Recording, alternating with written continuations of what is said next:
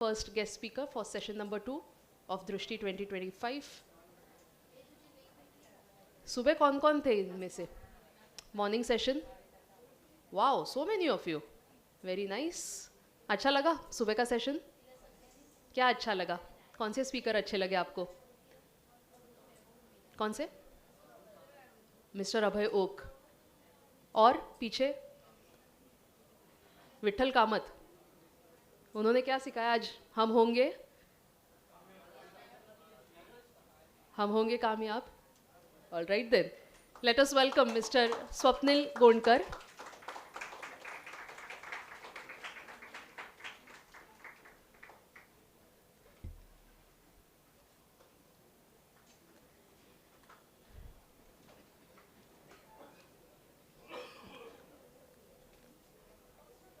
Once again, a very good afternoon to all of you.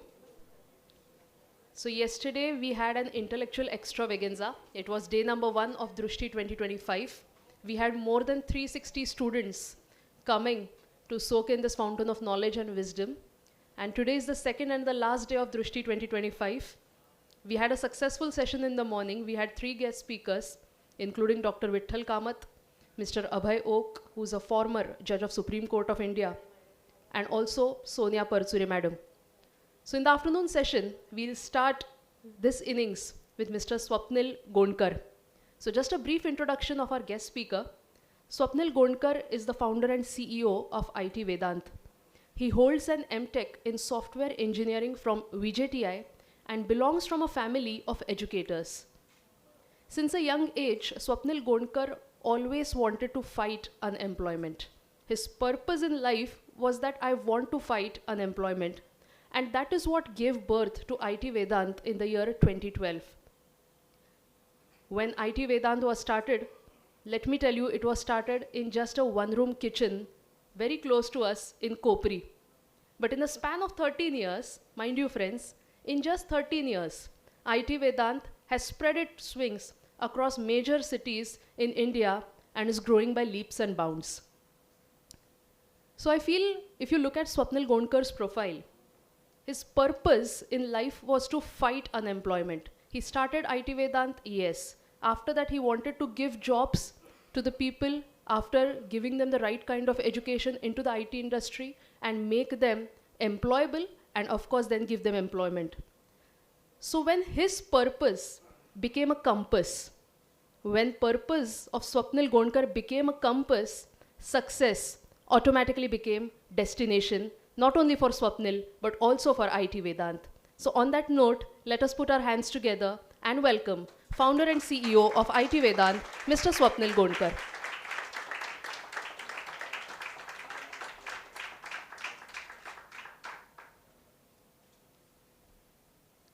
Good afternoon. How's the energy? Glad to see everyone, such beautiful smiles. Really thank you to all the dignitaries for arranging this wonderful event. Vavikar sir, the entire Vavikar Institute, the team, with media partners, Thane Vaibhav, Nikhil, Ballard, my friend, and the entire team. Really glad. So, the vision, which is Dृष्टि, the name itself is such wonderful, where when we are taking the things ahead in our lives, our career, when the lives are changing with AI. How many of you do not use ChatGPT? Is there anyone today who doesn't use it, right? It has been injected into our life. So when we are seeing the future from 2025 to 2050, when we are taking our careers in that direction, let's go to some Dwapar Yuga and Treta Yuga and learn something over there. Ramayana and Mahabharata. Are you guys aware? Yes. Okay, great. I can see the Gen Zs saying yes. What's the starking similarity in Ramayana and Mahabharata?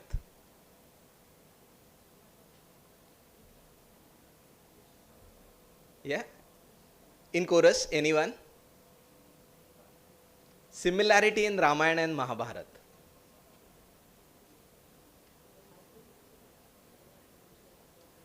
Yes?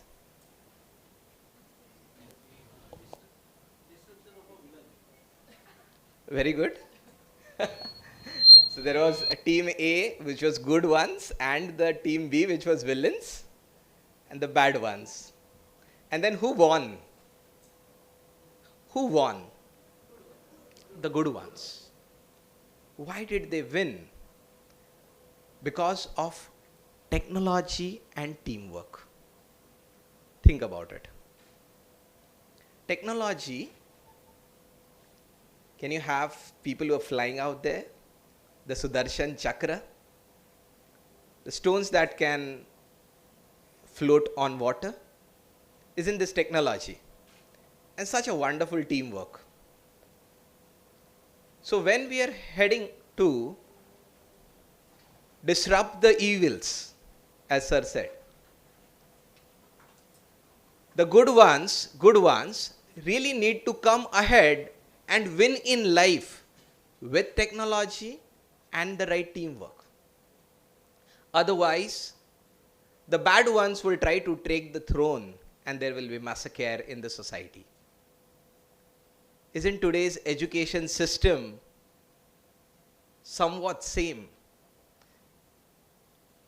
Where are we heading? Many of us are clueless. The parents are unaware. The things that we teach to our lads, we really don't know what is going to be the application of it. In which year Gandhiji did Satyagraha? When was the year Constitution was written? Who wrote the Constitution? Are we mugging up?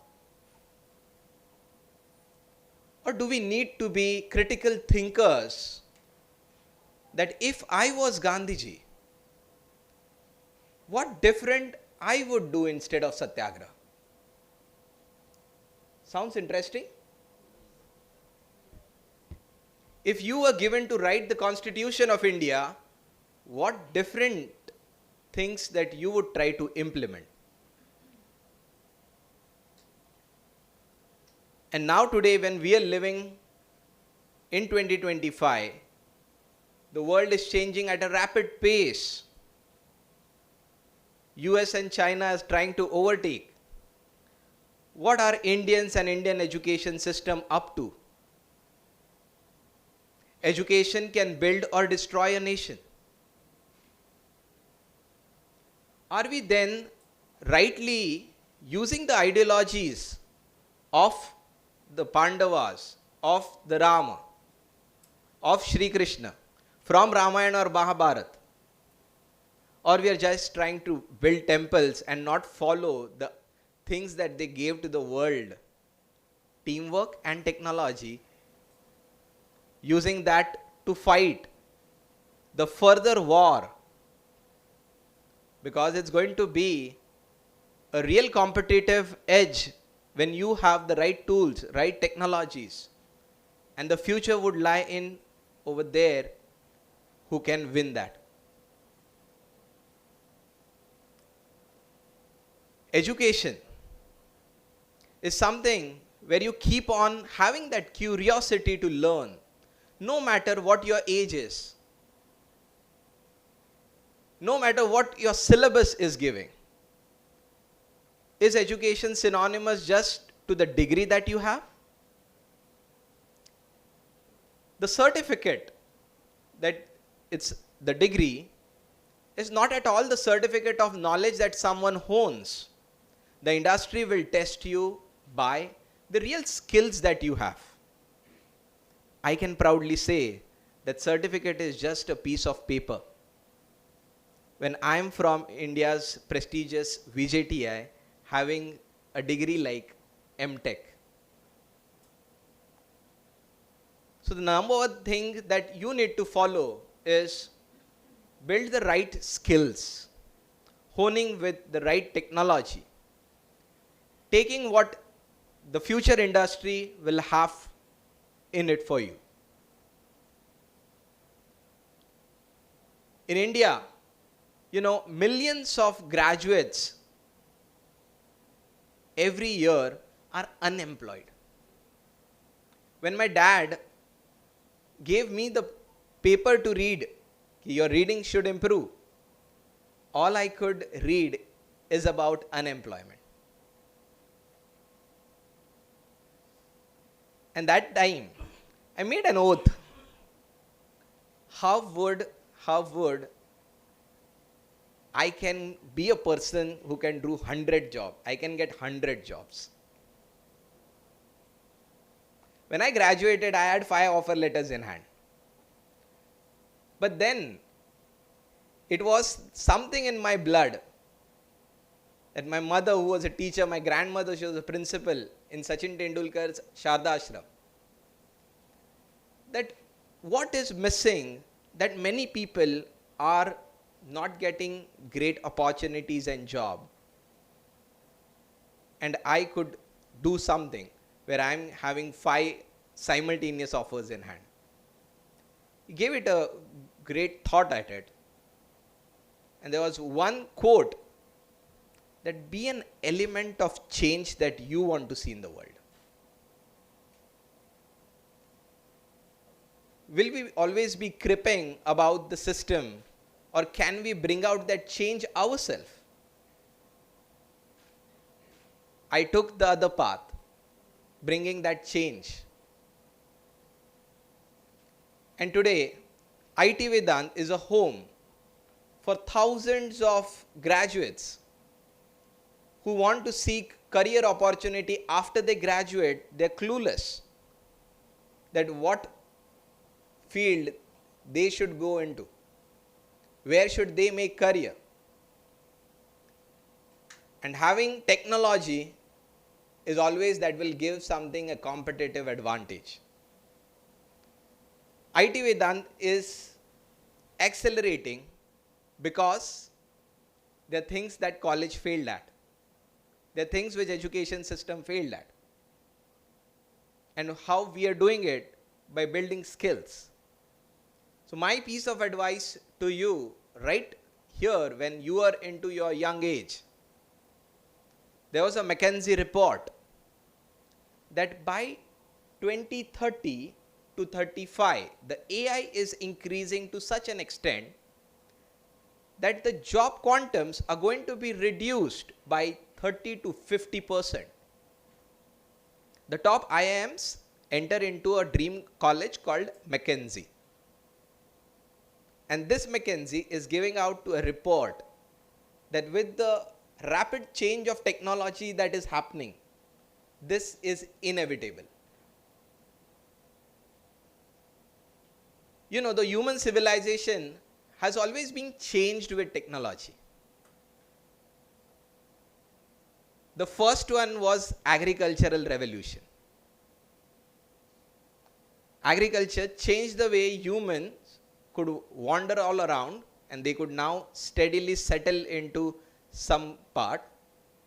While the industrial revolution changed the way people now live into their home with all the comfort.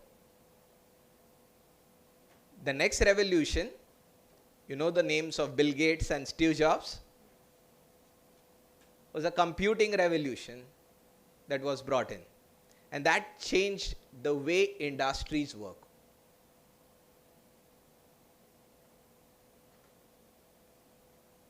The next one is something which is interesting to our generation, which is the internet. Can live without it. So in school days, we are taught about the food, clothing and shelter. Here, it is food, clothing, shelter and internet. And then comes the next revolution, which was the mobile revolution. If you miss your mobile at home, it is missing an organ.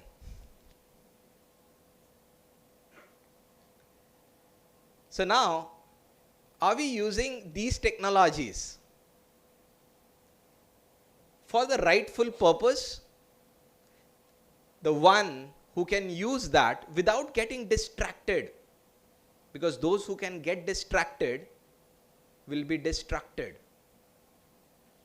If you want to be distracted, use technology in the most wrongful manner. And building those habits is the most crucial part. Because having that self-control when you are at this young age, when you really don't know whether to listen to that friend or to my mom, dad, because they sound boring. They always gives us pieces of advice versus my friends who are very cool. So using the right technology is not for a temporary satisfaction. It's for a long-term purpose. It's the vision that you have in your life, the career that you want to build upon. And the next one, you see, each of this revolution which took place, the very next revolution took place very fast. Agriculture को जितना समय लगा, industrial revolution happened quickly. We had cars at home, we had washing machines and stuff, right? And then internet, उसके बाद में mobile. Now things happens very quickly. And here is where the data and AI revolution is taking place.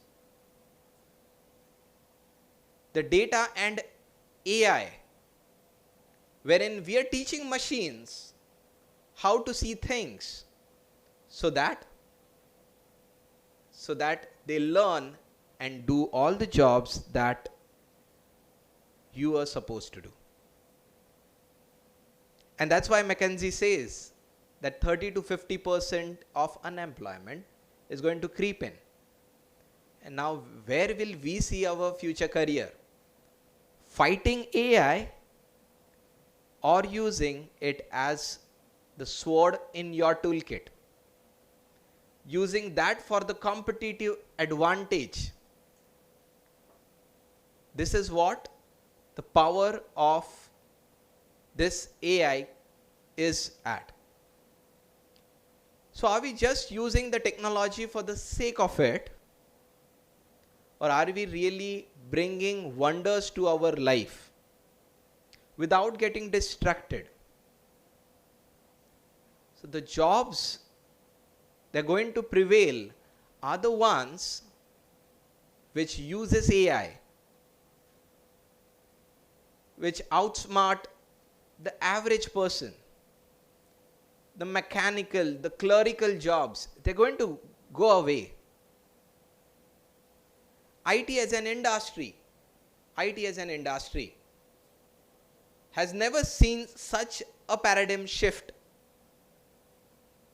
This paradigm shift is the most crucial one when you are living where you are making your careers. What is the use of IT? IT has always been useful to make our lives easy. Earlier, my dad used to go and be in a queue for a movie ticket. Now you will find this strange. Do we do that?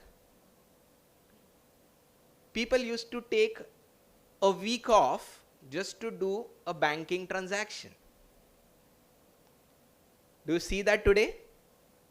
Or I can challenge you that in 5 minutes you can transfer anyone. You'll take the second one. That's what technology has done it to us. And the new jobs, be it in software field or be it in a field like medical, be it a field like journalism, restaurant or anywhere. AI plus your field is going to make wonders. So then, are we using AI equal to ChatGPT? the world of AI does not only revolve around ChatGPT. There's something more wonderful out there. This is just scratching the surface of technology world of AI. There are various interesting opportunities in the entire world of AI. Without even ChatGPT, there are wonderful tools which we need to explore to the purpose.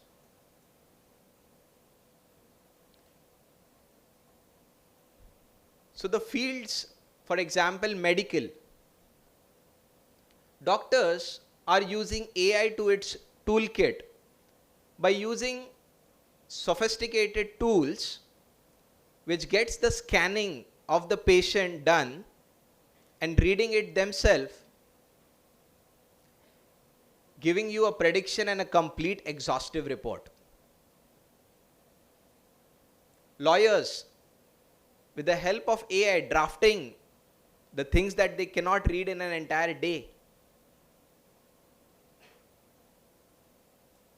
Do you love Zomato, Zepto, YouTube, Spotify? Already into the AI bubble, because the algorithm is quietly deciding what to show you next. Similarly, whichever field you will be, can you complement AI with it? Be it entertainment, be it medical.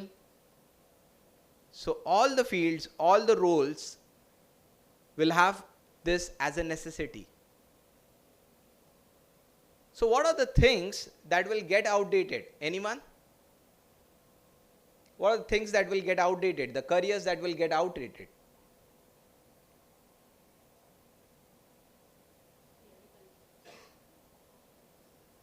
That AI can do it easily. All those jobs will get outdated. Because now we have tons and tons of data, and data is the new oil. For example, today, if a tiger comes here, would you recognize it? Even a dinosaur. But you've never seen a dinosaur. How do you recognize it? Because we have been shown the pictures of it. And then can you understand what the dinosaur looks like? Yes. Can we feed those same pictures to machines and teach it what dinosaur looks like, what tiger looks like, what X-rays look like, what traffic looks like, who is the one violating? तो पता लगाओ किस किस के jobs जाएंगे.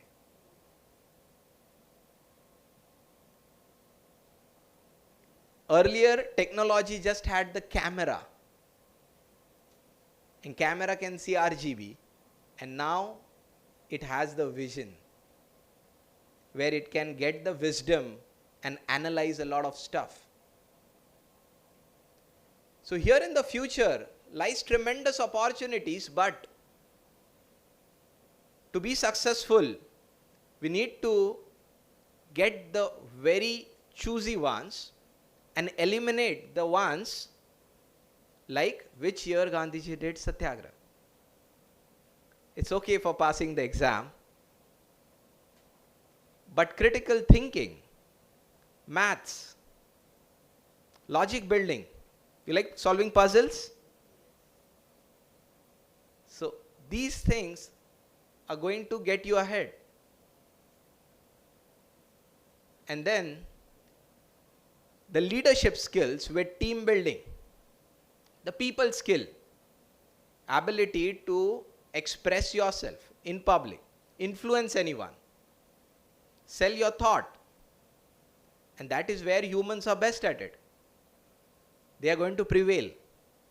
And that's why you can see the birth of key person of influence. I say it as KPI. And those are your influencers on social media. We're rising. Next is things which AI can't do. Creativity. It tries, but it is machine made. जशी एक purse असते ना, कळते आपल्याला की ही machine मधून बनलेली आहे,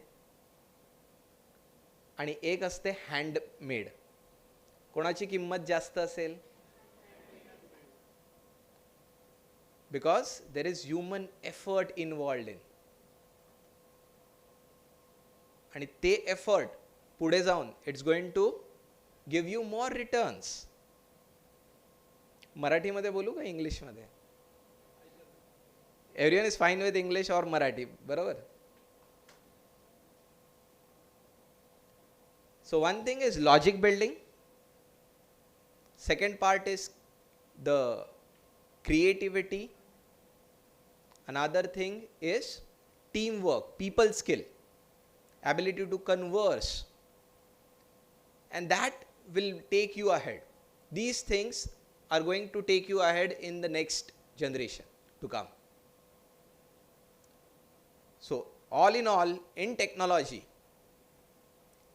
there's going to be a completely radical shift in careers. The way that will prepare you is using the technology for its rightful purpose. So, thank you, and I would love to have interaction. Whatever questions. Yeah, please, sir.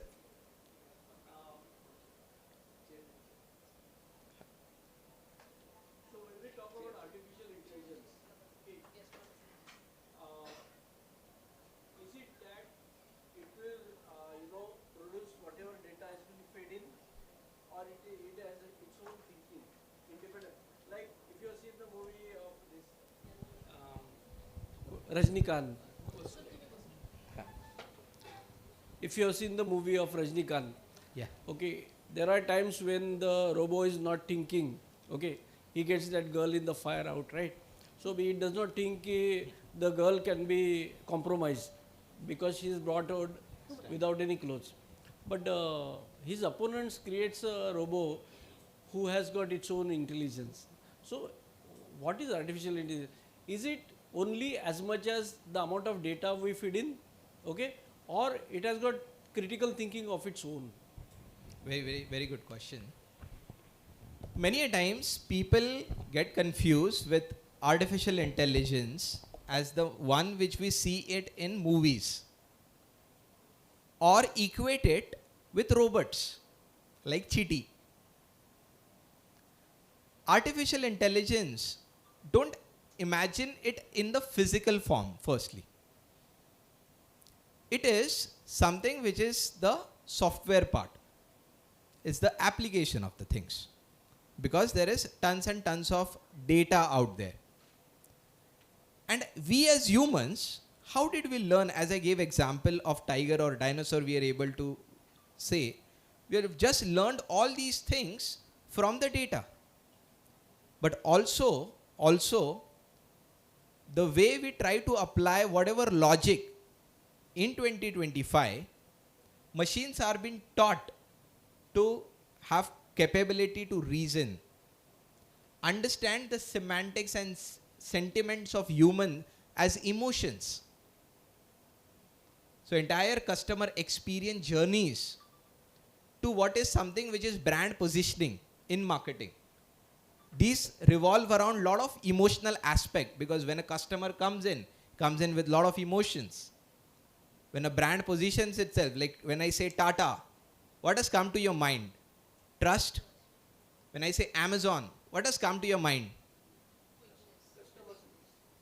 So, the large volume, the speed at which they do the things.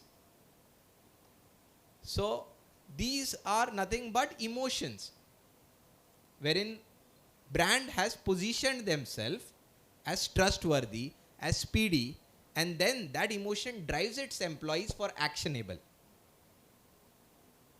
So the AI part takes these and learns from all those things and tries to give you a model that if you want to be successful, how these things need to be implemented.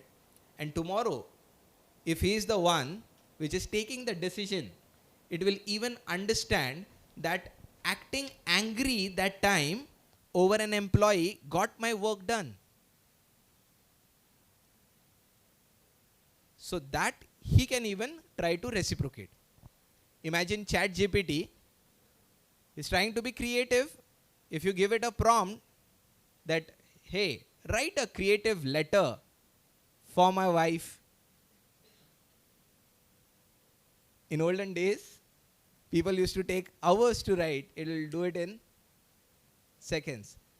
So it's even tried to mimic the regular patterns what the ashiks used to use. And then they're trying to mimic it. So somewhat, yes, it's trying to be extra creative like Shakespeare, but it's only going to learn it, the regular patterns out of it.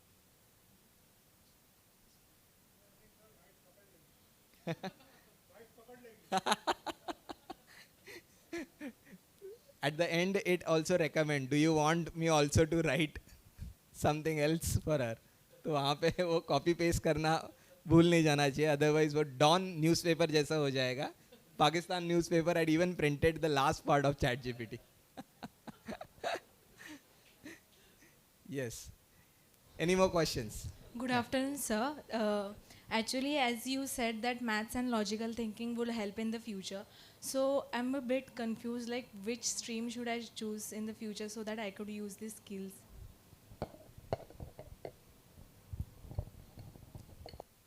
So maths and logic are the ones which are useful in the fields of engineerings. है ना?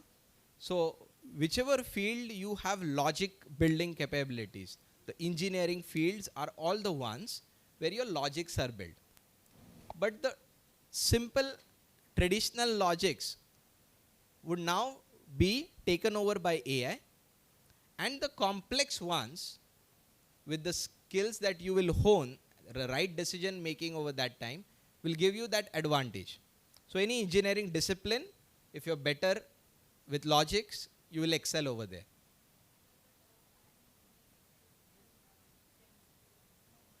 Yeah.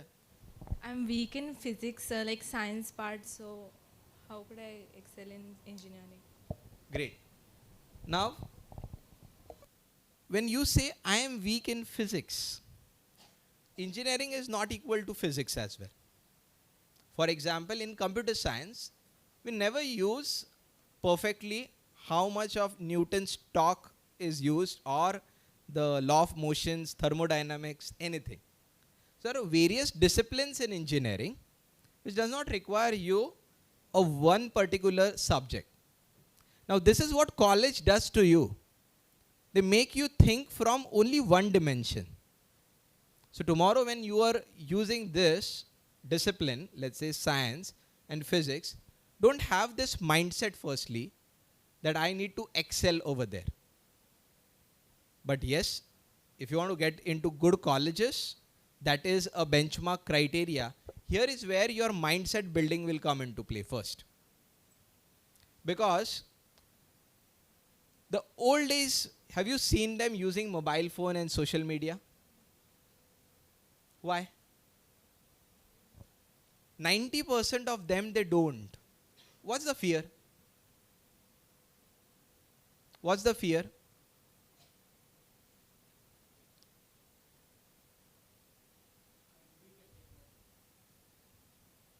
I'm weak at technology and कुछ कर दूंगा तो गलत हो जाएगा.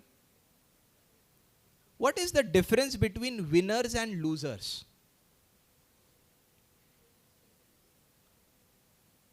The losers give you 1,000 reasons why this cannot be done, and the winner gives only single reason why it is easily possible. So would you go on to that winning side? So we will need to have the mindset that it's yes, it's okay, it's easy. So it's a psychological game. Don't label yourself as someone who doesn't know physics well. You are comparing yourself with might be friends and then getting into that illusion. So break that illusion, try with small pieces of continuously sitting out with that, that's fine. Using critical thinking in physics might help you. So there's nothing different out of this world. All the best. Yes, next. Any question from parents?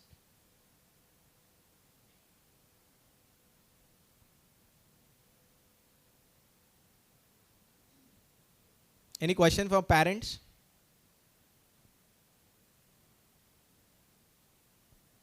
So let me ask you, how many fields after someone becomes an IT engineer, because IT is the most trending field? So how many disciplines have you noticed are there after someone completes CSIT? What are the jobs available in the IT industry? What does IT industry do? Any idea?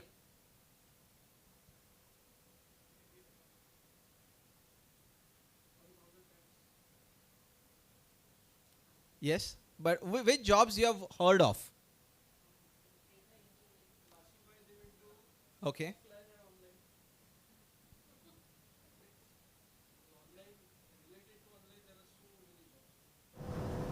From designing website to managing traffic, to collection of the data, analyzing the data, and so on.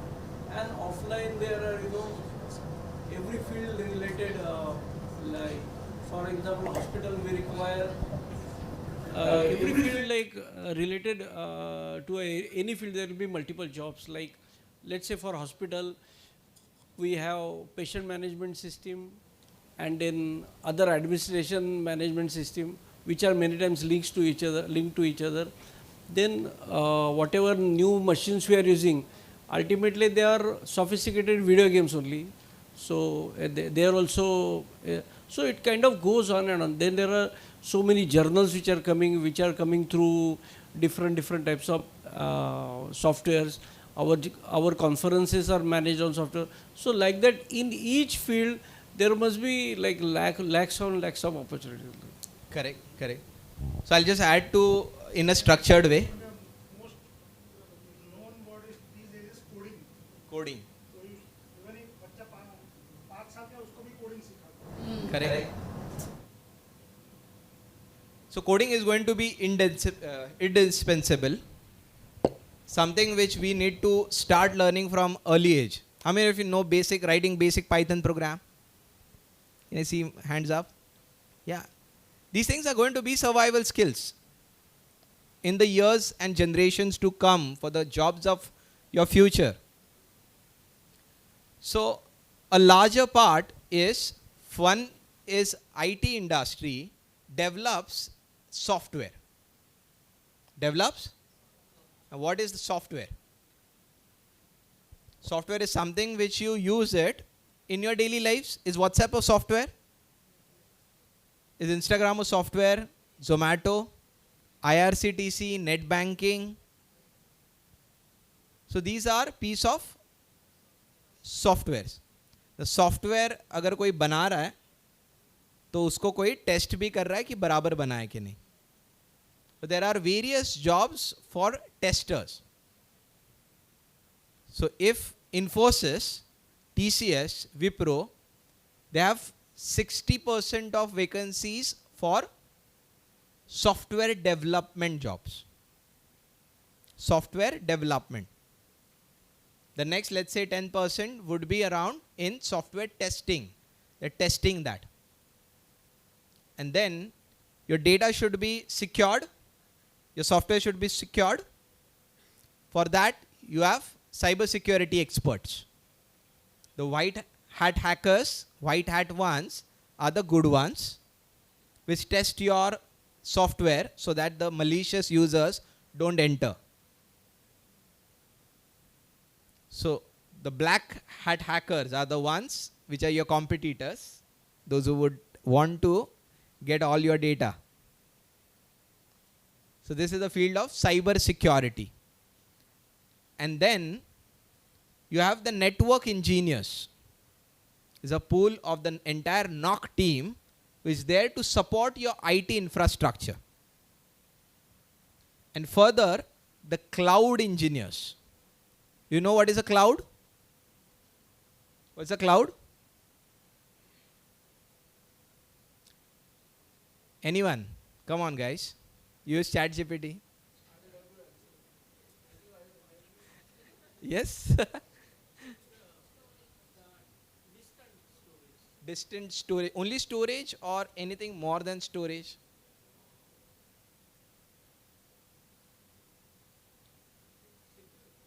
Correct?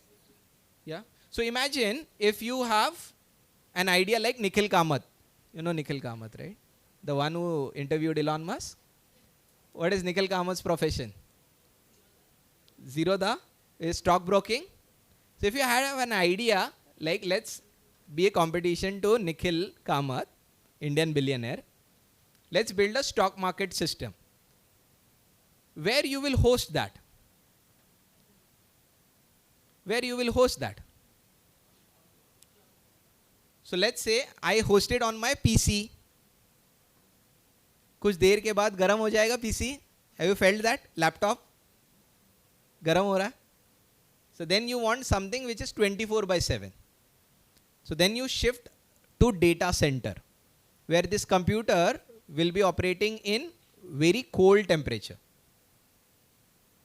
And here is where your data centers are the one. But now here, if that data center fails because of electricity, then you need multiple such computers, and that farm of computer is a cloud, where one computer fail can be taken over by others, and entire your memory, your compute can be a cloud. So not just with storage, it can have computing power. For example, today you give something to ChatGPT. Is it processing? There are hundreds of computers simultaneously processing. Then over the years, the companies have collected each and every one of your data. When you visit DMart, they are associating this data. They are selling this data. For example, WhatsApp, is it free? Is it free? It comes at the cost of your data. There are privacy agreements which you say, I agree to, unknowingly, but it knows whom did you say good night yesterday night, whom do you wish morning, everything it tracks. Because if you say, I want to buy a bike, tomorrow you will start getting ads on even not just Meta platforms of Instagram, but even Amazon or anywhere, third-party sites. And this is what the field of data science and analytics is, because data is the new oil. So data science engineers are one of the most heavily paid because it is one of the most trending. So these are some of the top fields in IT where you can really have a leverage game. Any questions on that? IT careers? Yes, sir.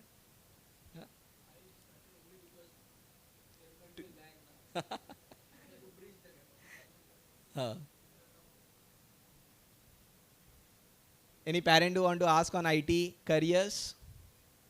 I mean, if we want to have a career in IT.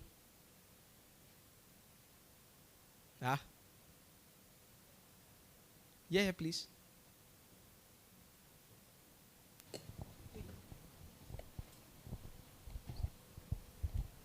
Hello. Hello, sir. I'm Arya from KJ Somaya College of Science and Commerce. So I'm planning to do engineering in AI and data science. So my question is it a right field to choose? Like, will I succeed in that field? Is that a good option for a career? Because my sister has done that in data science. So she's telling me that there's no scope now. So what's your say on this? Correct. So I highlighted that 60% are the developer jobs. So similarly, have you seen a daily soap called CID? क्या मज़ा आता था? मज़ा वहाँ पे आता था जब हम भी एसीबी प्रद्युमन के जैसे trying to solve that case. So here the field of data science and analytics does not need huge numbers like the coders. क्योंकि बनाने के लिए इतना कुछ है नहीं. So you really need handful of people like Pradyumna who can solve the case.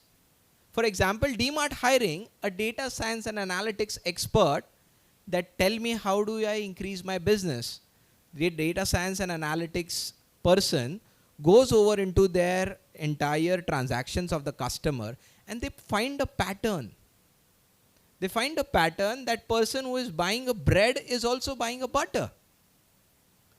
And now he is giving this valuable insight to the sales team, marketing team, which are going to tie up Amul butter and let's say Britannia together to launch a combo offer. And that's how businesses would drive ahead in the future, with the expert insight. Now what is happening is we Indians have a flock mentality. What is flock mentality? कि हमको वो करना है जो दोस्त ने किया. So what we really require is to understand the field in depth. कि what is the requirement from the industry? What is industry expecting me when they will give me lakhs of salary? So the field of AI, the field of data science, analytics have a huge potential if you implement something which is the Pradyumna way. Okay.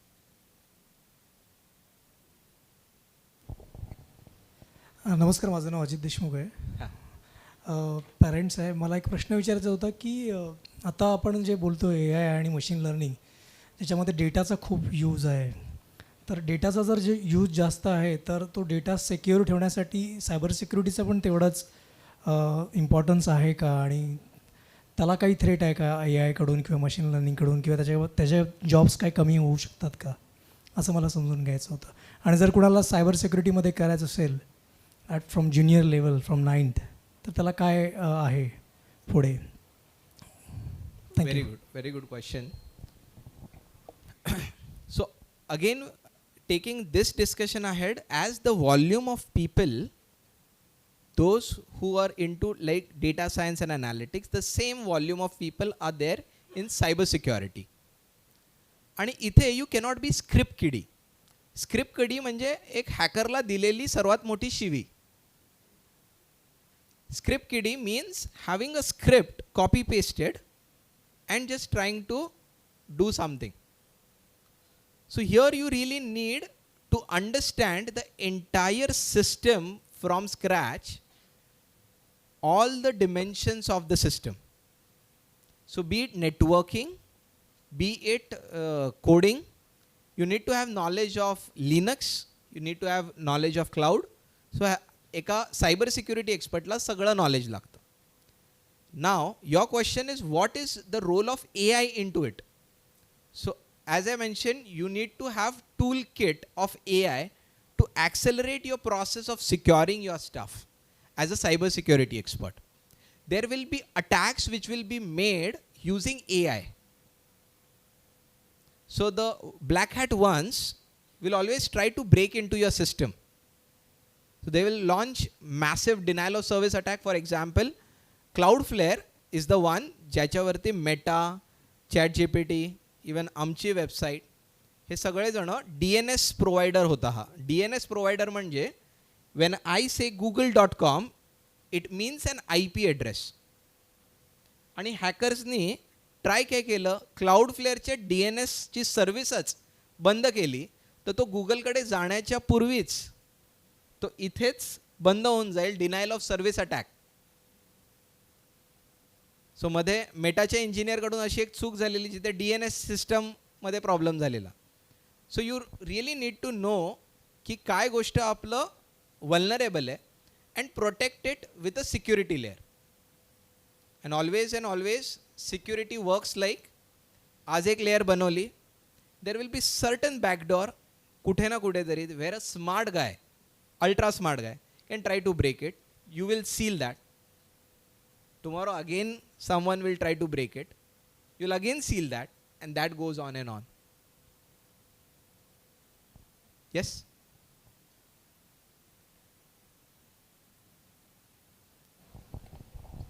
Hello, sir. Hello. Where to start to learning coding? To learn code, and what are the advantages for learning coding? So, good question.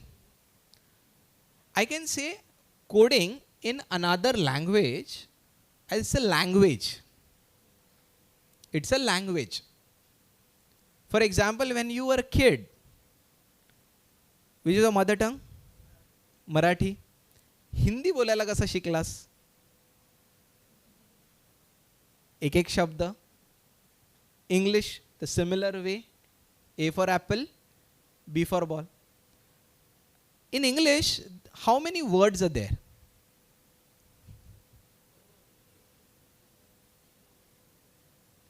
As per Oxford Dictionary, you have 65,836 words.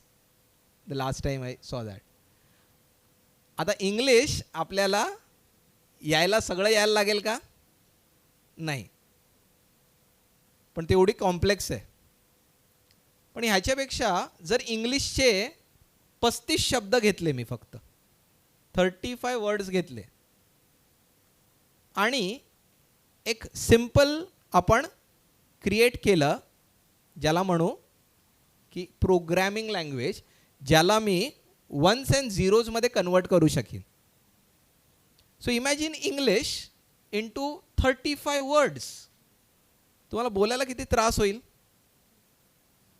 I come, seat, फक्त तेवढंच. पुढे grammar वगैरे काही नाही. कमीत कमीमध्ये बोलायचं आहे. And that is what coding is. कमीत कमी शब्दांमध्ये तुम्ही तुमचं लॉजिक कसं बिल्ड करणार. लॉजिकचा प्रश्न आला तर एक चेस किती जणांना आवडतं? Very good. आता चेसमध्ये तुमचा गेम कधी रिपीट झाला आहे का? कोणाचा गेम रिपीट झाला आहे? बऱ्याच वेळा कधी असं होत नाही. वेगवेगळे गेमच येत राहतात बोर्डवर. So imagine that 8x8 matrix of 64 squares have something wherein so much combinations can be made out. So similarly, coding madhe pan the language is itself of 35 words or so, but the entire world can be made virtually. The things that we see are made out of all coding. Our lives now today runs on code. The medical systems, the IT systems, they are all built using that programming languages. Where to start learning? Okay, now that's again an important question. So first and foremost is what you love. How do you love? Do you love to read books? You can start reading from books. Do you love seeing a video? Go and see a video. If you love the Guru Shishya method, there are coding classes out there. You can enroll into any coding class. So there are tons of methods. Just make up your mindset that coding is not something out of this world. It's a thing which we have been doing since our childhood, learning a new language. And this language is going to be ultra easy, because it's going to be only small number of words. And the grammar is going to be extremely easy. When you have that mindset, you can really rule and conquer the world. Okay? Anyone? Azun?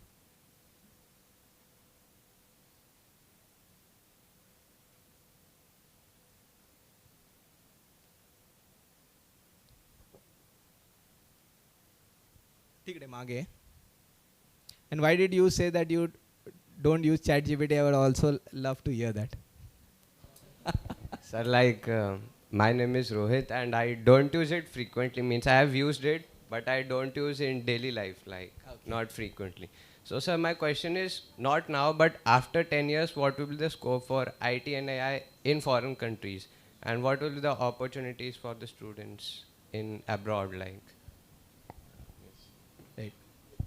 Wonderful question that many of us that sometimes they feel that yes, There's great opportunity out there. So foreign countries, those who offer great lifestyles, it's a wonderful career choice where you can earn into a currency which is valued higher than Indian rupees. So why do they want talented people? So every country has a requirement that they want to take their country ahead. So then they invite people onto visa programs that you come into our country with a skill which is a niche skill. So what is a niche skill? For example, is carpentry a niche skill? No, you get carpenters a lot. Is electrician a niche skill? No, you get it a lot. So they won't invite visas for niche, for normal skills. They will invite only for niche skill. Connecting back, will IT be a niche skill? Like every other field, IT will also change. And the most profound change has been brought again by AI, where even the job of coding is half done with LLMs like Gemini 3, Cursor, ChatGPT, Claude. And here is where you are going into the next generation, which is called as vibe coding. That the entire skeleton can be made in a single prompt. But now your effort would be abstracted on top of that, build a system more beautiful. For example, when we drive a car, we don't have to worry about the mechanics inside it.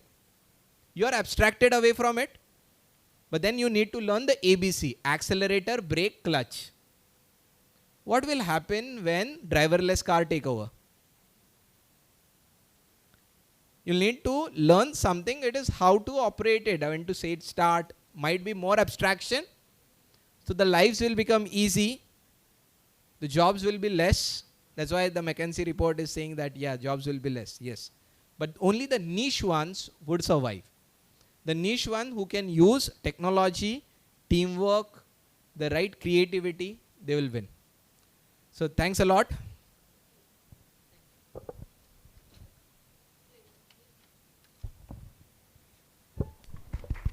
Thank you so much, Mr. Swapnil Gondkar, for this insightful session. And I'm sure it would have cleared many doubts of our dear students who want to pursue career in IT, in AI, and related fields. I request Dr. Chandrasekhar Vavikar to felicitate our esteemed guest speaker, Mr. Swapnil Gondkar. Friends, let us have a round of applause once again for Mr. Swapnil Gondkar.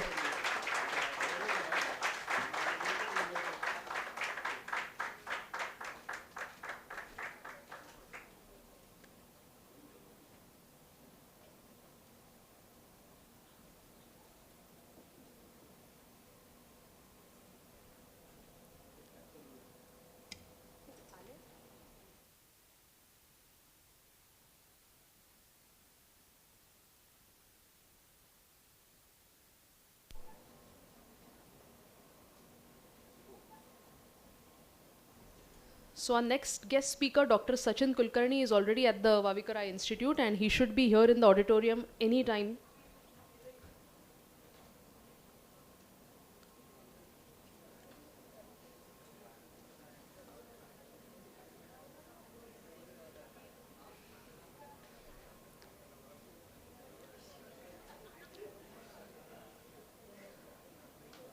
After Dr. Sachin Kulkarni, we also have a session from IPS Vaibhav Nimbalkar, followed by Suhas Mehta,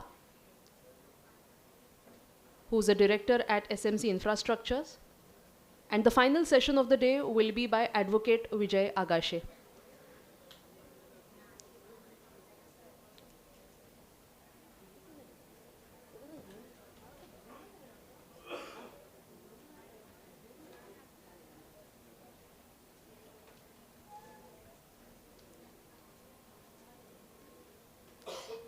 All right, friends, let us welcome Dr. Sachin Kulkarni.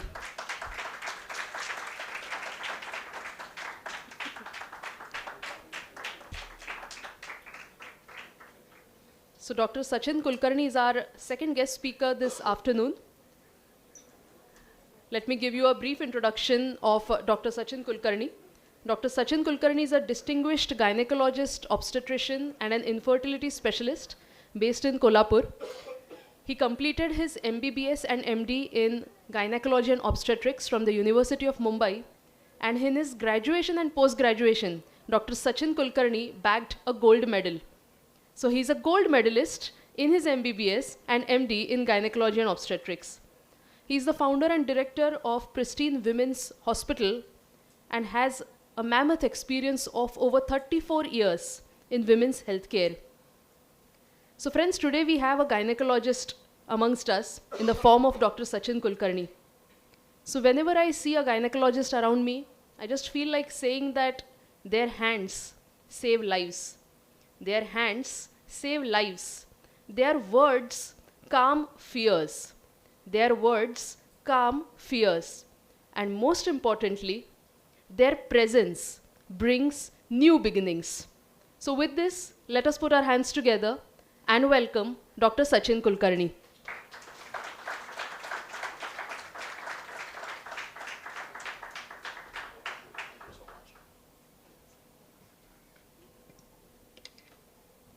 Can I take this now?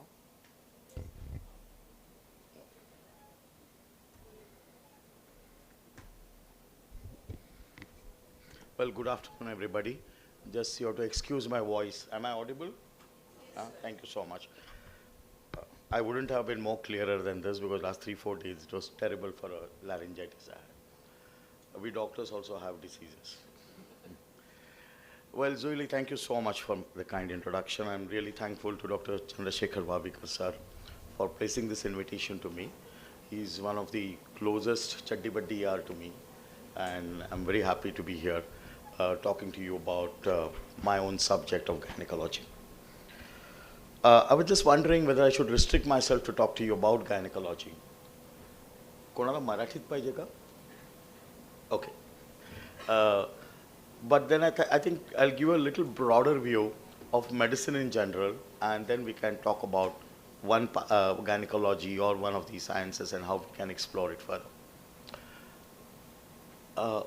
I think a lot of us wanted to be a doctor, isn't it? And we really don't know sometimes.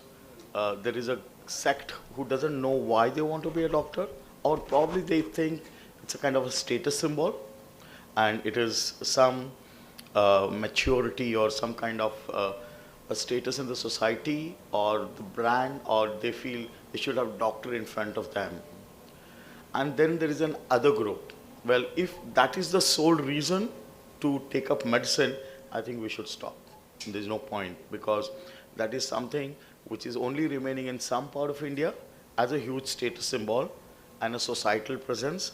Otherwise, we are part and parcel of an industry called health industry. I'll come to that. To be a doctor, one needs to understand basic facts. Do you want to work hard? No, I wouldn't say that. You need to work definitely smart hard. But gone are the days the way we, myself and Dr. Vavikar studied. We used to open the books and underline them and remember them, discuss with each other, go patient bedside and look at it.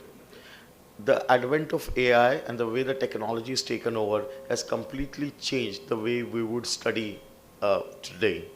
I think we would put questions to AI and understand the whole chapter going through an AI, and then understand it and understand the parallel parts of it. What I mean by parallel parts of it, let me just introduce a few of medicine things. Like, we will take one disease, let's say gastric ulcer, acidity. You all know acidity? Okay, that's caused because of a gastric ulcer.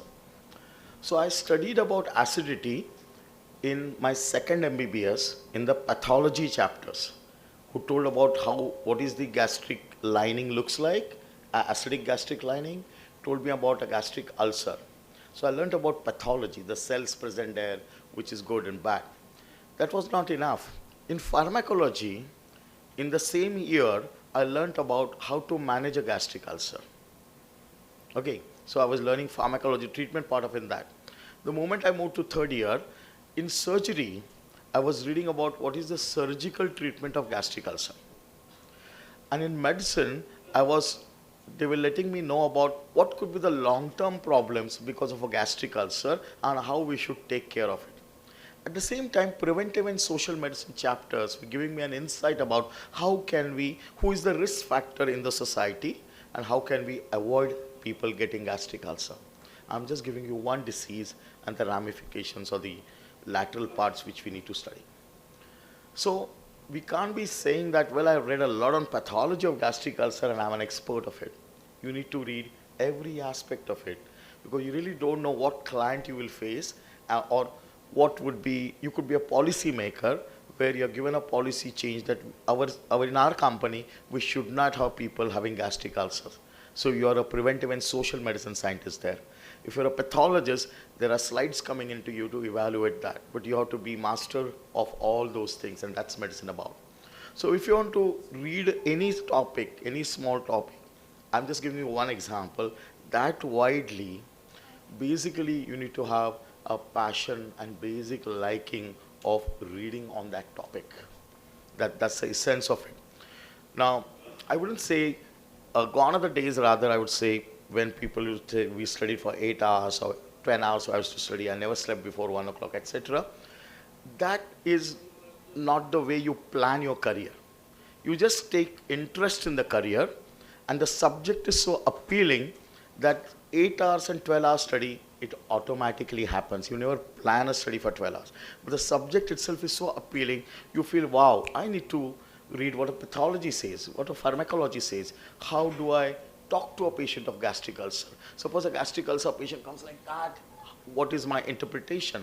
So you need to have a passion about it, and automatically you will study for 8 to 10 hours. So don't go with a frightened attitude that, oh God, I'm going to study for 10 hours. No, just look at yourself.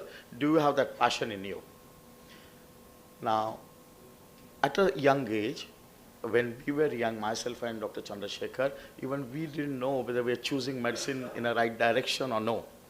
But it happened. We took interest in those subjects, whatever was taught to us, and that always sounded very appealing to us, very interesting.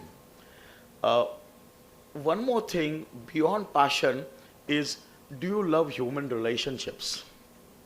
Very important in medicine. If you want to pursue medicine as a career, you must love human relationships. You must like to associate with people, talk to people, and be friends with everybody. All of you are youngsters, even my children are young, and if I want to make my children popular, if I want to tell them, okay, well, I want everybody to say, well, you are good, Gargi, you're good, or Sachin, you're good, what would be that quality? The only thing is, are you going to do good with every act of yours, every moment of yours to the person sitting in front of you? Imagine in a day you're seeing 10 people, 10 friends, but you have seen to it they have done good to that friend today. Maybe you've given him a batata vada, or patted on him, congratulated him, or asked about his family, asked about his health, etc., etc. That's what medical practice is about. You have to do good to everybody you meet in life. So doctor means we have to do good to our nurses, to our sanitary people, to our managers, everybody we have to approach with the same direction that are we doing good to them. And then your name builds up. So are you very interested and keen in developing healthy human relationships? That's very, very important. Second, people always talk that doctors mean late nights, emergencies, they can't have their food properly, they can't get sleep. No, we never dreamt of that. Rather, when we took up our science, we never thought that our sleeps will be disturbed. Even today, being a gynecologist for such a long time, I don't remember sleeping very early anyway. I don't think my sleep is disturbed. Rather, I feel I'm bestowed by an ability to sleep for 4 hours and be very happy about it.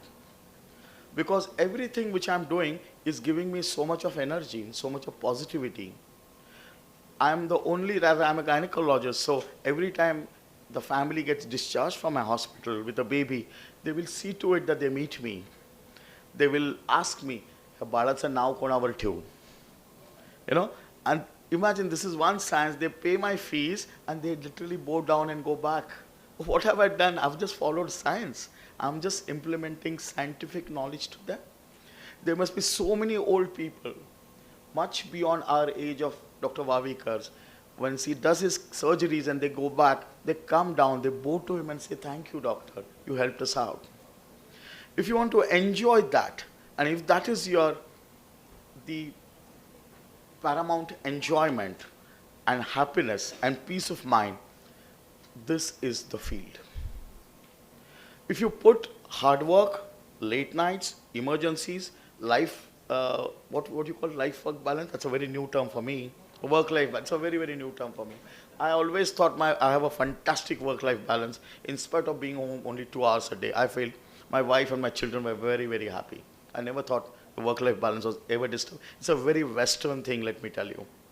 Okay? Our Eastern culture is all about passion and developing us and developing our community. So if you feel your human relations are important to you, then this is the field. The second is, over a time, you will develop communication skill. You know, there could be parents here who say, no, my child is snobbish. How can she develop a communication skill? Don't worry. The science is such that you will automatically develop communication skills. That it just follows. Because, you know, there are so many people expressing their complaints, sorrowness. They're thanking you. They're asking you queries and questions. The way you go through it, and then you realize, oh, she is asking me a lot about things which are immaterial. Now, let me give you an example of this. So this girl comes to me. She is trying for a pregnancy. She's not getting a pregnancy for 3 years. And every time she would give me a different complaint, like I have headache, I have backaches, and I have leg pains, my sexual health is not good, etc., etc., etc. And the complaints were not ending. Every time a new complaint would come. That just meant she's extremely anxious and a bit depressed. So I asked her, I feel better you are stressed somewhere. Can you just tell me what's a stress point? Trust me what she told me when I asked this proactive question. She told me, doctor, as soon as I'm going to finish my consultation with you and go home, my mom is going to call me up and ask me what did the doctor say. And that's a very stressful question to me. So then every time she came, I had to answer that question. You know, when the mom calls up, do this, tell her this. This is what I told you. Or tell your mom to call upon me, I'll speak to her. Then I had to tell her mom, okay, well, that phone call, for you it's love and affection, but for your daughter it's stress. You know, so you come across such beautiful things and you explore that. And then that girl was so thankful to me, said, wow, you took it away from me. So as a doctor, you are not a prescription writer. As a doctor, you are not a surgeon. You are not a healer. You're a part healer, I would say. The healing is ultimately done by the Almighty. The cure is given by the Almighty. But you are a caregiver. And remember, even today, in our Eastern culture, as a doctor, you are a mentor to the family. And that is one beautiful journey you can enjoy if you're a doctor, that when you're giving clinical care, over a period you get all the experience, and now you become a mentor to the family. And that's so very important. So many people would come to us saying that, well, can you tell my daughter this, or can you tell my son this? And we just happen to know them for one consultation, but they just have developed some trust bond. So how do you pursue your career? I'm sure you all are aware about the entrance exams, the NEET exam, etc., which you go through your MBBS careers. So let me tell you, how can you explore MBBS and how can you explore other things?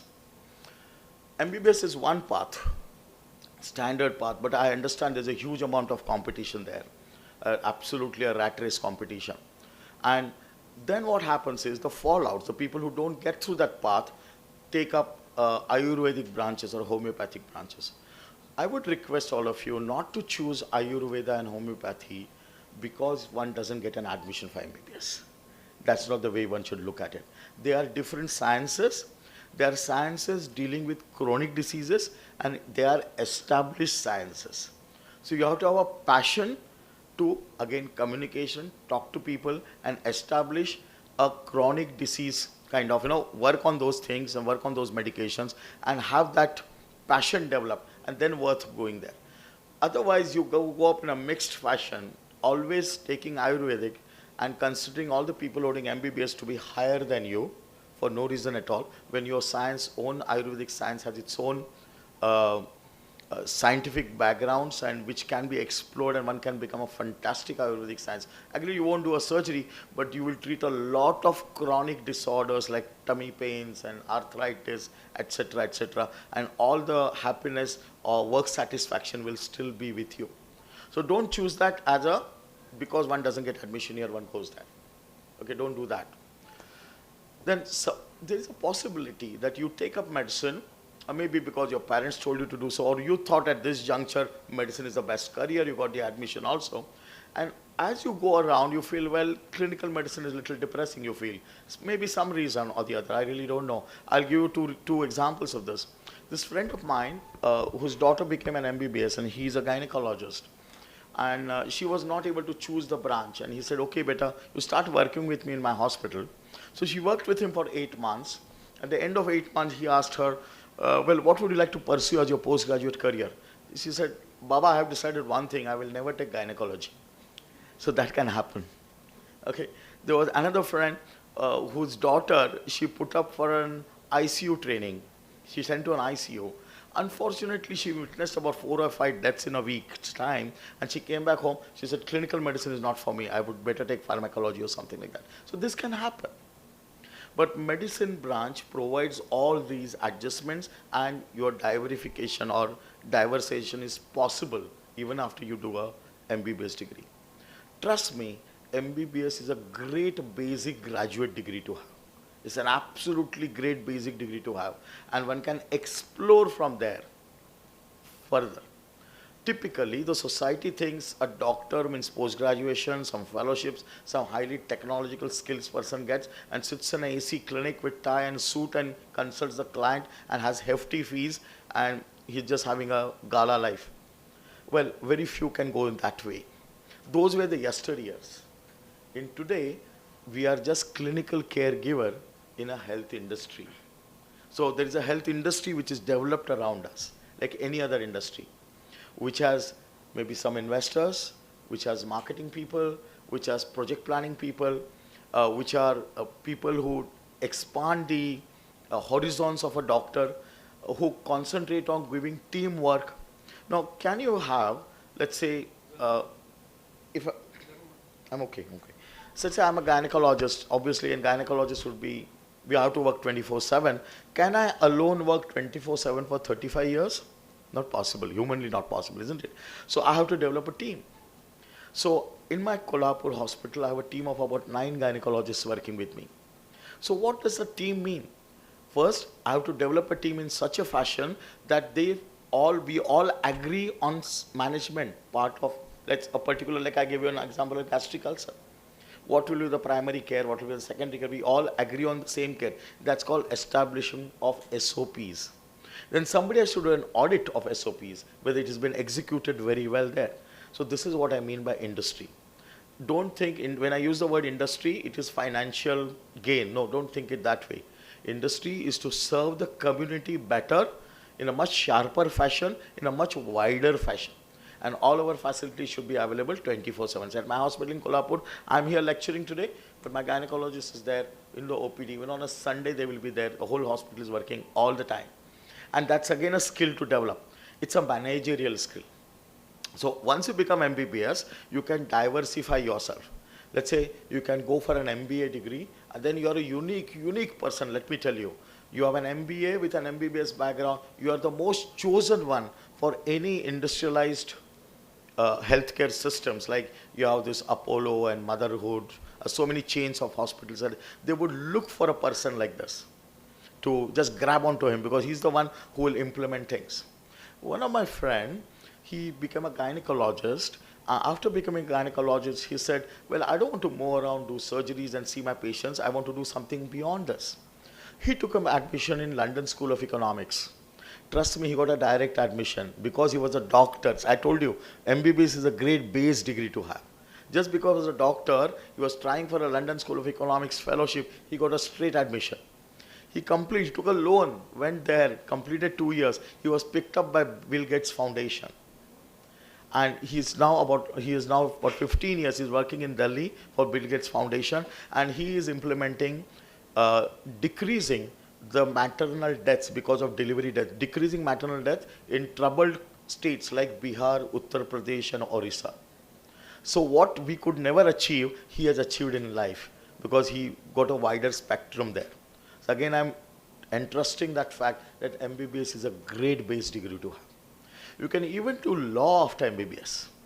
And medical legal systems are extremely important. We all come under certain acts. All the hospitals have legal departments. Like I'm a gynecologist, I'm attached to Jahangir Hospital in Pune. Jahangir Hospital has 2 lawyers attached to the hospital. Every case I do of test tube baby, where there is surrogacy and things like that, I have to take my lawyer's permission. If that lawyer is a doctor and lawyer, obviously he will be the most sought after person. He will do much better practice than anybody else. So again, coming back to that, MBBS is a great base degree to have. All the CEOs, all big hospitals, the CEO is an admin part, but the medical director is always a graduate. He is an MBBS graduate because he knows the science as well as the administration part of it. Secondly, you can take branches. You're not interested in emergencies, but then there is something like pharmacology. You can take an MD in pharmacology. MD in pharmacology, you can go ahead and be a medical director of a big pharma company. I met this gentleman, Dr. Amol, and he was the medical director of Ferring. Ferring is a big Swedish company, a very well-reputed company in industry. He was a medical director. So I happened to meet him and had some discussion. I said, Amol, you're so intelligent. How you chose pharmacology? I said, sir, I chose it by choice, by my own choice. Because I thought I should enter into research and do some molecular research and do into pharmacology. Now I'm the head of Ferring, so he'll be soon posted somewhere abroad, and then he will put his foot into research and go ahead and develop. So again, coming to that, MBBS is a great base degree to have, and you can always look into it, what you want to do after you complete your MBBS, and look into the further choices as they come to you. The second, sometimes one is interested in pursuing MBBS, one doesn't go through NEET, but you are damn determined to go through MBBS degree, and your private medical college are super expensive. Yes, you can choose to complete your MBBS in a foreign Eastern European country. It's possible. It is much cheaper than a private medical college, typical private medical college in Indian scenario. They are safe institutes also. But this Ukraine war, that only geopolitical things happen. Otherwise, Georgia and all those things are pretty safe still. The fees are much less. And most importantly, you have Indian teachers there. And you develop a mind to study a USMLE exam. USMLE is your US entrance exam. Let's say you want to go to US and you feel you're stuck in MBBS. How will I go to US? But you know something? After MBBS, you can straight go to US without even appearing for a USMLE degree. There are loads of Indian consultants in US. You just have to write to them that I want to work as your associate consultant. And they can employ you as their associate. You get a straight visa, nothing, no problem at all. Then when you're working there, obviously you're earning also. With that earning, you can appear for your exams, take your classes, etc. and pursue your career further in US. It is a straightforward opportunity. And now it is developed more after the Trump regime. That is one good thing has happened after the Trump regime has been introduced. A lot of students after completing MBBS who feel that, taking one more exam of NEET and another exam of NEET, going for your super specialties and specialties becomes too much of exam and you're too much dependent on a particular rat race. You can take up a PLAB exam. PLAB is a licentiate exam which recognizes your MBBS degree in England and Wales and Ireland. It's a pretty simple exam, taken every 3 months it is available. It costs about 200 or 300 pounds if I'm not mistaken. It can be taken in India. You don't have to go to England to take it up. If you pass your PLAB exam, you straight get an employment as an SHO. It is like a house officer's job you get, a house officer, and you get a salary with that, and you get a small accommodation as well. So you can start working there directly. You don't have to spend money and invest a lot into that part of the career. But it is still one of the beautiful ways to explore yourself. Sometimes a lot of parents would feel, well, my kids have become a doctor, where will I get money to invest for this person? Be a radiologist, you'll have to invest in a CT scan, an MRI, an operation theaters, make a hospital, etc. Those days of low-key, single owner specialties has come down. Most of the children go for group practices. I must tell you here my experience with Ethiopia. I work in Ethiopia as a fertility consultant. I work in Addis Ababa with a center called New Leaf IVF Center. And I've been working with them for last 3 years. After going to Africa, and before that I was going to Uganda, I went to Kano, which is the sub-Saharan Africa, and I was doing camps in infertility for a hospital there. And I just realized it is such a huge potential for doctors, Indian doctors, to work there and make merry. Rather than staying back here and competing here and establishing and making so much investment, just shift over to Africa. It's a wonderland. Don't think Africa of yesteryears. Okay, let me give you an example of Uganda. आपण मटार खातो, green peas, तिथे 12 महिने मिळते. कळले? Mangoes 12 महिने मिळतात. Okay, every day rain and every day sunshine. So this green, lush green everywhere.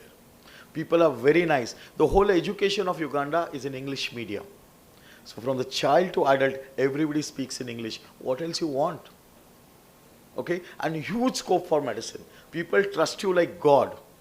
They literally trust you like God. And believe me, the doctors' fees they earn there is more than me.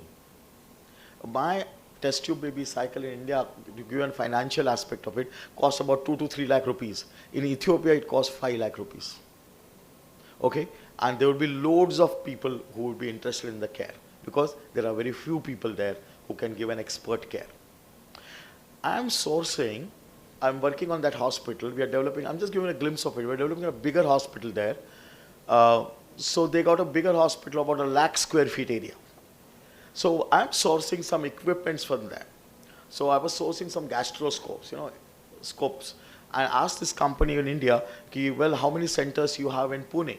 They said we have about 85 gastroscopy centers in Pune. In Pune. Forget Mumbai. Mumbai could be 160. In Ethiopia, there are 4. And imagine the number of clients and the need of the care is very good. And the way humble people are there, it is wonderland. Do think of this. Do think of this. If you need any further information on these kinds, do let us know about it. I'll be more than happy to help you people. I happened to meet this Keralite doctor there. Asked him, since how long are you working here? He was working in Kano. He was working in Kano for a period of, I think, 1 year or so. And I asked him, let me know your salary structure. He said, well, I get paid about, he was MBBS, no MD, nothing. He gets paid 3 lakh rupees a month with an accommodation, food, one-way ticket back to India with 13 months of salary and 11 months of work. Okay, this is unheard in India, isn't it? Nobody offers you these things in India. So don't think there is saturation of doctors and things like that. We just have to explore things. And the moment you start exploring, more and more opportunities will come in. What the field of medicine demands is one thing, a process of continuous learning. And that doesn't stop. Now why it doesn't stop and why it is so interesting? It doesn't stop because the technological advances are taking place every now and then, and the newer technologies come in.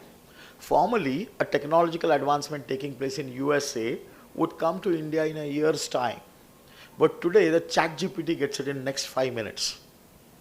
So the client in front of us is asking us, do you have this technology which makes the health industry in India to go ahead and put up that technology? Like, there are so many centers of robotic surgery. Now, we have so many doctors here, we probably don't need robots, isn't it? We can assist each other and do surgeries faster. But a robot, just because the technology is there, one has to go through it. But it is very interesting to learn those technologies as well, because they open a new thing or new part of the science. Again, let me give an example. There used to be diseases which be tumors of the brain. There's a pituitary gland, you would be learning in your science, and there could be tumors of pituitary gland. You know how they do a surgery? They open here, below the lip, and they reflect this up, and then they approach the pituitary gland. Such a horrendous procedure it must be, isn't it? But now you have a gamma life. You just go in the machine, gamma life switches on, removes it, and comes out. No cut at all. So one is interested in learning this technology. So, that reading is about these new technologies and implementing those technologies. And what beautiful part happens here is, when you gather experience with the kind of experience me and Dr. Vavikar have gathered, we have gathered a lot of vertical experience. Like we have done a surgery, we know what happened to that patient 5 years down the line. And that vertical experience really enriches us. And we can confidently tell our patient, "Hey, don't worry, I've done something like this and this will work for you." And that is a different enjoyable feeling. So work satisfaction, when it comes to work satisfaction, it's just a never-ending work satisfaction in the branch of medicine.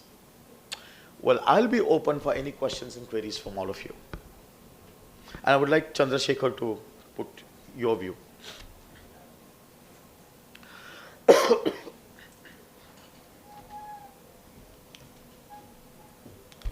I think you have covered all the points very well. There is very little for me to add. Maybe we can talk something about, financial acumen and human resource acumen for doctors. Yeah. So again, going back to my theory of MBBS is a great basic degree to have, So one has to learn this part of it, the financial acumen, or you say financial literacy as a doctor, not to manage your own money, but basically manage patients' money effectively. Because see, the patient goes through 3 processes. One is symptoms, care given, then some financial expenses, and then happiness and regrets. So you have to retrospect and make an evaluation of all these 3 things together. Well, this particular complaint, this treatment given, how much is the happiness and contentness and how much is the regret. And then those regrets need not follow. So this is one evaluation a doctor has to do, so an audit themselves. It's very, very important. I did not use one word, and which is very important. As a doctor, you have to put yourself in the other shoes, in the patient's shoes all the time. So you have to have that empathy with you. Literally you have to get up and hold the shrugged shoulders and say, "Don't worry, I can understand what you're going through. We will find a way out." And then you see a happiness on that man's face, and when he goes out of the cabin, that gives a lot of job satisfaction. Again, I am sitting in the cabin, or Dr. Vavikar is sitting in the cabin. We really don't know how our staff is communicating with the client. Do they have the same empathy? They do have the same sympathy? Are they having those soft words? That matters the most, because that's our face of the hospital.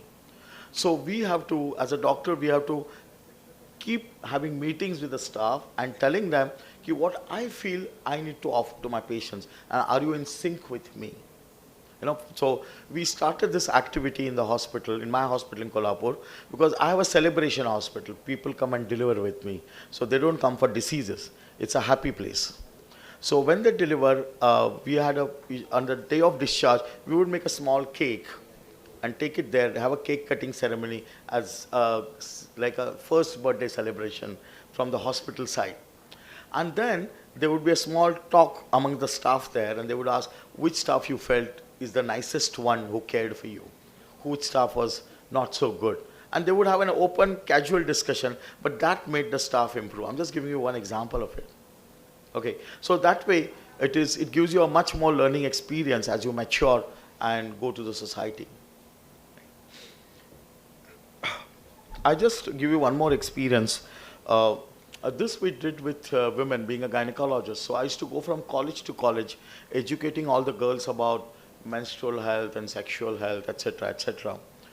And those were some great experiences, how your family background or whatever experience that girl has had in the past, how it reflects into her anxiety and things. So these are very unique experiences where, even people who are working with maybe Tata Institute of Social Sciences would get, who are literally going to the community and speaking. So that's one more thing, and that's a huge demand for that today. Very few doctors are taking interest into going to the society and talking to them and taking out the preventive aspect of a disorder. There's a huge demand for that. And this is one science again, which policymakers like our governmental agencies and international WHO for that matter is taking keen interest into doctors who would love to go to the societal level and do a preventive aspect. Well, I'll stop here. Any questions and queries, most welcome.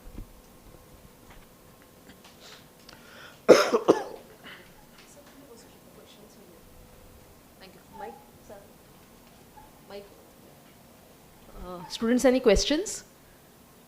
Doctor किसको बनना है? Yes, the second last row boy.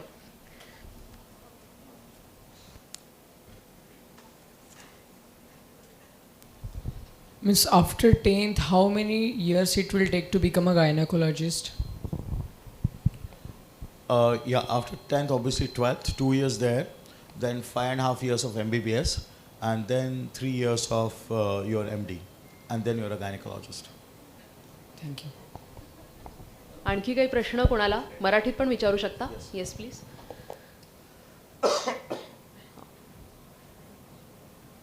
Check shirt. Hello doctor. So my name is Ankush Verma. I want to know which country is best for doing MBBS. Oh, such an appropriate question. I must say there is a lacuna in my knowledge about which country is the best to do an MBBS. I would still fail India, because if you go across the world, most of the modern industrialized countries like England, for that matter, Australia or US, almost nearly 40% of doctors are Indian doctors.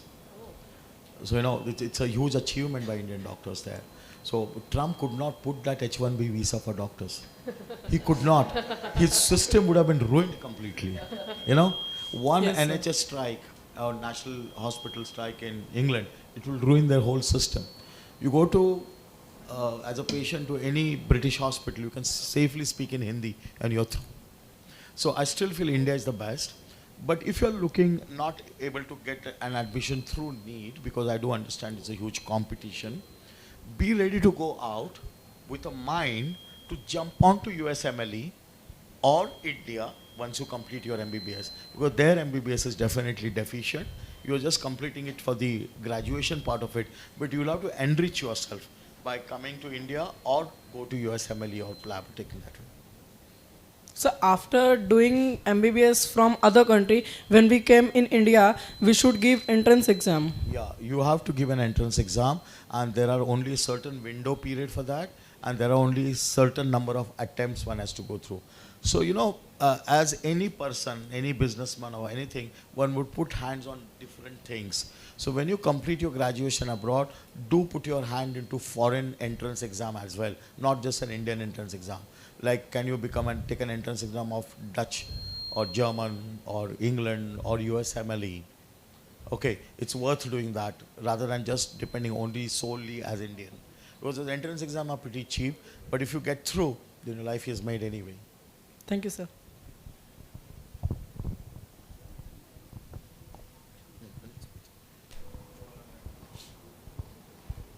Good morning, sir. I would like to ask, what advice would you like to give us as students who want to opt medical career in the future? I think I would encourage them. Definitely, I would encourage them. There are two aspects of it. There is a bad aspect of it and a good aspect of it. The good aspect of encouragement is, it's like you are guaranteed work satisfaction at the end of it. Absolutely guaranteed. But you have to be perseverant in pursuing your science and learning new things again and again and again. That's one good part of it. The bad part of it is there's a huge rat race and a huge competition. And that competition not only exists in India, it exists all over the world, in Australia, England, everywhere. The basic MBBS admissions are pretty tough in every country. So you have to be exam-centric to start with. The moment you take entry into MBBS, you need not be exam-centric. You can be science-centric at that point of time. Excuse me, sir. Myself, Nooran Khan. I'm from Holy Cross Convent High School, Thane. As you said, in today's world, in today's world filled of competition, there is the colleges and medical institutes are so expensive and limited, and due to which the really deserving students do not get opportunities. What advice would you give to us who want to pursue medical despite these challenges? I think we need a societal change, and we need a change at a personal level. The societal changes, it is not written in any our Vedic scriptures or in our ways of life, whatever religion we belong to, that we have to clear every exam in one attempt. And that is no way related to our future as a doctor or an industrialist or maybe a chef or whatever. So that we have to come out, as a family we have to commit out with that. There's no need to pass the exam with flying colors in the first attempt. Probably you will do it in the second or third attempt. It will be still worth it. You will still become good or maybe a better doctor also. So practice of medicine is nothing to do with how you're fared. Like they were talking about me getting gold medal, it has not made any difference to me. Okay, just because gold medal, nobody's giving me some more fees or something and nothing of that sort. So you just have to, but that's a societal change which is difficult to achieve. But then, to decrease the time to completion of your career and hold on to the passion, you will have to look into the other avenues, as I told you. Let's say you want to be a doctor and you are damn not getting admission after 2 attempts at NEET. But I want to be a doctor. I will take up clinical microbiology in BSc. I will do an MSc in genetics, then do a PhD in genetics. Anyway, that will take 10 years, or maybe shorter than that. And now you're working in a proper hospital as a medical genetist, counseling the most difficult couples who have had difficult children who are born, and we are counseling them how to have a better child next time. You got it? So there are options. You just have to be open and pursue that up. That's all.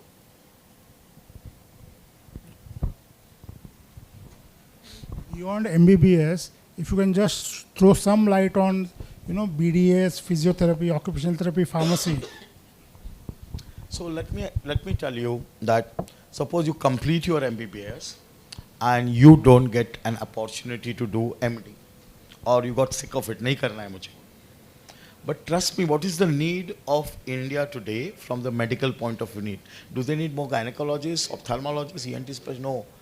We need more cardio-metabolic consultants. What I mean by that is, high blood pressure is very common. Every now and other person is having it. Diabetes is very common. We are the diabetic capital of the world. And we get diabetes in 30s and 40 years, unlike the 50 years in England. So suppose you do an MBBS and open a small clinic saying that I'm just managing diabetes and hypertension, you will still be a very successful, happy, satisfied consultant. You don't have to choose the career of, become a super specialist. And probably people will envy you, kya acha kya ye aadmi ne karke. Rather than spending stupid years of more training and going for technology, you just did simplistic, which is of the need of the town. Secondly, as he's telling, occupational health, occupational therapy. Let me give an example. This is a friend of mine. She did her occupational health graduation from, I think she did from KM Hospital. And after that, she shifted to Singapore. And in Singapore, she was working as an occupational therapist in one of the clinics there. From there, she went to Fuji. Fuji, she was there for 1 year, and then she moved to Australia. After going to Australia, she did occupational health for aviation science. And today, she's a medical examiner for all pilots in Australia. So one can develop a very beautiful career even if you do not get a standardized admission in the field of MBBS. Even physiotherapy, a huge demand. Let me give again an example. This colleague of mine called Kranti, she was my 12-year colleague, 12th standard colleague. She took up physiotherapy, it completed from KEM, worked in 1 or 2 hospitals in Mumbai. Then she shifted to USA and got an employment in one of the physiotherapists. It's very easy for a physiotherapist to shift to USA, huge demand there. Now she specializes in fine movements, and she's hired by the highest neurologist in US to train patients on fine movements. Like Dhirubhai Ambani went to her, to give an example, when he had a stroke attack, recovering time. So I'm just telling you how, in spite of not getting medicine, you can pursue your passion and compassion of communication with the clients and healing them. Thank you so much. Thank you so much. Thank you. Thanks a lot, Dr. Sachin Kulkarni. It was indeed an insightful session from Dr. Sachin. I request all the students who are sitting outside in the waiting area to kindly come into the auditorium. I request all the students sitting in the waiting area outside of the auditorium, please come inside the auditorium. I request Dr. Chandrasekhar Vavikar to felicitate Dr. Sachin Kulkarni. Friends, let us have a round of applause for Dr. Sachin Kulkarni, a gynecologist, obstetrician, and infertility specialist from Kolhapur. This is most prized for me because this comes from him. Wow.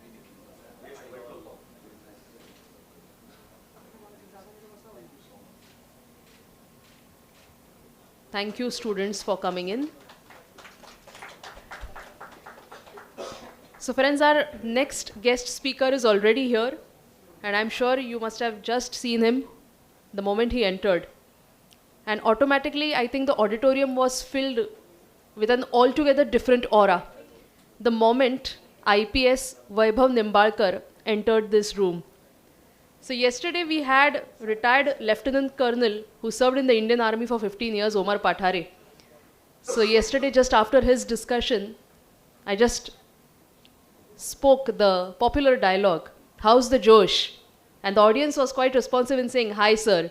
So I'm sure that after IPS Vaibhav Nimbalkar gives his talk, I think the Josh is going to be high in the auditorium. So let me introduce our next guest speaker for this afternoon. He's none other than IPS Vaibhav Nimbalkar. He's a distinguished officer of the Indian Police Services, and his journey from Vaibhav Nimbalkar to IPS Vaibhav Nimbalkar has been nothing less than inspiring. Over the years, he has served in several key positions across Maharashtra. Throughout his career, he has successfully handled complex law and order situations, implemented citizen-centric policing initiatives, and the list will go on and on. So for an IPS officer like Vaibhav Nimbalkar, I would just say, जनता की रक्षा में ये दिन रात लगे रहते हैं. जनता की रक्षा में ये दिन रात लगे रहते हैं. IPS अधिकारी हर हाल में देश का सहारा बनते हैं. So on that note, let us put our hands together for IPS Vaibhav Nimbalkar. But before that, we would like to see an audiovisual which will give us more insights into IPS Vaibhav Nimbalkar.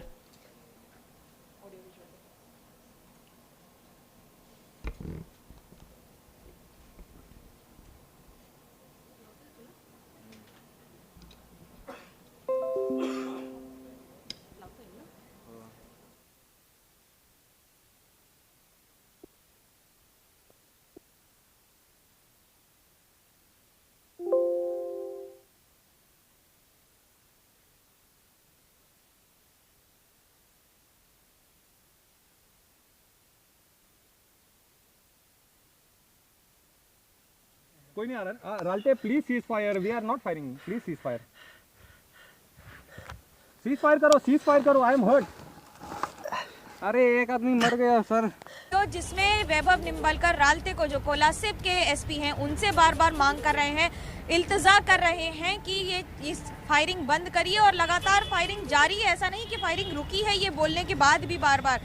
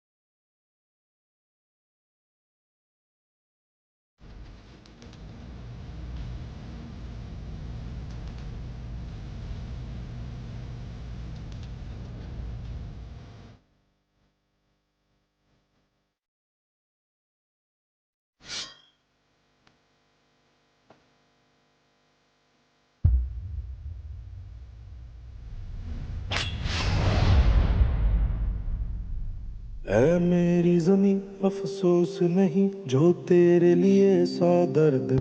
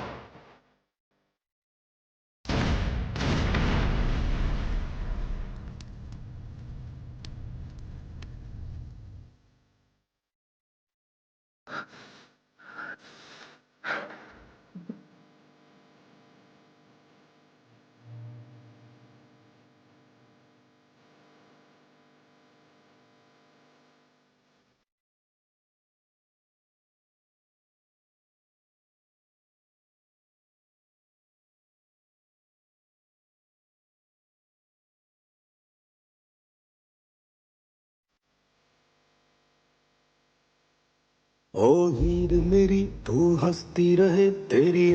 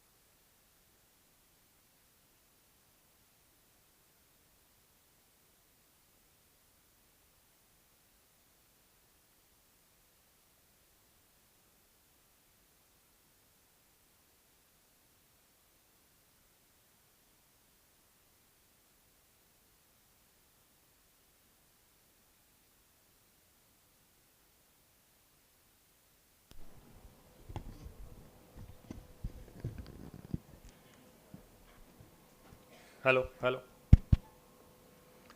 am I audible in the last? आवाज येतोय?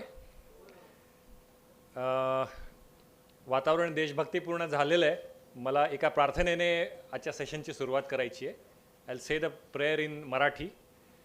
हे ईश्वरा, सर्वांना चांगली बुद्धी दे, आरोग्य दे, सर्वांना सुखात आनंदात ऐश्वर्यात ठेव, सर्वांचं भलं कर, कल्याण कर, रक्षण कर, आणि तुझे गोड नाम मुखात अखंड राहू दे.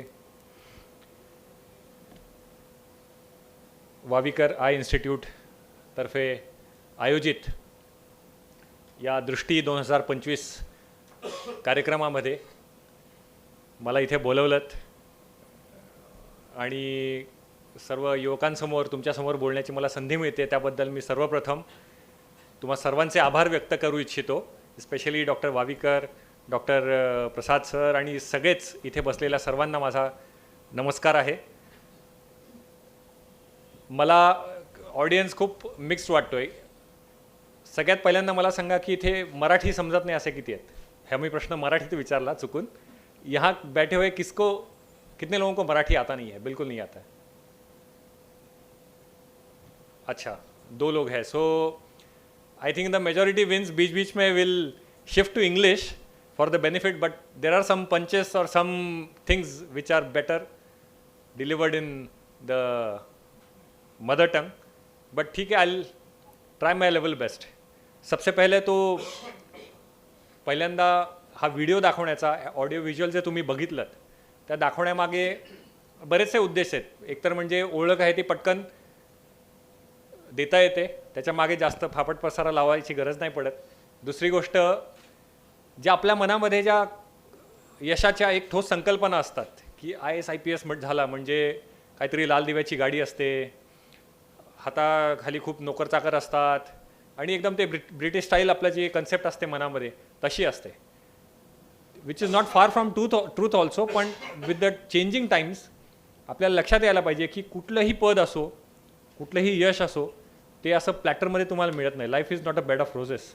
त्यासाठी खूप कष्ट, खूप प्रयत्न, आणि इथे बसलेले सगळे जे यशस्वी लोक आहेत ते तुम्हाला तेच सांगतील. खूप प्रयत्न करावे लागतात, खूप कष्ट करावे लागतात. आपल्याला सगळ्या संतांनी पण ते सांगितलं आहे, असाध्य ते साध्य करिता सायास, कारण अभ्यास तुका म्हणे, तुकाराम महाराज म्हणतात. किंवा अभ्यासासी काही सर्वथा दुष्कर नाही, म्हणून तू मज ठाई अभ्यासे मिळ, ज्ञानेश्वर माऊली सांगतात. सद्गुरू श्री वामनराव पै, ज्यांची जीवनविद्येची प्रार्थना मी सुरुवातीला म्हटलो आणि ज्यांचं फिलॉसॉफी मी फॉलो करून आज मी तुमच्यासमोर उभा आहे, ते सांगतात की प्रयत्न हे रत्न देवापेक्षाही श्रेष्ठ आहे, कारण देवासकट सर्व काही मिळवून देण्याचं सामर्थ्य प्रयत्नात आहे. इतकं प्रयत्नांचं महत्त्व आहे. सो प्रयत्नाला पर्याय नाही आहे. त्यामुळे कुठलंही यश मिळवण्यासाठी आपल्याला प्रयत्न करावे लागतात. स्ट्रगल कुणाला चुकलेलं नाही आहे. तो संत असो, महंत असो, पंत असो, कोणी असो. Especially posts like IAS, IPS you must have seen, आणि the movies have literally distorted the perception. म्हणजे कोणीतरी असा डॅशिंग कारमधनं येणार, रफ अँड टफच असणार वगैरे. ॲक्च्युली आमच्यासारखी बोरिंग लोकं पण असतात सर्व्हिसमध्ये, and they are needed, because to run day to day administration, to run affairs of the country so diverse and complex like India, त्याला खूप मेहनत करावी लागते. आणि प्रयत्न फक्त ही पोस्ट अचीव करायला नाही, when you join the service ते मल्टीफोल्ड आणि मॅग्निफाईड हे एफर्ट्स करावे लागतात. सो कष्टाला पर्याय नाही. If you want to just carry one take away from this session to your home, it is this. कष्टाला पर्याय नाही. This is no substitute alternative for hard work. त्यामुळे तो कुणाला चुकलेला नाही. म्हणून हा AV दाखवण्याचा उद्देश हाच होता की तुम्हाला सर्व्हिसमध्ये असो, काही असो, मोठी अचीवमेंट करायची असेल, don't go for shortcuts. Shortcuts may cut short your life. मी आता पुण्यावरनं आज खास या सेशनसाठी आलो ठाण्याला ट्रॅव्हल करत. एक्सप्रेसवेवरती माझ्या ह्या सगळ्या टाळ्या, 2 इथे व्यक्ती बसलेल्या आहेत, त्यांना मी पास ऑन करतो, कारण त्यांच्यामुळे मी ॲक्च्युली तुमच्यासमोर बोलायला इथे उभा आहे. पण हायवेवरती हे वाक्य लिहिलेलं असतं बघा, shortcuts may cut short your life. हे अगदी खरं आहे. शॉर्टकटच्या नादाला लागून आपली बरीच नुकसान करून घेतात मुलं, हे माझ्या लक्षात आलं आहे. आणि आजचा जमाना, मी हे सेशन ना, मला सरांनी सांगितलं होतं की क्वेश्चन आन्सर्स असतील तर त्याला आपण जास्त प्रायोरिटी देऊ. त्यामुळे I will finish my talk in some time, जेवढं क्विकेस्ट पॉसिबल टाईममध्ये मला माझं जे म्हणणं आहे ते जे सांगायचं आहे ते कंप्लीट कर. Yes yes, sure sure. Thank you sir. So we are all using ChatGPT, बरोबर. मी माझ्या सेशनचं नाव पण ChatGPTच ठेवतो आज. तुम्ही म्हणाला आम्हाला काहीतरी गडबड झाली आहे, आम्हाला सांगितलं होतं की IPS ऑफिसर येणार आहेत आणि हे why is the cop telling us about ChatGPT. But it's a different ChatGPT. ChatGPT. C is for choice. मी तुमच्याशी जनरल, म्हणजे आत्ता माझा जो एक्सपिरियन्स आहे, लाईफ एक्सपिरियन्स म्हणा, whatever I have learned, I am sharing. It's a experience sharing session. Don't treat it as a monologue. ठीक आहे. C is for choice. बघा, तुम्ही सकाळी उठल्यापासून ते रात्री झोपेपर्यंत entire life is a matter of choice. तुम्ही काय डिसिजन घेता, बरोबर. आता ॲशेस चालू आहेत, आय थिंक संपल्या पण असतील आता. आज संडे आफ्टरनून आहे, तुम्हाला बाहेर जाऊन बरेचसे ऑप्शन्स होते, ठाण्यामध्ये, मुंबईमध्ये, कुठे लोणावळ्यामध्ये फिरण्याचे किंवा हे करण्याचे, but you chose to be here, बरोबर. So claps for you. That is the choice you made. माझं शिक्षण पूर्ण शाळेचं झालं बारामतीमध्ये, इन अ वर्नॅक्युलर लँग्वेज, म्हणजे मराठीमध्ये पूर्ण माध्यमातून माझं शिक्षण झालं. 10वी नंतर मी पुण्याला आलो. पुण्याला आल्यानंतर मला हे IAS काय असतं, IPS काय असतं, IRS व ह्या सर्व्हिसेसबद्दल माहिती मिळाली. ती सुद्धा 12वीच्या सुट्टीमध्ये. चॉईस होता माझ्यासमोर, 12वी नंतर काय करायचं. मला इंजिनिअरिंग, मेडिकल वगैरे ते करायचं नव्हतं. माझं हे ध्येय ऑलमोस्ट फिक्स झालं होतं. त्याला कारण जीवनविद्येने पण मला शिकवलं होतं की aim to be at the top, aim higher. तर मला मोठं एम ठेवायचं होतं, त्यामुळे मी हा निर्णय घेतला. It was a difficult decision, to go for UPSC and not do any engineering medical. आता तर खूप इझी झाले, पण त्यावेळी I am talking about 2004 in fact 2004 मध्ये हा मोठा डिसिजन घ्यायचा होता. असे क्रिटिकल जंक्चर्स तुमच्या आयुष्यामध्ये पण येतील. चॉईसेस, सकाळी उठल्यापासून ते रात्री झोपेपर्यंत आपण काय करतो तर चॉईस करतो. So choices make or break your life or careers. त्याला खूप महत्त्व द्या तुम्ही. आपले मित्र कोणते असावेत, मैत्रिणी कोणत्या असाव्यात, हा पण मोठा चॉईस आहे. What company you choose and more so what company you avoid. आजच्या काळामध्ये तर ते जास्त आहे. What content you consume on social media और OTT platforms, that is also nowadays important. कारण आजकाल सगळ्यात जास्त संगत त्याचीच आहे. आणि संगत, सद्गुरू श्री वामनराव पै म्हणतात, संगत धरण्यात माणसाने अतिशय सावध असलं पाहिजे. कारण सत्याचा साक्षात्कार किंवा पूर्ण सत्यानाश करण्याचं प्रचंड सामर्थ्य संगतीत आहे. इतकं महत्त्व आहे संगतीचं. आणि असं म्हणतात की you are average of 5 persons around you. तुमचे मित्रांचे 5 मित्रांचे ॲव्हरेज जर घेतलं तर तुम्ही तशा प्रकारे बनता किंवा बिघडता, बोथ. सो कुठले मित्र चूज करता, कुठला कंटेंट कन्झ्युम करता, कुठली पुस्तकं तुम्ही वाचता, कुठला रस्ता तुम्ही पकडता, हे सगळा चॉईसचा खेळ आहे. आणि चॉईस ही एकमेव गोष्ट तुमच्या हातात आहे, इफेक्ट तुमच्या हातात नाही. कर्मण्येवाधिकार असते, कर्मयोग वगैरे सांगतात, त्याचा सिंपल अर्थ असा आहे सद्गुरूंनी सांगितलेला, law of cause and effect. Jeevanvidya philosophy जी मी आत्ता सांगतोय माझ्या अनुभवातनं, it is based on laws of nature. It is a very scientific philosophy. कुठलीही बुवाबाजी किंवा अंधश्रद्धेला थारा नाही.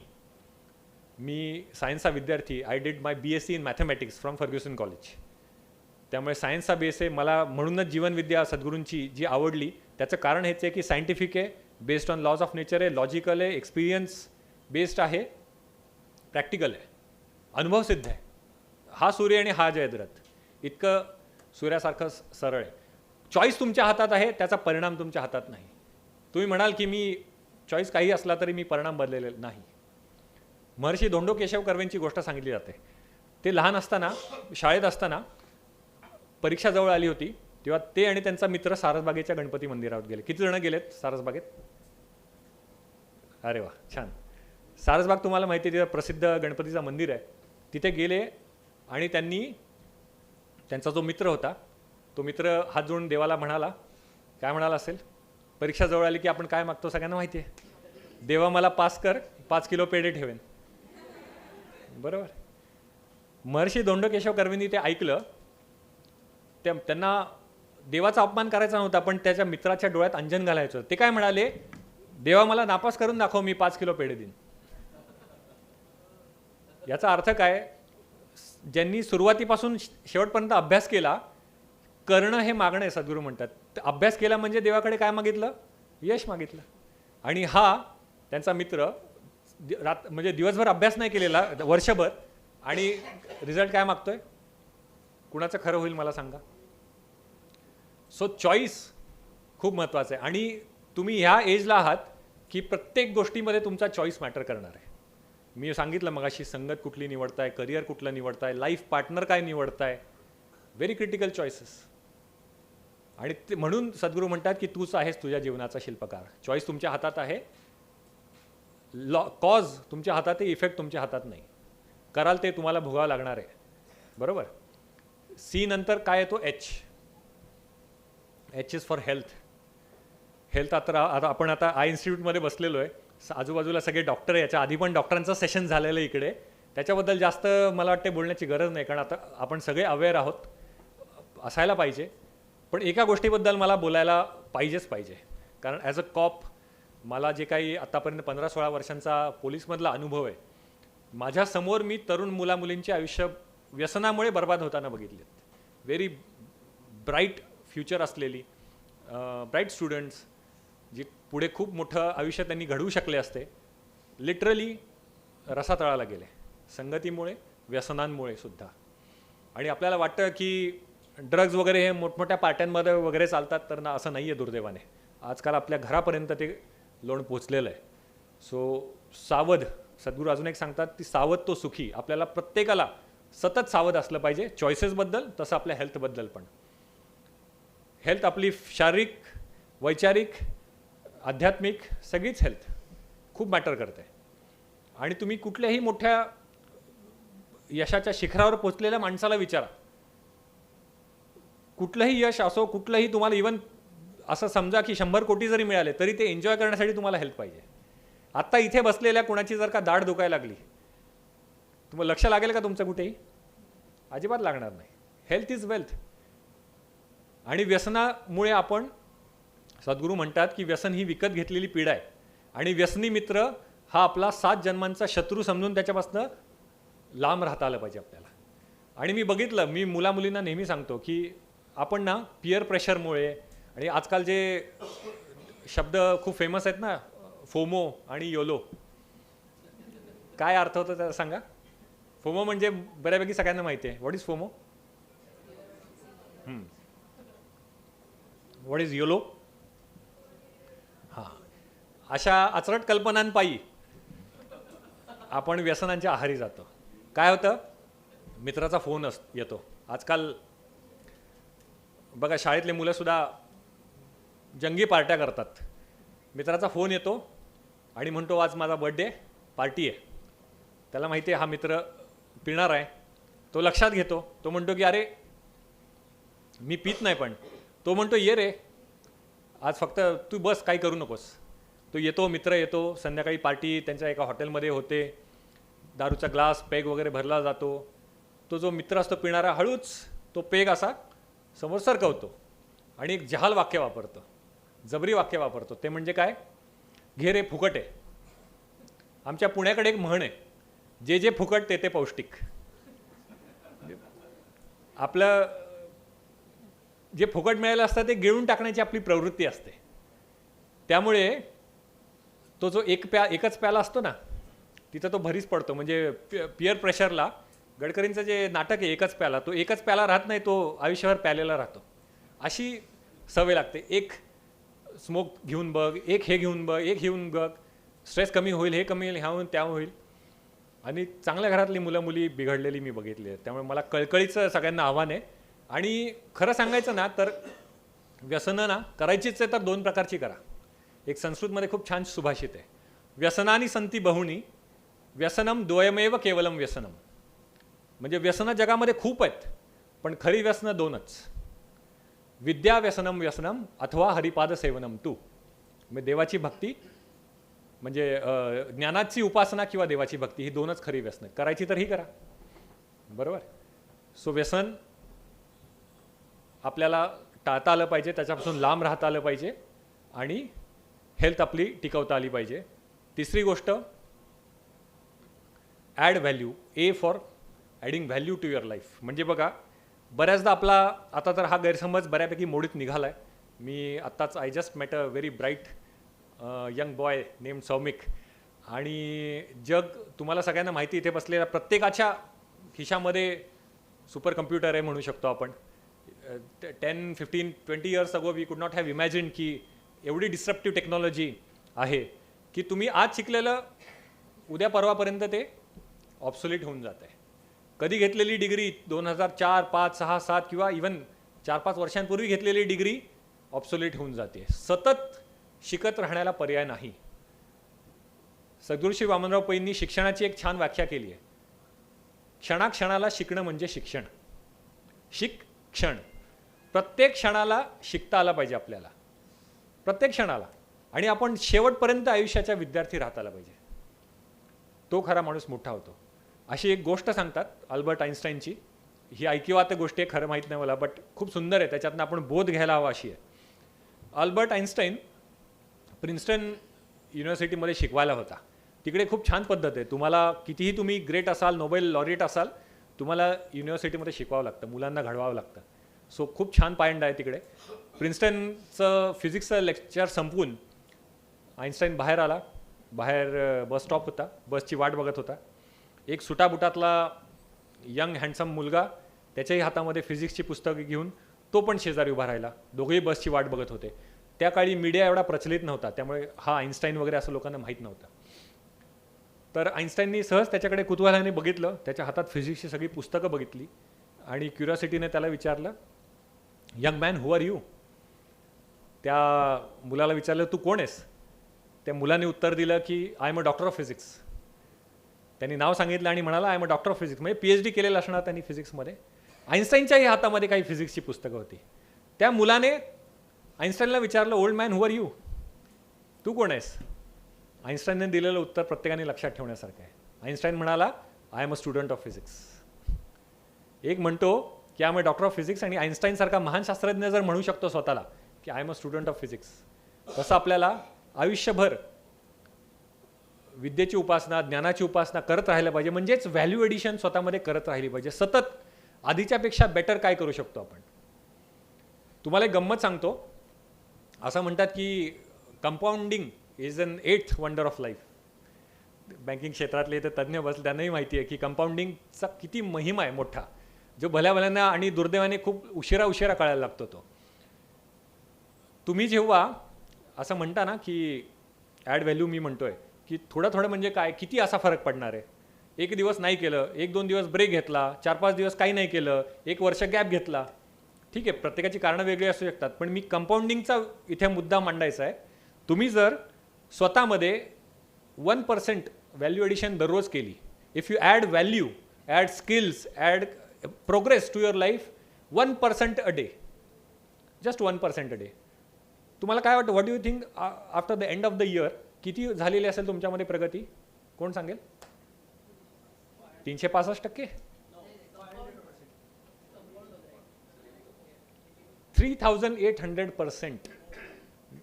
That is the power of compounding. And the converse is also true. जर तुम्ही टाईम वेस्टेज केलं, वाया घालवला, अधोगती झाली, एकच फक्त नेटफ्लिक्सची सिरीज आहे ते बघून टाकतो ना, कुणी टार्गेट दिल्यासारखं, कंपन्यांना पण एवढं टार्गेट सिरियसली घेत नाही आपण, कंपन्यांनी दिलेलं टार्गेट दिल्यासारखं ही सिरीज मला रात्रभर संपवायचीच आहे, आणि दुसऱ्या दिवशी फुल सोशल मीडियावर पोस्ट तरी टाकणार किंवा मित्रमैत्रिणींमध्ये बढाया मारायला, काल ही संपून टाकली सिरीज, मी किती हुशार. म्हणजे बरोबर आहे. सांगायचा मुद्दा काय, प्रत्येक छोटी व्हॅल्यू ॲडिशनसुद्धा महत्त्वाची. आपल्या मराठीमध्ये खूप सुंदर म्हणी आहेत, थेंबे थेंबे तळे साचे वगैरे. थोडी व्हॅल्यू ॲडिशन प्रत्येकाने प्रत्येक वेळी करत राहिलं पाहिजे, तरच तुम्ही या जगाच्या मार्केटमध्ये इंडिस्पेन्सिबल व्हाल. नॉट जस्ट इंडिस्पेन्सिबल, विनर व्हाल. सतत शिकत राहिलं पाहिजे, सतत कौशल्य आपल्यामध्ये ॲड करता आली पाहिजे, व्हॅल्यू ॲडिशन करता आली पाहिजे. किती झाले? C झाला, H झाला, T झाला, सॉरी A झाला, A फॉर व्हॅल्यू ॲडिशन, आणि त्याच्यानंतर T इज फॉर टाईम.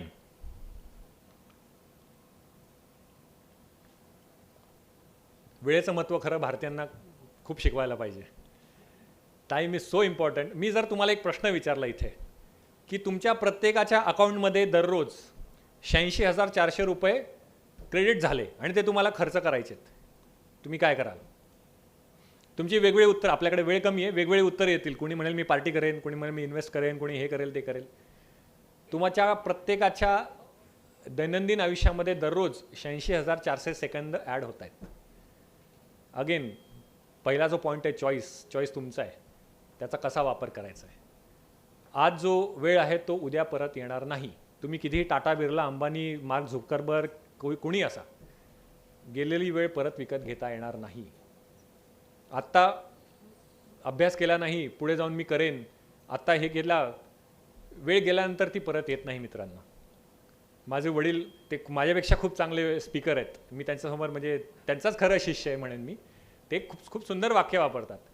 ते म्हणतात, आत्ता अभ्यास करून करून जर भरतील वह्या, आत्ता अभ्यास करून करून जर भरतील वह्या, तर पुढे जाऊन कराव्या लागतील फक्त सह्या. त्याच्या पुढचं एक दुसरं वाक्य आहे, हे वाक्य आम्हाला लागू होतं बरं का. IAS IPS लोकांना, जो 10,000चा मोर्चा जे काम करू शकणार नाही ते एक IAS ऑफिसरची सही करते, इतके पॉवर्स आणि ऑथॉरिटी अधिकार असतात. सो आत्ता अभ्यास करून करून जर भरतील वह्या, पुढे जाऊन कराव्या लागतील फक्त सह्या. आत्ता अभ्यासात जर कराल रात्रपाळी, सॉरी टाळाटाळी, तर पुढे जाऊन करावी लागेल रात्रपाळी. हे पण तेवढंच करा. Choice is yours again. So वेळ, टाईम खूप महत्त्वाचा आहे. आणि मी आता त्यात जाणार नाही, खूप टेक्निक्स आहेत. पोमोडोरो टेक्निक आहे आपला, ह्याचा पण मी बघितलं होतं. इलॉन मस्कच्या इंटरव्ह्यूमध्ये त्यांनी सांगितलं होतं, टाईम ब्लॉकिंग पोमोडोरो टेक्निक सारखा ते वापरतो. 15 मिनिट्स तुम्ही एका वेळेला, द टाईम एक्सपांड्स असं म्हणतात टू द गिवन टास्क. म्हणजे ते टास्क जे असतं तुम्ही तेच सेम करायला 8 तासही घेऊ शकता आणि 8 मिनिटातही तेच करू शकता. सो अशा टेक्निक्स वापरून टाईम मॅनेजमेंट करून आपल्याला जाता आलं पाहिजे. स्मार्ट वर्क, स्मार्ट अभ्यास पण करता आला पाहिजे. सद्गुरूंनी शिकवलेली टेक्निक मी मुद्दाम तुम्हाला इथे सांगतो, ज्याचा मला अभ्यासात फायदा झाला. ती होती 3R formula. Read again and again. 3 R आहेत. Read, first read, again and again. Remember हा खरं खूप इंग्लिश शब्द खूप तोकडा आहे. मराठीत सांगायचं तर मनन आणि चिंतन त्याच्यामध्ये ॲड करा तुम्ही. सतत वाचलेलं मनात घोळवणं आणि त्याच्यावर चिंतन हे दुसऱ्या स्टेपमध्ये रिमेंबर. आणि थर्ड इज रिप्रोड्यूस. जे तुम्ही शिकलाय ते कागदावर उतरवणं, ते इम्प्लिमेंट करणं, दॅट इज इक्वली इम्पॉर्टंट. आणि स्पेशली जे स्पर्धा परीक्षा इथे करू इच्छितात, किती जण आहेत जे MPSC UPSC मध्ये इंटरेस्टेड आहेत तिथे? अच्छा, ठीक आहे, कमी आहेत. पण तरी आजकाल प्रत्येक कुठल्याही फील्डमध्ये जा तुम्ही, स्पर्धा परीक्षा आहेच आहे. कॉम्पिटेटिव्ह एक्झाम्स प्रत्येक फील्डमध्ये आहेत. तुम्हाला इंजिनियर, डॉक्टर किंवा MBA, CA, IAS, IPS काही करायचं असेल तरी स्पर्धा परीक्षा आहेत. त्यासाठी हा फॉर्म्युला. आणि एक IAS ऑफिसरच्या इंटरव्ह्यूमध्ये मी वाचलेला हा फॉर्म्युला आहे, जो मला वाटला की खूप मुलांना सुटेबल आहे. तो आहे 10-8-6 फॉर्म्युला. प्रत्येक दिवसाची आपण 10, 8 आणि 6 अशा तासांमध्ये विभागणी करायची. 10 तास तुमचा अभ्यास, वॉट एव्हर तुम्ही जे काय शिकताय पूर्ण डेडिकेशनने, त्या 10 तासामध्ये अर्धा वेळ मोबाईल नाही. 10 तास अभ्यास, 8 तास झोप, बघा चांगली झोपायला वेळ मिळते तुम्हाला. आणि 6 तास तुमचा एक्स्ट्रा करिक्युलर जे काय तुम्हाला बाकी जेवणाखाण्यामध्ये जातो वेळ, टंगळमंगळमध्ये ह्याच्यामध्ये जातो, हॉबीजसाठी, इंटरेस्टसाठी तुमच्या 6 तास. अशी जर तुम्ही विभागणी केली आणि आत्तापासून स्टार्ट अर्ली, शुभस्य शीघ्रम, तर तुम्हाला कुठल्याही फील्डमध्ये टाईम मॅनेजमेंट व्यवस्थित करता येईल. अशा प्रकारे तुम्ही करू शकता. शेवटचे जे G आणि P आणि T आहे ना, ते जरा वेगळे आहेत. ते तुम्हाला कोणी सांगणार नाही असेच. ते मला जीवनविद्या मिशनमुळे कळाले, सद्गुरूंमुळे कळाले. त्यातला G म्हणजे ग्रॅटिट्यूड. आपल्याला सगळ्यांना विटॅमिन माहिती आहे, ABCD डॉक्टर लोक सांगतात, पण विटॅमिन G आहे ना, तो सब दुखों की दवा आपण त्याला म्हणू शकतो. ग्रॅटिट्यूड, कृतज्ञता, खूप मोठा त्याला अर्थ आहे आणि त्याच्या मागे खूप मोठी शक्ती आहे. आपल्या लक्षात येत नाही बऱ्याच गोष्टी. इंग्लिशमध्ये त्याला म्हणतात ना, टेकिंग फॉर ग्रांटेड, आपण आयुष्यामध्ये घेत असतो. माझंच उदाहरण सांगतो मी. जेव्हा तुम्ही हे बघितलं की मी कुबड्या म्हणजे ते घेऊन मी चालत होतो, सपोर्ट घेऊन चालत होतो, माझ्याकडे स्टिक होती, वॉकर होता. जेव्हा मी चालायला लागलो तेव्हा मला काय आनंद झाला, अरे मी चालू शकतोय. म्हणजे त्याच्या आधी चालत नव्हतं. बरोबर. डॉक्टर इथे कॅटरॅक्टचं ऑपरेशन करतात, कॅटरॅक्ट काढल्यानंतर लोकांना दिसायला लागतं, अरे वा थँक्यू, डॉक्टरना इतके थँक्यू म्हणतात, ते म्हणलंच पाहिजे. पण त्याच्या आधी दिसत होतं त्याबद्दल कुणाला थँक्यू म्हटला तुम्ही? देवाला किंवा what ever you believe in? नाही म्हणाला. आपण सहज विसरून जातो. आई वडील, आपले शिक्षक, आपले आजूबाजूचे सहकारी, बॉस, कलिग्स, ज्युनियर्स, सिनियर्स, एवढे आपल्याला सपोर्ट आजूबाजूला असतो. आपण वी टेक देम ग्रांटेड. बरोबर, टेक देम फॉर ग्रांटेड. आणि आपल्याला कृतज्ञता हा इतका महत्त्वाचा गुण आहे. डॉक्टर जोसेफ मर्फींचं तुम्ही पुस्तक वाचली असतील, the power of your subconscious mind वगैरे वगैरे. त्यांचं एक छान वाक्य आहे, a grateful heart is always close to the creative forces of the universe, causing countless blessings to flow towards it by the laws of nature. म्हणजे थोडक्यात जे प्रल्हाद वामनराव पै सांगतात जीवनविद्या मिशनमध्ये, की कृतज्ञतेने भरलेलं आणि भारलेलं मन, दोन्ही भरलेलं, प्रचंड कृतज्ञता. थँक्यू देवा, माझ्याकडे काय. तुम्ही बघा, आपण तुलना ना, comparison is a great robber of happiness असं म्हणतात, की तुमचं इट रॉब्स युअर हॅपीनेस. सारखी तुलना पण करतो, पण आपण कधी वरच्यांशी तुलना करतो, कधी खाली बघत नाही. आपल्या डोक्यावरती छत आहे, 2-3 वेळेचं, नाही जास्तच, आजकाल 5-6 वेळेचं म्हणू शकतो आपण, खायला आहे, बरं, नको नको ते प्यायला आहे, खायला आहे, आपल्या आजूबाजूला डोक्यावरती छत आहे, फिरायला गाडी, बंगला, काय म्हणजे घरं आहेत. ठाणे, मुंबईसारख्या ठिकाणी घर असणं साधी गोष्ट वाटते तुम्हाला? किती लोकांच्या डोक्यावर छत नाही आहे. आपण कधी असतो कृतज्ञ? सतत असमाधानी वृत्ती असणं हे आपलं लक्षण आहे. म्हणून प्रल्हाद वामनराव पै सांगतात, आपण सतत 3 मोडमध्ये असतो. एक असतं कंपॅरिझन मोड, दुसरं असतं कंप्लेंट मोड, आणि तिसरं असतं नीड मोर मोड. एक तर कंपॅरिझन जे आहे त्याच्यामध्ये सुखी नाही, त्यामुळे त्यातनं येतो तो कंप्लेंट मोड, सतत कंप्लेंट. ह्याच्याकडे आहे, त्याच्याकडे, माझ्याकडे नाही आहे, मलाच मिळत नाही, माझ्यावरच अशी संकटं येतात. आपण जर का गाडी घेतली समजा एखादी आणि शेजाऱ्यांनी BMW घेतली, आपल्याला आपल्या गाडीचं कवर टोचायला लागतं. इतकं आपण असमाधानी असतो कॉन्स्टंटली आणि कृतज्ञ अजिबात नसतो. मी नेहमी उदाहरण देतो, तुमच्या समोर येणारा चहाचा कप, सकाळी ब्रेकफास्टमध्ये आपण चहा पितो बरोबर, बरेच जण इथे चहा पित असतील. मला सांगा ते एक कप चहाचा तुमच्यासमोर येण्यासाठी किती जणांची मेहनत आहे हो? कधी विचार केला तुम्ही? आसामच्या कुठल्या तरी किंवा दार्जिलिंगच्या चहाच्या मळ्यामध्ये शेतकरी लोक तिथे चहा पिकवतात, ते त्यानंतर त्याची फॅक्टरीमध्ये प्रोसेसिंगला जातात, फॅक्टरीमध्ये त्याची पावडर बनते.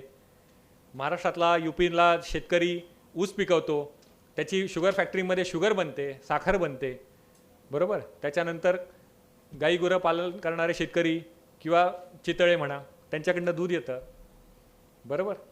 त्याच्यानंतर पाणी म्युन्सिपाल्टीमुळे घराला नळाला पाणी येतं. कुठे कुंभारवाड्यामध्ये पोर्सिनचे ह्याचे चायनाचे कप बनले जातात.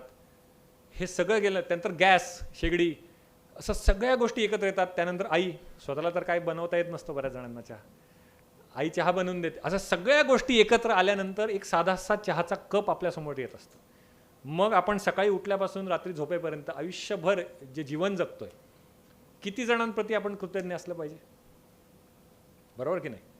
ही जी घटना घडली त्याच्यामध्ये आमचे आसाम पोलीसचे 6 जवान शहीद झाले, इन्क्लुडिंग माय ओन बॉडीगार्ड, जो मला ही वॉज बॉडी टचिंग, म्हणजे माझ्यासोबत होता तो. त्याला 8 गोळ्या लागल्या, मला 1 गोळी लागली आणि I am still carrying the bullet in the leg. So मला किती ग्रेटफुल असायला पाहिजे मला सांगा की एवढ्या, आणि त्या 45 मिनिट्स ऑलमोस्ट तो गोळीबार चालला. It was a border dispute. त्याच्यावर जास्त बोलत नाही कारण आता आपल्याकडे वेळ नाही आहे.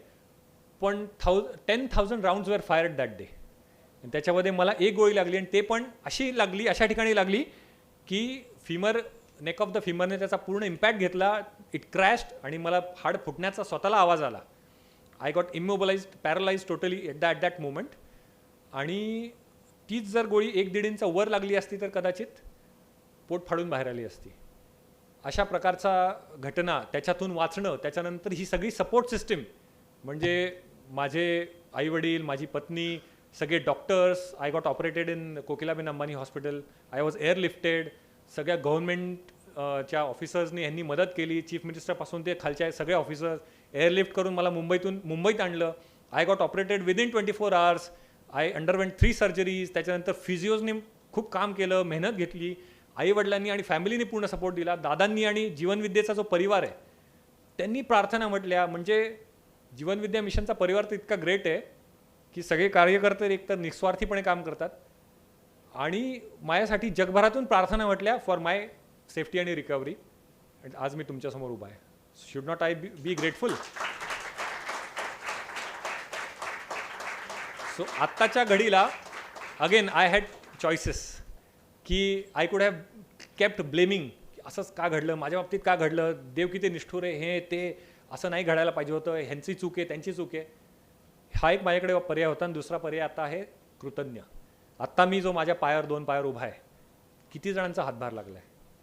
चालू शकतो, मी बोलू शकतो. ते आपल्याला सकाळी प्रार्थना करायला सांगतात ना, कराग्रे वसते लक्ष्मी, किंवा डोळ्यांनी बघतो. खूप सुंदर मराठीतला तो हे काव्य म्हणा, पंक्ती आहेत म्हणा.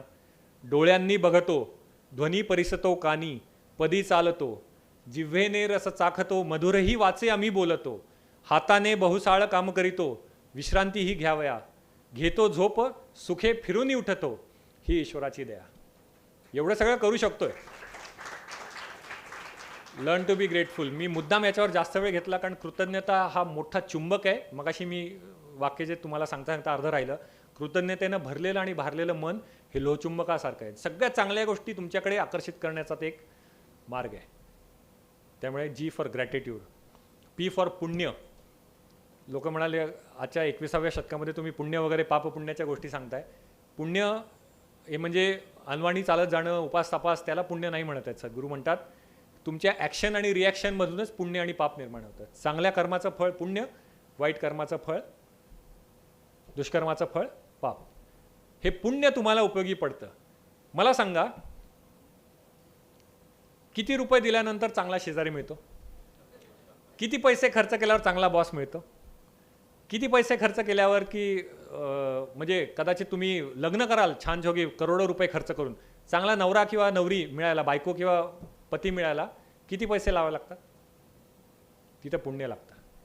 चांगले आईवडील, चांगला बॉस, चांगले शिक्षक, चांगले सबऑर्डिनेट्स, चांगले सिनियर्स, चांगले कोलिग्स, सगळ्या चांगल्या चांगल्या गोष्टीच्या पैशात मोजता येत नाहीत.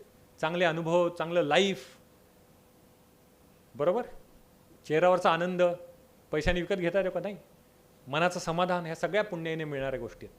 आणि पुण्य सद्गुरू म्हणतात खूप सोपं आहे कमवणं. तुम्हाला तुमच्याकडे पैसे असतील तर ऑफकोर्स दानधर्म करा, त्यांनी कुणाची भलं होईल, रक्तदान करा ज्याला शक्य, अन्नदान करा, वस्त्रदान वगैरे वगैरे. पण एक गोष्ट तुम्ही नक्कीच करू शकता, तुमच्याकडे त्याला पैशाची आणि वेळेचा अपव्यय करण्याची गरज नाही, ती म्हणजे विश्वप्रार्थना, सगळ्यांचं भलं चिंतन करणं, सर्वांसाठी मागणं. ही एक जादुई गोष्ट आहे. सद्गुरूंनी सांगितलेली ही जादुई गोष्ट म्हणजे सर्वांसाठी जे तुम्हाला पाहिजे ना ते सर्वांना हवंय. सगळ्यांना सुख हवंय, सगळ्यांना ऐश्वर हवंय, सगळ्यांना संपत्ती, श्रीमंती, भरभराट हवी आहे. तुम्ही सर्वांसाठी मागा. त्यांनी काय फायदे होतात? सर्वांमध्ये आपण असतोच, त्यामुळे सगळ्यात पहिल्यांदा तुम्हाला मिळतं. दुसरं, निसर्गाचे नियम ॲक्टिवेट होतात. ॲक्शन तशी रिॲक्शन, आणि सूक्ष्म गोष्टींना सद्गुरू सांगतात ॲक्शनची रिॲक्शन मल्टिप्लाइड मॅग्निफाईड येते. म्हणून सर्वात पहिलं सर्वांमध्ये तुम्ही असता. दुसरी गोष्ट, मल्टिप्लाइड मॅग्निफाईड होऊन तुम्हाला ते मिळतंच मिळतं. तिसरी गोष्ट, तुमच्या मनामध्ये डाऊट राहत नाही. तुम्ही जर का लॉटरीच्या दुकानात गेला लॉटरीचं तिकीट घ्यायला, लॉटरीचं तिकीट घेत असता आतमध्ये काय चालू असतं तुमच्या? मिळेल असं असतं. एवढे लोक घेतात, मला कुठे मिळते, असं एवढं नशीब असतं तर काय पाहिजे होतं, बरोबर की नाही? निगेटिव्ह थिंकिंग, स्वतःबद्दल प्रचंड निगेटिव्ह विचार, ते डाऊट, सेल्फ डाऊट राहत नाही जेव्हा तुम्ही सर्वांसाठी मागता. आणि चौथी गोष्ट महत्त्वाची, जो सर्वांसाठी मागतो तो देवाला आवडतो. तुम्ही देवाचे लाडके होता. फायदेच फायदेत. तुम्ही सर्वांसाठी मागा, life will become very easy. त्यामुळे पुण्य, याच्यावर मी जास्त बोलत नाही. आपले जीवनविद्या मिशनचं यूट्यूब चॅनल आहे. I will request you, urge you to follow them. दिवसाला फक्त एक व्हिडिओ पहा, तुम्ही तुमच्या आयुष्यामध्ये किती पॉझिटिव्ह फोर्स निर्माण होते तुम्हाला लक्षात येईल. जीवनविद्या मिशनच्या यूट्यूब चॅनलला फॉलो करा, सोशल मीडियामध्ये फॉलो करा आणि शिकून घ्या. हे शास्त्र आहे, कारण हे this is a science of life and art of living. आणि शेवटचा टी इज फॉर थॉट्स. आपल्या सगळ्यांना मटेरियल वर्ल्डबद्दल सगळं माहिती असतं, बट आय वुड से की the thought world is more important than the material world, because thought world shapes itself और ट्रान्सफॉर्म्स इन to the material world. तुम्ही जो विचार करता त्याच्यामध्ये प्रचंड ताकद आहे. मराठीची अजून एक सुंदर म्हण म्हणजे, सरड्याची धाव जशी कुंपणापर्यंत तशी माणसाची धाव त्याच्या विचारापर्यंत असते. Nobody can go higher than what he or she thinks. हे लक्षात ठेवा. तुम्ही स्वतःलाच विचारांनीच घडवत असता किंवा बिघडवत असता. म्हणून निसर्गाचा नियम सद्गुरू सांगतात, as you think so shall you become. जसा तुमचा विचार तसा तुमच्या जीवनाला आकार आहे. सतत जे चिंतन म्हणतो आपण, सतत विचार मनात जो घडवतो त्याला म्हणतात चिंतन. ते चिंतन तुम्हाला घडवत किंवा बिघडवत असतं. आणि चिंतन हा चिंतामणी आहे. तुमचं बरं करण्याचं किंवा वाईट. तुम्ही चिंतामणीची गोष्ट ऐकली आहे सगळ्यांनी, मी रिपीट करत नाही. त्या झाडाखाली एक बसलेला असतो, कल्पवृक्षाची झाडाखाली एक वाटसरू जातो, दमलेला असतो, तो झाडाखाली बसतो, म्हणतो उकाडा किती आहे, मला पाणी मिळालं तर बरं होईल. पाण्याचा ग्लास समोर, भूक लागली आहे, छान पक्वान्नांनी भरलेलं जेवण मिळालं तर किती छान, पक्वान्न हजर, सगळं हजर, जे मागेल ते हजर. आणि नंतर शेवटी म्हणतो एवढं सगळं झालं, मन रिकामं झालं त्याचं. रिकामं मन हे सैतानाचं घर आहे. तो म्हणतो इथं भूतबीत तर नाही ना, भूत येतो आणि त्याला खाऊन टाकतो. ही पुराणातली गोष्ट आहे, पण ते जे पुराणातलं कल्पतरू जे वृक्षाची जी गोष्ट आहे ते आपल्या जीवनामध्ये अंतर्मन आहे. अंतर्मन हे आपलं कल्पतरू आहे. सबकॉन्शियस माइंडला आपण जे कंडिशनिंग करतो, आता अगेन आपल्याकडे वेळ खूप कमी आणि विषय प्रचंड व्हास्ट आहे, त्यामुळे जास्त सांगत नाहीत. जे कंडिशनिंग आपण करतो, स्वतःला जे विचार घडवत किंवा बिघडवतो, त्याच्याने आपलं आयुष्य ठरत असतं. म्हणून the thoughts that you entertain in your mind they shape you. हे नेहमी लक्षात ठेवा. आणि माइंड इज सुप्रीम. आपल्या मनामध्ये प्रचंड ताकद आहे, त्यामुळे कधीही कुठलाही छोटा विचार मनामध्ये आणता कामा नये. Always aim to be at the top. मोठा विचार करा, नेहमी मोठा विचार करा. तुम्ही जर का परीक्षा देताय, तुम्ही 100%चं टार्गेट ठेवलं तर तुम्ही 80, 90, 95पर्यंत पोहोचाल की नाही. तुम्ही जर टार्गेटच ठेवलं मला पास होऊ दे, 35च्या पुढे तुम्हाला कोण पुढे ढकलणार मग, बरोबर. त्यामुळे aim to be at the top. बोलण्यासारखं खूप आहे, पण मला वाटतं की आत्ता आपला जो वेळ आहे त्याचा रिस्पेक्ट करता तुमच्याकडून काय प्रश्न असतील तर ते विचारा, सो दॅट मग त्या दृष्टीने आपल्याला बोलता येईल. Yes please.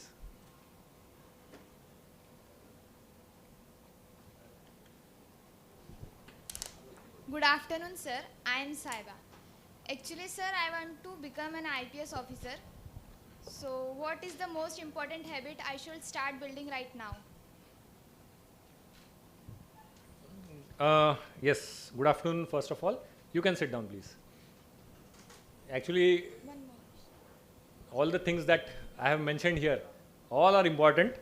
First and foremost is the struggle, the hard work, because you must be aware that more than around 10 lakh people appear for this exam every year, and hardly 1,000 get selected into the final list, and around first 200 to 300 become IAS or IPS. So the success ratio is way less than 0.01%. So the competition is tough, so you have to be extra cautious, to put in extra efforts, and then proper guidance is very important, because you are not supposed to go wayward and lose your precious time and efforts, because the exam is conducted throughout the year. There are 3 stages, you must be aware: prelims, mains and interview. So each stage happens in different time, and the entire process takes 1 year, and at whatever level you are failed, you again have to reappear from you begin at the start. You must have all seen the movie 12th Fail, right? Restart. So you have to restart from the beginning itself. So hard work, good guidance, then all these things that I have mentioned here: time management, your own honesty and authenticity in your answer writing, the 3R formula that I mentioned, you can use that, the 10-8-6 formula, all these are important. Thank you, sir. One more question. What mindset helped you to stay consistent during UPSC preparation? Okay, good question. Again, I have already covered this in my speech. When I was preparing for this examination, please sit down, I kept on chanting this prayer, and this prayer is totally universal and secular. Oh God, bless all with health and wealth, bless all with money and harmony, bless all with peace and bliss, bless all with wisdom and your devotion. Whatever you want, you ask for everyone, because this exam induces tremendous amount of stress, because there is uncertainty, there is cutthroat competition in the game. So to keep your head stable and keep your sanity, I chanted the prayer at least 1,000 times a day, then that too in my free time, not sacrificing my study time. That has to be emphasized. Secondly, I never thought of the results. I kept on preparing, kept on putting my efforts without looking into what result or whether I'll get the result or not. Because if that is not in my hand, what is in my hand? To prepare, right? Preparation is my hand, so I focused on that. I did not get bothered with the other externalities. I think that mindset will definitely help you. Yes.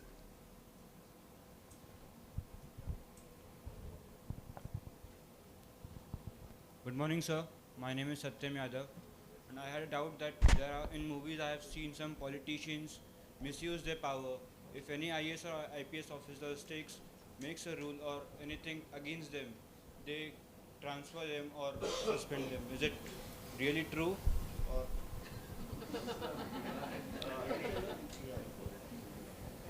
Good question, very interesting question, and first of all, good morning to you.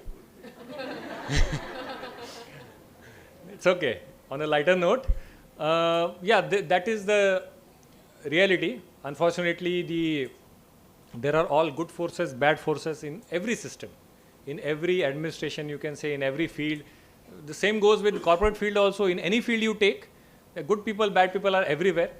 And I always, what our Sadhguru has taught us, I take the example of, can I explain this in Marathi?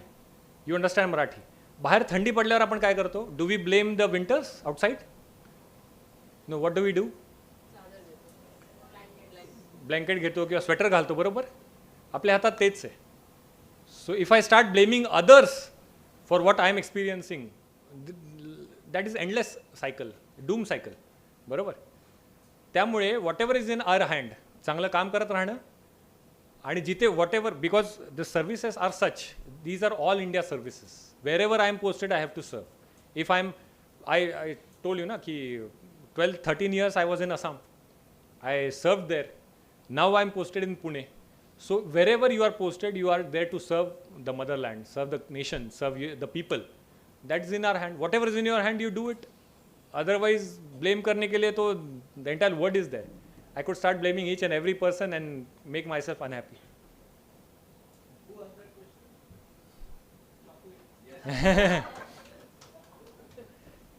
That will keep you awake. Yes. During high stress events like the Assam-Mizoram border clashes, what was the toughest decision you had to make and what guided you? Okay, can I answer this in Marathi again? Good question again, but I'll again have to be brief here.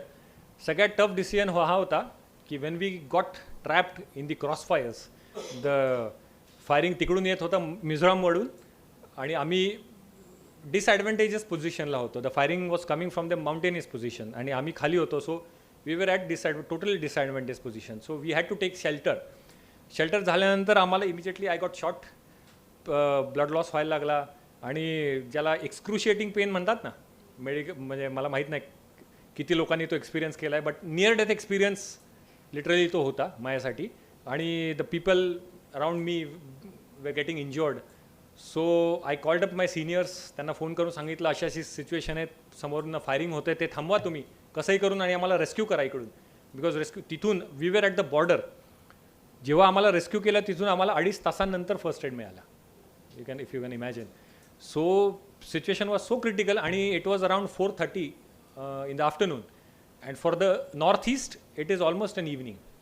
तुम्हाला माहिती असेल 5ला अंधार पडायला सुरुवात होते तिकडे.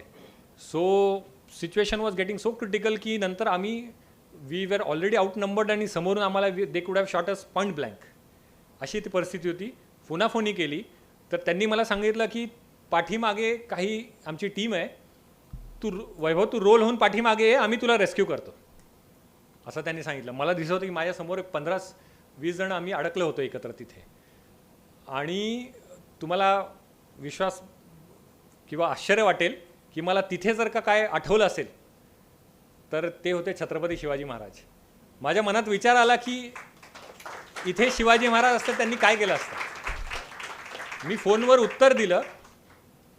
फोनवर त्यांना उत्तर दिलं की सर आमची टीम पूर्ण अडकली आहे, शेजारी मला माहिती आहे खालच्या बेस कॅम्पवरती बुलेट प्रूफ व्हेकल आहे, प्लीज सेंड दॅट, आम्ही सगळेच एकत्र रेस्क्यू. कारण मला माहिती होतं एकदम मी रेस्क्यू झाल्यानंतर ह्यांची कोण जबाबदारी घेणार.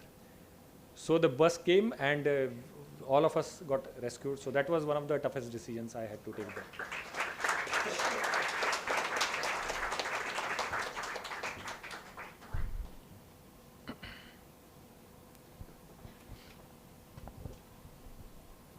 Good morning, sir. I would like to ask that.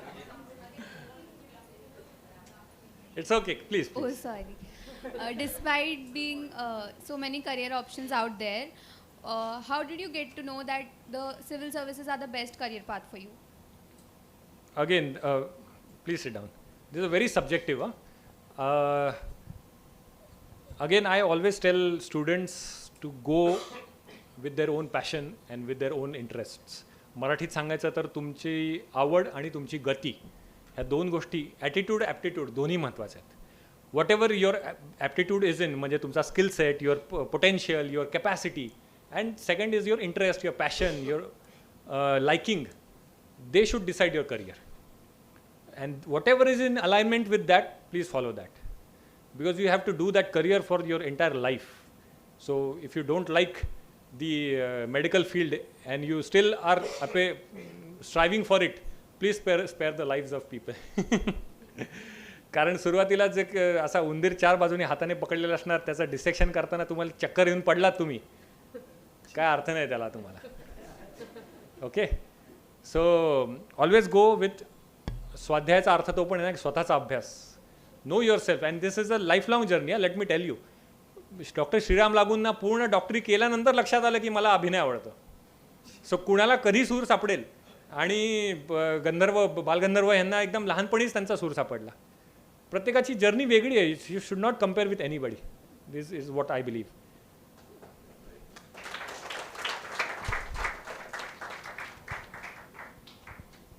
Good evening, sir. My name is Zaira Jamil Sheikh. I wanted to ask, can you give some advice to a student who want to opt UPS, IAS as a career? We have to arrange, sir, at least 2 hours more session extra, because sir, in a short time I cannot guide you, because there are many multiple materials available online, and you please go through the interviews of successful candidates who have become IAS, IPS. You can get a fair bit of idea from them. Thank you, sir. Yeah.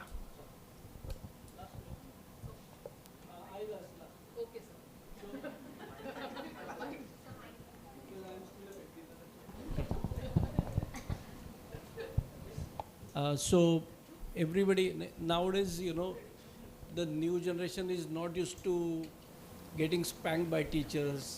Hardships are not there, and then when the tough situation comes, they find it very difficult to handle.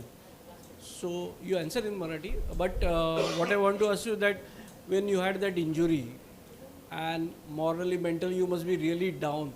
How did you fight it out and how did you come out victorious? Excellent question, sir. म्हणजे हा प्रश्न खूप जणांच्या डोक्यात पण येत नाही, because generally people focus on externalities. आपण यश पण जे बघतो ना एक्स्ट्रा, म्हणजे काय सलमान खान बघतो आपण, त्याची बॉडी वगैरे बघतो, पण त्यांनी जी जिममध्ये घेतलेली मेहनत ते आपल्याला बघायची नसते. बरोबर.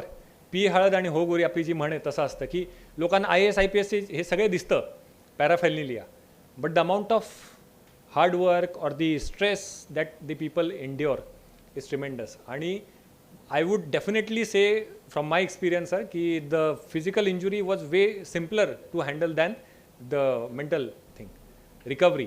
आणि तुकाराम महाराजांच्याच भाषेत सांगायचं तर रात्रंदिन आम्हा युद्धाचा प्रसंग, अंतर्बाह्य जग आणि मन, अशी ती परिस्थिती आहे की युद्ध दोन्हीकडे आहे. It's a constant war, struggle आहे. अंतर्बाह्य जग आणि मन आहे, जगात पण आहे आणि मोर सो मनात पण आहे. जगात तर तुम्हाला आजूबाजूला सपोर्ट सिस्टीम आहे, सगळं आहे. मनाची जी बॅटल आहे ती तुम्हाला तुमची फाईट करायची आहे, स्वतः लढायची आहे. म्हणून तूच आहेस तुझ्या जीवनाचा शिल्पकार. तुम्हाला ती फाईट तुम्हालाच लढायची आहे. बघा, आपण पेपरमध्ये बातम्या ऐकतो की परीक्षेचा रिझल्ट लागला. परवाच मेडिकल स्टुडंट्सनी पण काही म्हणजे they went for the extreme steps. त्यांना स्ट्रेस हँडल नाही करता आला. कुणाला 14 फेब्रुवारीला अपयश येतं.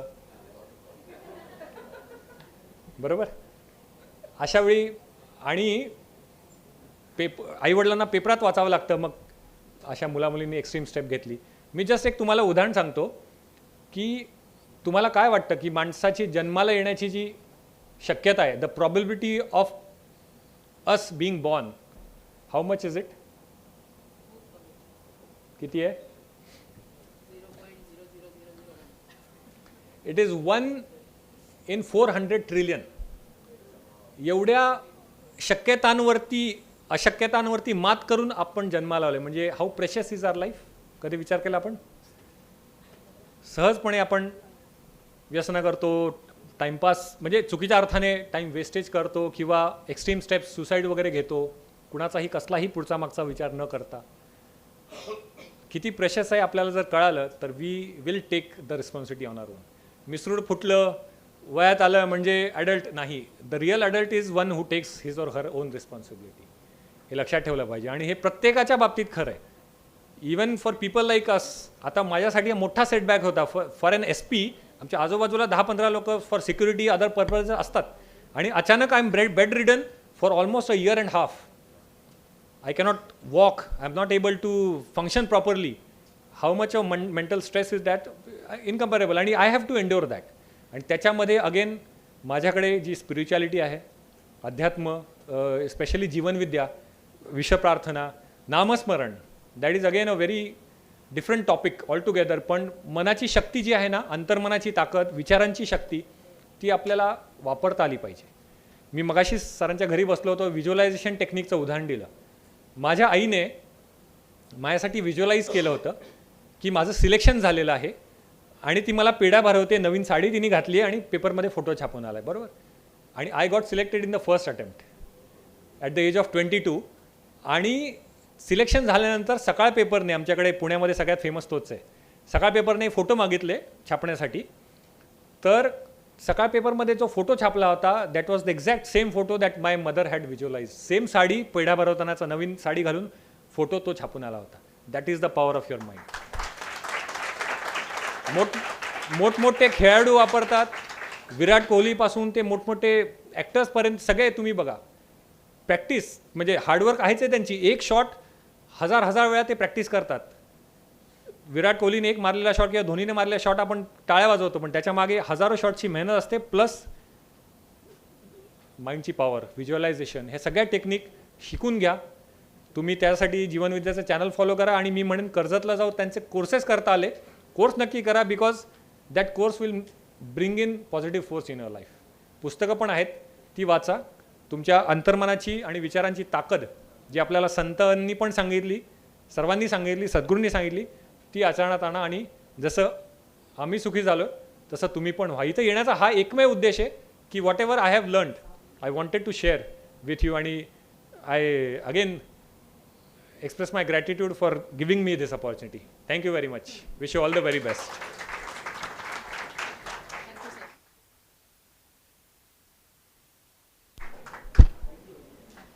Thank you IPS वैभव निंबाळकर. खूप खूप मजा आली, खूप इन्साइटफुल सेशन झालं तुमचं.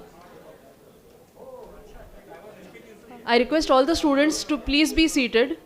We have the final session. This is the last session of the day. And after that, we'll obviously be felicitating all the schools and colleges that have come here. I request all the students to please be seated. We are starting with the next session. Shrima Vidyalaya, please be seated. Students of Shrima, we have your felicitation after this guest talk. I request Dr. Chandrasekhar Vavikar to felicitate IPS Vaibhav Nimbalkar. A big round of applause for IPS Vaibhav Nimbalkar.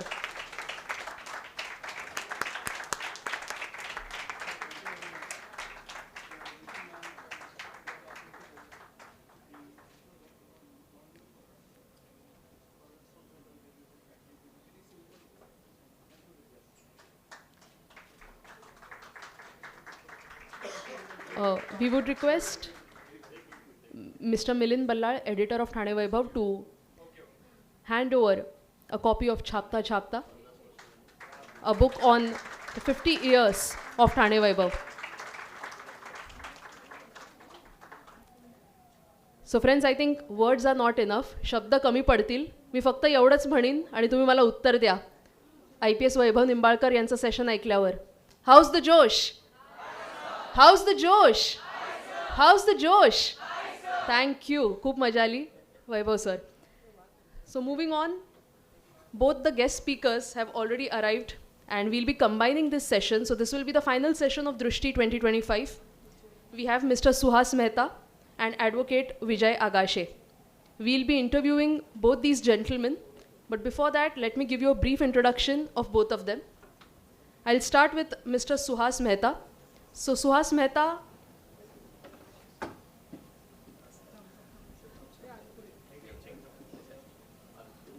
is the director at SMC Infrastructures Private Limited, a company that boasts of a turnover of more than 1,000 crore. He's an alumnus of IIT Bombay, having studied civil engineering. Interestingly, Suhas Mehta did not want to become a civil engineer. He wanted to become a chartered accountant, but his family insisted that he becomes a civil engineer. And today, as a world-class civil engineer, he has been the man behind most of the infrastructure projects that you not only see in India, but across the world. So the name Suhas actually means somebody with a beautiful smile. And right now, as I say this, he's smiling ear to ear. So despite working in this high-pressure sector of infrastructure, I think Suhas Mehta believes that a smile is the only curve that sets everything straight. So on that note, I would like to welcome Suhas Mehta onto the stage, please. Let us have a round of applause for Suhas Mehta. He is the director of SMC Infrastructures Private Limited, a company with over 1,000 crore of turnover. Next up, I stand corrected. It is 2,000 crore turnover. This gentleman.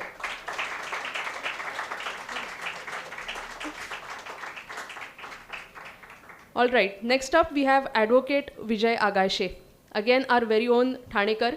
Advocate Vijay Agashe began his legal practice at the District and Sessions Court, Thane in 1983. But alongside his legal career, he served as a lecturer at Jnana Sadhana College from 1984 to 1993, where he taught the students of BCom the subject known as business law. Over the years, Advocate Vijay Agashe has been a part of several institutions as a panel advocate, including the Thane Municipal Corporation, MIDC, SIDCO, Dena Bank, Bank of India, and the list will go on and on. Vijay Agashe has been bestowed with Lifetime Jeevan Gaurav Puraskar by Thane District Court Bar Association. So friends, he is Advocate Vijay Agashe. And I think an advocate is the one who has been a defender of truth. He has been an advocate who has been the voice of voiceless. And finally, he has been an advocate who has been the shield of innocent. So let me welcome you, Advocate Vijay Agashe, onto the stage. And we would like to interview you. Can I also have...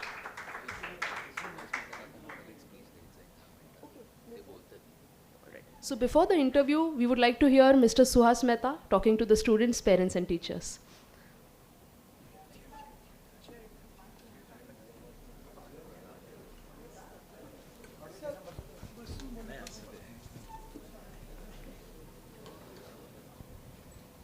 doctor Vavikar नहीं अच्छा मिलिंद जी आगाशे साहेब Nikhil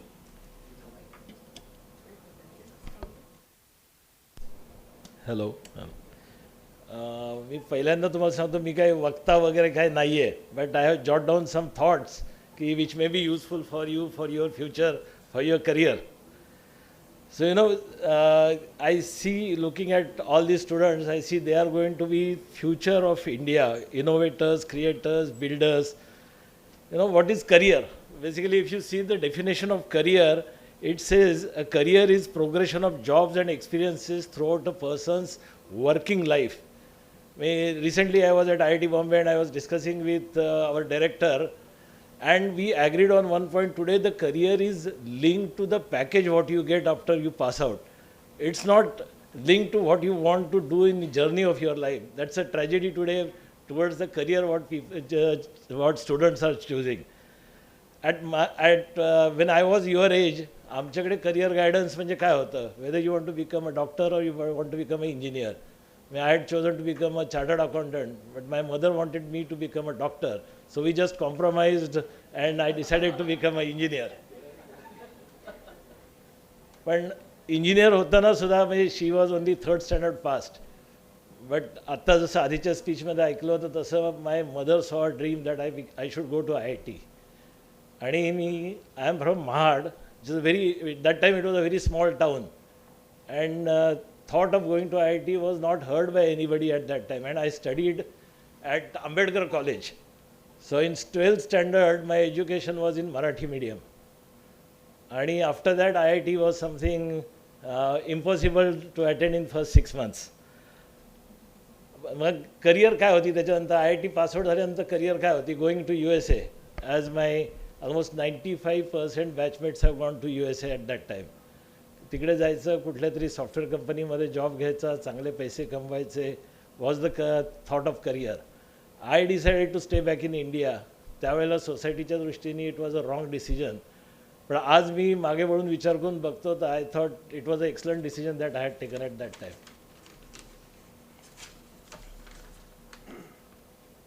Today's world is full of possibilities. You can dream, design, build anything. आज सकाळी इंटरनेटवरनं एक idea येते आणि रात्रीपर्यंत ती स्टार्टअपच्या रूपात सगळ्यांच्या समोर येते. So that is the power of your generation. A generation that can learn anything, build anything, do anything, provided you understand your self properly.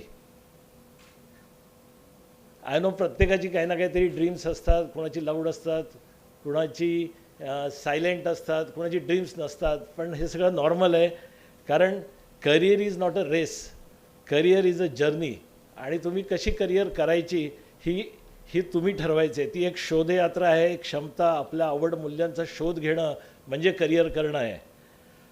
So today let's not talk about any pressure और marks, आपल्याला किती मिळणार, किती मिळू शकतात वगैरे हे न बघता I would like to give you some pointers की which may be useful for you to decide your career. तुम्ही तुमचे स्ट्रेंथ कशात आहे, तुम्हाला फ्युचर रोल काय करायचं आहे, जॉब्स काय करायचे आहेत, हे तुम्ही ठरवायला पाहिजे की which will shape tomorrow's India. कारण आपण म्हणजे I believe that we all are going to stay in India for future. कारण India is the best place to do business और डू फर्दर एज्युकेशन और डू एनी प्रोफेशनल कोर्स. तुम्हाला कोणता मार्ग आनंद देतो, कोणता मार्ग पर्पज देतो, कुठल्या कोर्सनी तुमच्यातलं उत्तम व्यक्तिमत्व आहे ते बाहेर येतं, हे तुम्ही फाइंड आउट करण्याची फार गरज आहे. मी 83ला पासआउट झालो IITला, तर त्याच्यातले माझे सक्सेस फेल्युअर वगैरे ते आपण नंतर बघूच. मी I would like to discuss that also. आत्ताचं काय आहे, future is changing so fast की मॅकेन्सीचे वगैरे आपण जर का रिपोर्ट बघितले तर ही आत्ताची जनरेशन जेव्हा जॉबसाठी जाईल तर 12 ते 18 महिन्यामध्ये the job market will keep changing.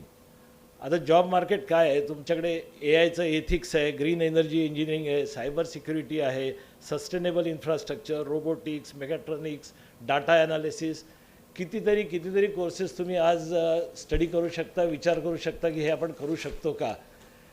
Future will belong to the adaptable person, not the fastest or the strongest. म्हणजे आपण जी गोष्ट वाचली होती की एका जंगलामध्ये 2 मित्र जात असतात आणि एक वाघ भेटतो, त्यांना वाघ दिसतो समोर, तर त्यांना दोघांना खात्री होती की वाघ आपल्याला खाणार. तर त्यातला एक जण खाली वाकून लेस बांधायला चालू करतो, तर दुसरा त्याला विचारतो, अरे लेस बांधून काय होणार आहे, तर आपल्याला म्हणजे तो खायचं तर खाणारच. तो म्हणतो एकच होईल की मी तुझ्यापेक्षा फास्ट पळू शकेन. तर तेव्हा असं होतं की जो फास्ट पळणार आहे तो सक्सेसफुल होईल. पण आज असं नाही, आज जो ॲडॉप्ट करेल तो सक्सेसफुल होईल. नंतर तुम्ही स्वतःचा एक असं नकाशा तयार करा की तुम्हाला काय व्हायचं आहे.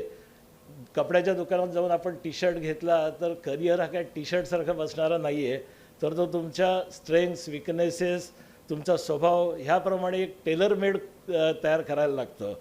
तुम्ही विचार करायला की व्हॉट एक्साइट्स मी. मला शाळेतनं घरी गेल्यावरसुद्धा कुठला विषय सोडवायला आवडतो. whether I am good at people, whether I am good at science, whether I am good at machines, whether I am good at numbers, me fast आहे, माझं माइंड फास्ट आहे का, मी पेशंट आहे, किंवा मला स्टॅबिलिटी आवडते का, मला एक्सप्लोरेशन आवडतं, हे सगळे तुम्ही विचार कराल तर त्याच्यातनं तुम्हाला तुमची करिअर काय करावी ह्याचं मार्गदर्शन होत राहील. म्हणजे मला एक सांगायला लागेल की find what feels like play to you but looks like work to others. तुम्ही बघितलं असेल तर Aamir Khan has been trying to give this message through his movies, number of movies, की तुम्हाला ज्याच्यात आनंद मिळतो ते तुम्ही काम म्हणून करा. आत्ता तुम्ही 9वी, 10वी, 11वी, 12वी आहे, it's the best time for exploring what you want to do in future. आता तुम्हाला इंजिनिअरिंग आहे, इंजिनिअरिंगमध्ये म्हटलं तर मेकॅनिकल, सिव्हिल, केमिकल, इलेक्ट्रिकल कितीतरी कोर्सेस असतात, डिझाईन आर्किटेक्चर आहे, डिफेन्स आहे, आत्ता आपण अनुभव ऐकले डिफेन्समधले NDAचे वगैरे, नंतर मेडिसिन आहे, लाईफ सायन्सेस आहे, रिसर्च वगैरे, असे कितीतरी गोष्टी आहेत जे तुम्ही आत्ता जे कालपासून जे सर्व दिग्गज आपल्याला येऊन सांगून जात आहेत त्यांच्याकडनं याबद्दलची खूप माहिती तुम्हाला मिळालेलीच असेल. पण करिअर निवडण्यात एक सिक्रेट आहे की look at the skill and not the subject. Skills travel across the subject. तर तुम्हाला त्याच्यानंतर another aspect is you can become a entrepreneur. तर एंटरप्रिनर कोण? नुसता बिझनेस चालू करणं म्हणजे एंटरप्रिनर नाही आहे. तर एंटरप्रिनरशिप म्हणजे it's a courage to solve a problem. मग तो कंपॅशननी सॉल्व होईल, कदाचित टेक्नॉलॉजीनी सॉल्व होईल, कदाचित इमॅजिनेशननी सॉल्व होईल.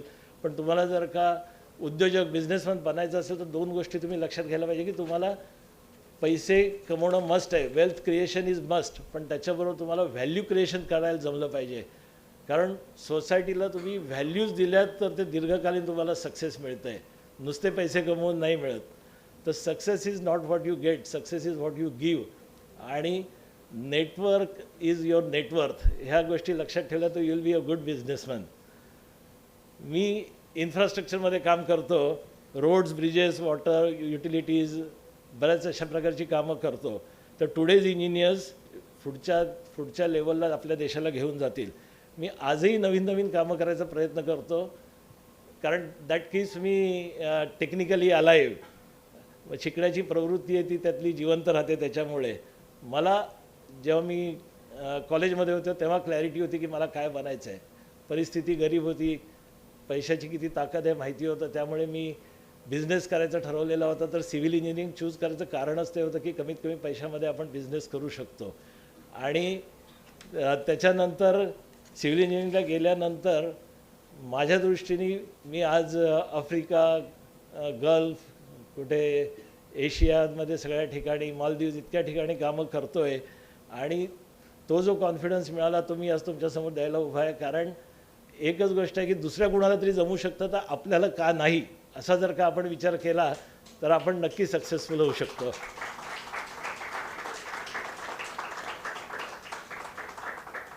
आपल्याला मानवाचा जन्म मिळाला आहे तर आपण त्याचा काहीतरी ठसा उमटवायचा प्रयत्न करू.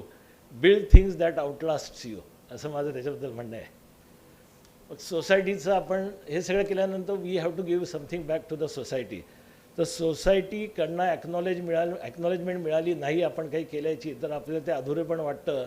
तर त्यामुळे we have to give something back to society, we have to remain with the society. मग ती काय फार मोठी गोष्ट द्यायला पाहिजे असं नाही. आम्ही म्हणतो की ॲज अ IIT ॲल्युमनी नंदन निलकेणींनी 100 कोटी रुपये दिले. There are so many examples, people come and give to institute.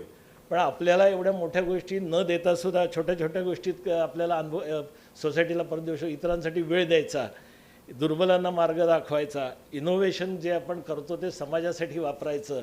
ते बारक्या बारक्या गोष्टी असतात. प्रामाणिकपणाने काम करायचं, किंवा आपल्या क्षेत्रात आपली इंटिग्रिटी जपायची, किंवा स्वच्छता, पर्यावरण, कम्युनिटीसाठी वेळ द्यायचा. हे एफर्ट्स महत्त्वाचे आहेत. आपण काय देतो याच्यापेक्षा आपण देण्याचे एफर्ट करतो हे जास्त महत्त्वाचं आहे. आणि finally you believe in your self. तुम्ही जेव्हा स्वतःत विश्वास ठेवा, प्रत्येकाकडे स्वतःचा युनिकनेस आहे. तर तुम्ही तुम्हाला स्वतःला तुमच्यावरती विश्वास ठेवाल तर तुम्हाला सक्सेस मिळेल. सक्सेस हे काही पॅकेज नाही आहे. तर success is basically peace of mind plus purpose plus growth. कधी कधी वाटतं की इतर आपल्या सगळे पुढे गेलेत, but the race is long and in the end the race is only with your self, it is not with others. आता तुमच्यातली ऊर्जा, तुमच्यातली जिद्द हे सगळं आपल्या देशाला पुढे घेऊन जाणार आहे, हे नक्कीच आहे. आणि मी आय एम व्हेरी हॅपी की यंगस्टर्स हे सगळं करू इच्छितात. आज आत्ता मुलांनी प्रश्न विचारले की आम्हाला IPS व्हायचं आहे, IAS व्हायचं आहे वगैरे, लॉ. तर तुम्ही लॉ मेकर बनाल, कोणी वकील बनेल, कोणी इंजिनियर बनेल, कोणी डॉक्टर बनेल, कोणी मोठ्या कंपनीचं MD बनेल. पण माझी अशी खात्री आहे की तुम्ही जे कराल ते ऑनेस्टी, कंपॅशन आणि इनोव्हेशननी कराल. That's the true success, that will be true successful career. Thank you and all the best. Thank you.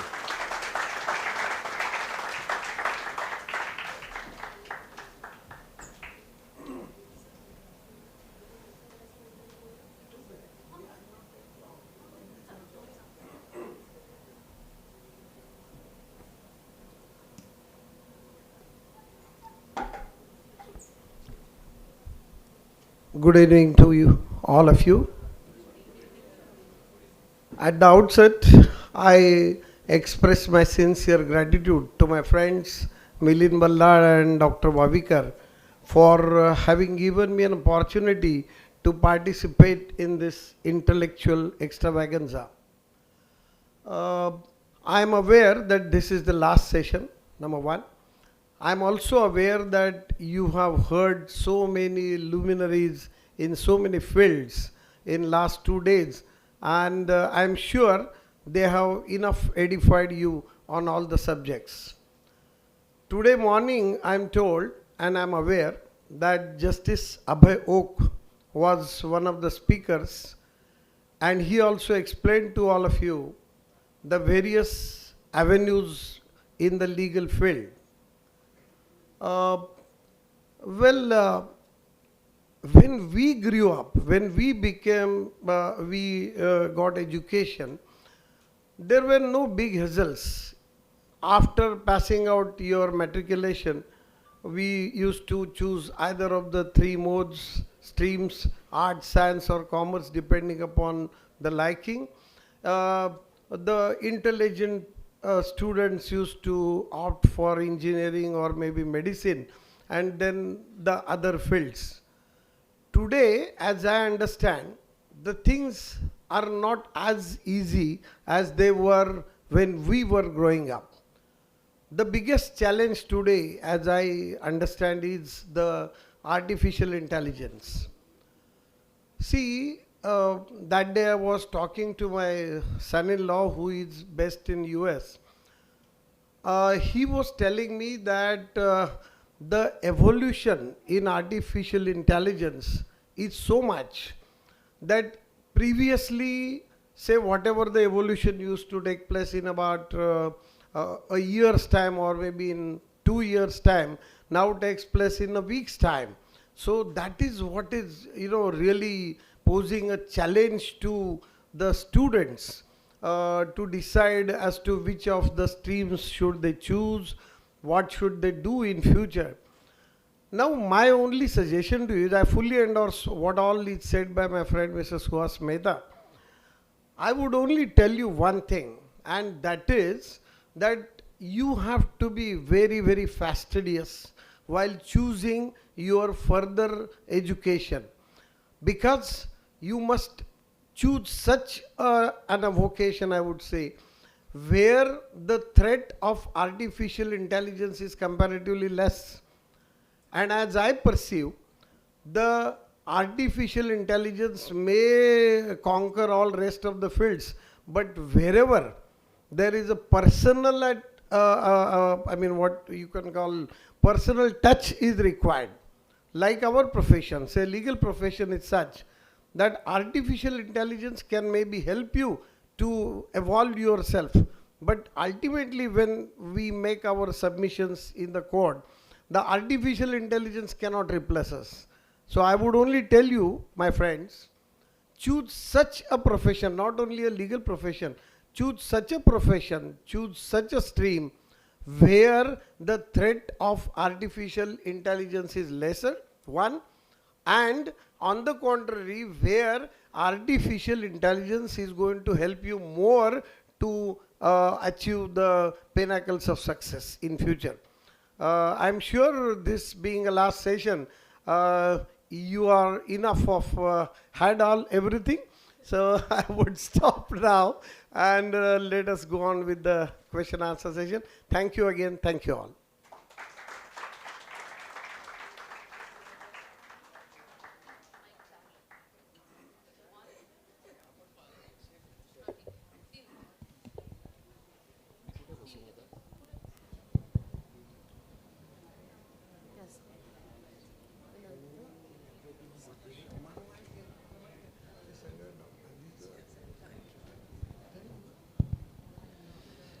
Good evening, all of you. The last finale session, just 15-20 minutes more. I'm sure you had a great time. We had a plethora of speakers and we witnessed some great wisdom today. मजा आली ना overall? बरं मला सांगा तुमच्यापैकी किती जणांनी jolly LLB बघितलंय? आवडला? मजा आली? म्हणजे मला वाटतं कोर्ट रूमचे पिक्चर बघायला सगळ्यांना खूप मजा येते ना? येते ना? मला तर खूप मजा येते. मला वाटतं सगळ्या वेब सिरीज ज्या पॉप्युलर झाल्या ते मला वाटतं त्या कोर्ट रूम सीन्समुळेच. Because there is so much of suspense, thrill, पुढे काय होणार, पुढे काय होणार, पुढे काय होणार. पण जे काही आर्ग्युमेंट चालू असतं, that argument it is really worth watching. पण ते आर्ग्युमेंट कसं होतं, ते आर्ग्युमेंट करणारे लोक किती अभ्यास करत असतील, त्याच्या मागचा होमवर्क किती असेल, ते तितकं सोपं नाही आहे. मला आघाशी सरांना प्रश्न विचारायचा पहिला की सर, अनेक लोक ज्यांना इथे बाय द वे सर अभयोग सरांच्या सेशनला जी मुलं होती ती आता नाही आहेत, ती सकाळची होती. सो ही नवीन मुलं आहेत ज्यांना ॲक्च्युली लीगल प्रोफेशनमध्ये आपलं करिअर परस्यू करायचं ती मुलं आहेत. सो अनेकांना ज्यांना लीगल प्रोफेशन परस्यू करायचं, तर सुरुवात मी तुमच्यापासून करेन की तुम्हाला कधी वाटलं की मी लॉयर होऊ शकतो. म्हणजे एक समज अशी असते की ज्याला भांडता येतं, ज्याला चांगलं बोलता येतं तो लॉयर होऊ शकतो. तुमचं काय मत आहे याच्यावर? सी असं आहे, दोन प्रकारचे लोक इव्हेंच्युअली लॉयर्स होतात.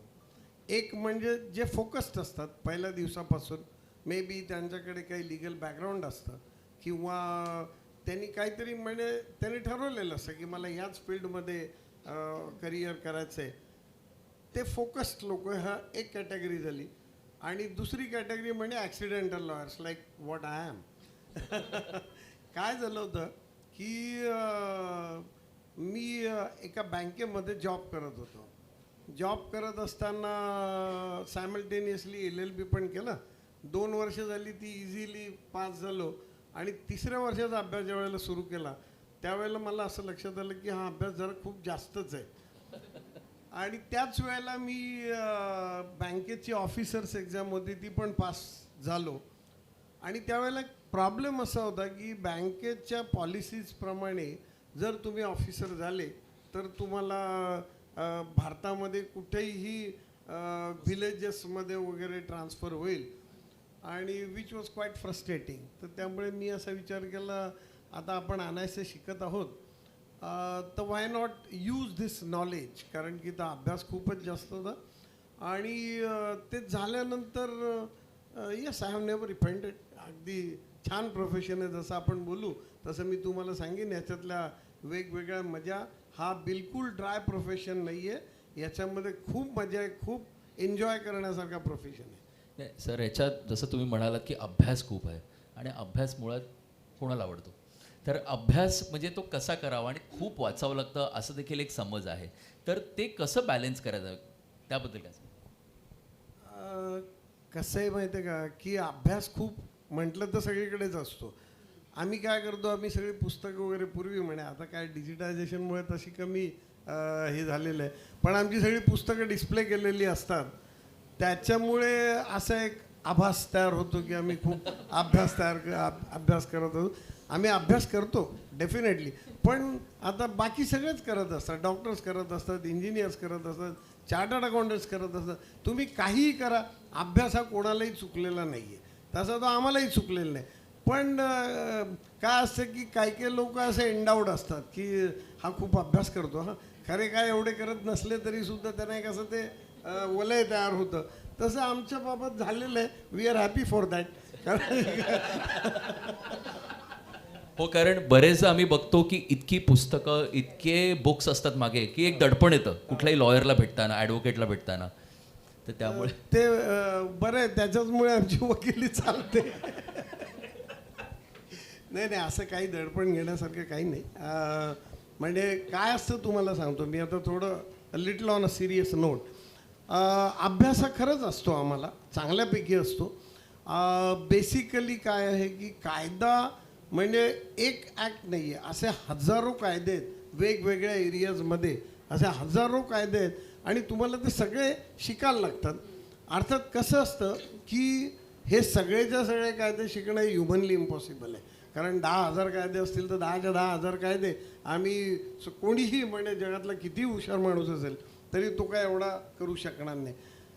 कसं असतं की इनिशियली ज्या वेळेला तुम्ही वकिलीमध्ये येता त्यावेळेला तुम्ही ज्या कोणाचं बोट धरून वकिलीत आलेले असाल त्याची जी प्रॅक्टिसची स्टाईल असते त्याचप्रमाणे तुमच्याकडे आता जर मी सिव्हिल वकील ज्यांच्याकडे वकिली होती त्यांच्याकडे जर मी ज्युनियर म्हणून गेलो तर मलाही माझ्याकडेही सिव्हिलचंच हे होत गेलं. त्यामुळे जे काही सिव्हिलच्या संलग्न असे जे कायदे आहेत ते आम्ही शिकत गेलो. आता जर म्हणजे मला क्रिमिनल काहीच माहिती नाही, लेट मी कन्फेस, उद्या जर कोणी मला क्रिमिनलचा काही प्रश्न विचारला तर मला काही उत्तर देता येणार नाही. पण आज काय असतं की आम्ही ज्या वेळेला जर्नल्स घेतो, आम्ही ज्या वेळेला लॉ बुक्स घेतो वेगवेगळे, त्यावेळेला त्याच्यामध्ये असं वेगवेगळे प्रत्येक वेळेला मिळतील असं नाही.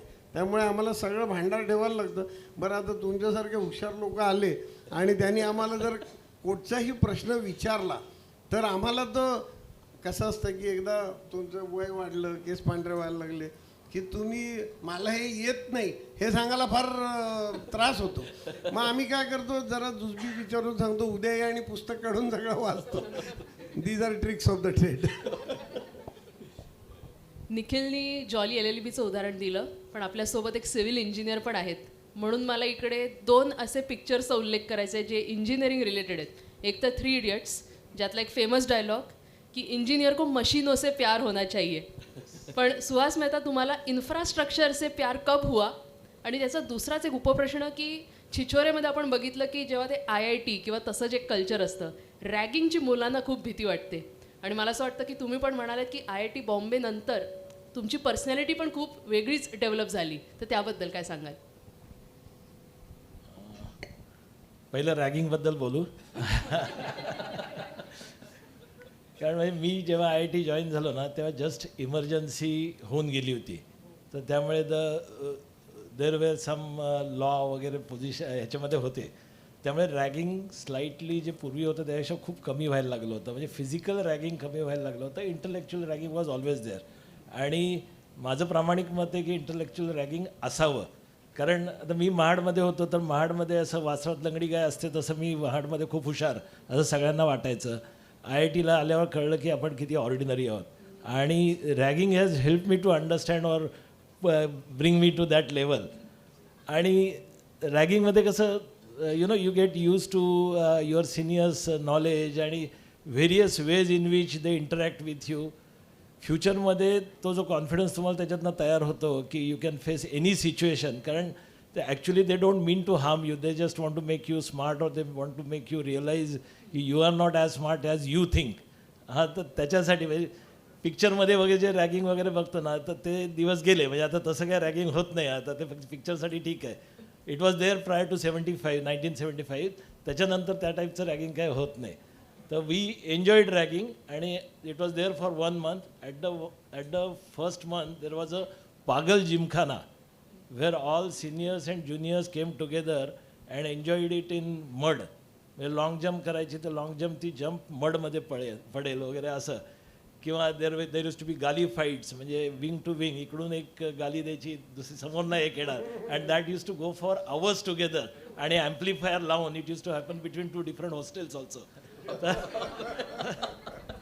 म्हणजे if you meet any IITian of my age or that, everybody will tell you about this was very common.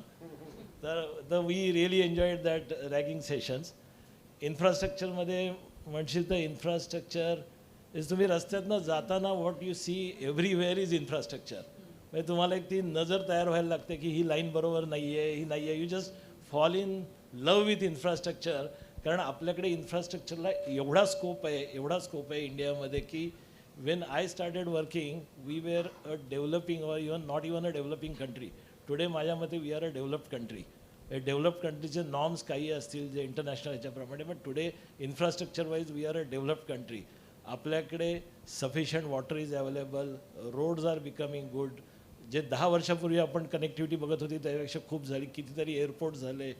तर infrastructure is something, it is a basic need कुठल्याही देशाची. म्हणजे हिटलरच्या वेळेला असं म्हणायचं की देशाची growth is measured on the amount of steel and cement is consumed by them. तर इन्फ्रास्ट्रक्चर म्हणजे I fell in love with infrastructure first and then probably I join civil engineering.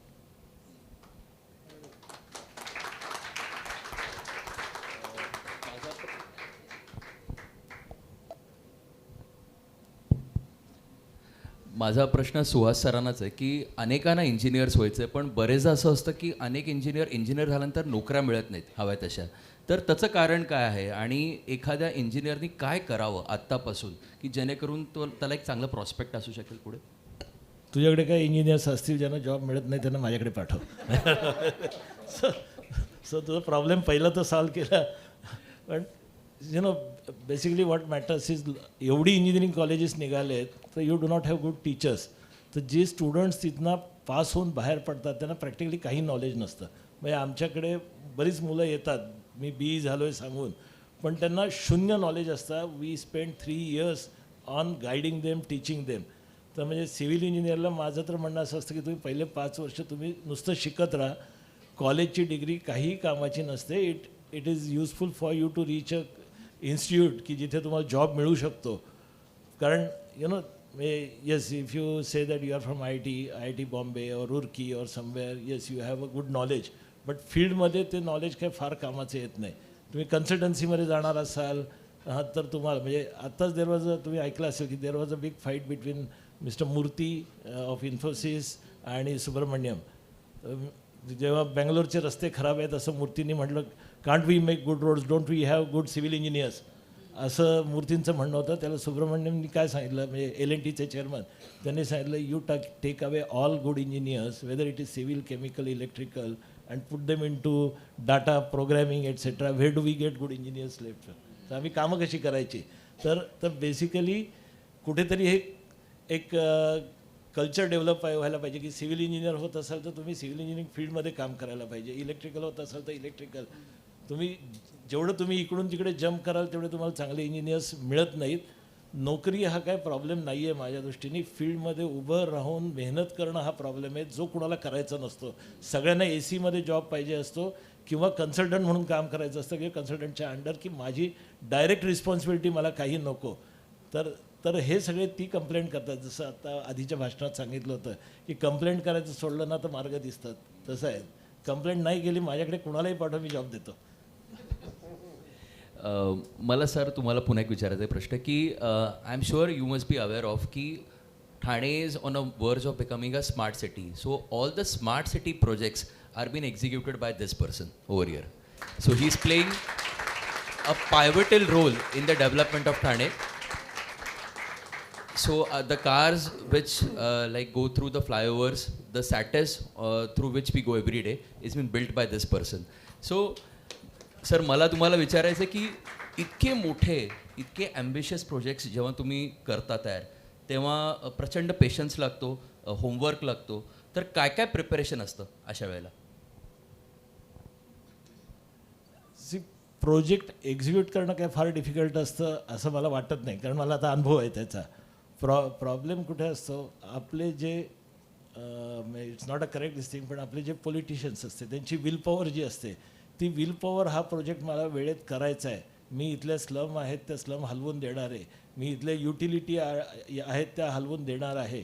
जर का ही विल पॉवर असेल ना तर कुठलाही project करणं difficult नाही आहे. हां, म्हणजे प्रामाणिकपणाने सांगतो मी, आमच्याकडे मॅनपॉवर असतं, आमच्याकडे टेक्निकल नॉलेज असतं, आमच्याकडे मटेरियल्सची सगळी नेटवर्क असतं, सगळं असतं. आम्हाला प्रॉब्लेम फक्त याचा येतो की आम्हाला तिथल्या युटिलिटीज अडचणीला येतात किंवा राईट ऑफ वे जे आपण म्हणतो ते राईट ऑफ वे क्लिअर झाला तर आम्ही कुठलंही काम वेळेत करू शकतो विथ मिनिमम डिफिकल्टी टू पेडेस्ट्रियन्स होतं. आता आम्ही एक आउट ऑफ हेच होतं, आम्ही एक आता जॉब चालू करतो आहे नवीन, which is called as pod taxi. तर pod taxi is between Kurla station to Bandra station. तर it will be a dedicated corridor आणि there will be 450 pods which will be moving, which will be a driverless taxi. हां, तर we starting work next week. हे तर driverless टॅक्सीमध्ये काय होईल, आपण एखाद्या मल्टीस्टोरी बिल्डिंगमध्ये जेव्हा जातो तेव्हा आपल्याला 21st फ्लोअरला जायचं आहे, तर आपण पॅनलवरती 21 दाबतो, मग इट डायरेक्ट सर्च की गो टू लिफ्ट E. तर तसं आपण ईला जाऊन उभे राहतो आणि त्याच्यातनं आपण 21st जातो, आपल्याला आत गेलं बटन पण दाबायला लागत नाही. तर तसंच पॉट टॅक्सीचं आहे. तुम्ही स्टेशनवर गेलात आणि तुम्हाला BKCमध्ये ICICIच्या बिल्डिंगला जायचं आहे, तर ICICIला जे स्टेशन आहे त्याचा नंबर जर का 11 असेल तर तुम्ही तिथं 11 दाबलं तर it will direct you to go to pod number 101. तर if you go and sit at 101 number pod, it will take you to ICICI building directly. मधली स्टेशन्स लागणार नाहीत, काही नाही. It will run on magnetic field, so there is no pollution, no drivers are required आणि it is a dedicated corridor. प्रत्येक बिल्डिंगपासून 100 ते 200 मीटरवरती एक स्टेशन असेल असं प्लॅनिंग केलं आहे. तर that's the new infrastructure that is getting evolved in India now and in Mumbai for the first time. That's really amazing. आपलं खूप सुकर होणार आहे, आपलं जे पब्लिक ट्रान्सपोर्ट जे आपण एरवी खूप त्रास असतो आपल्याला, आपण पटकन पोचू शकू आय थिंक वेळेत ज्या ठिकाणी. सर, मला तुमच्याकडे यायचं आहे की जसं मगाशी मी उल्लेख केला जॉली LLBचा, तसं पिंक म्हणा, ओ माय गॉड तर माझी पर्सनली फार फेवरेट मूवी आहे. त्यामध्ये आपण पाहिलं की तो जो युक्तिवाद होत होता आणि इतके वेळ कंगोरे त्यातनं येत होते, अँगल्स येत होते, तर हे कसं काय, म्हणजे तुम्ही ह्या सगळ्या अँगलचा कसा विचार करता आणि शालेय जीवनापासून कॉलेज जीवनापासूनच ह्या अँगलचा विचार तुम्हाला करायला प्रवृत्त करत होते का प्रोफेसर? त्या दुसऱ्या भागाकडे वळण्याच्या आधी पहिल्या भागाशी मी आधी बोलतो की हे जे सिनेमामध्ये दाखवलं जातं ते संपूर्ण खरं नसतं. ते बरंचसं बेत असतं. सिनेमॅटिक लिबर्टीज घेतल्या जातात. म्हणजे मैं अभी ऐसी गवाह पेश करने वाला वगैरे असं काही आमच्या इथे होत नाही. आमच्या इथे सगळं नीट प्लॅन्ड चाललेलं असतं.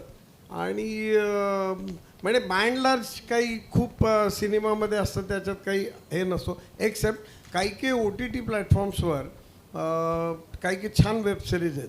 म्हणजे जर तुम्हाला आठवत असेल तर गिल्टी माइंड नावाची एक प्राईम व्हिडिओवर वेबसिरीज आली होती 3-1 वर्षापूर्वी.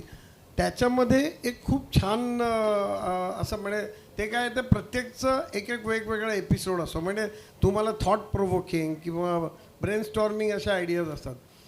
ती सिरिजचे एक एपिसोड असा होता की एक ड्रायव्हरलेस कार मॅन्युफॅक्चर करतात.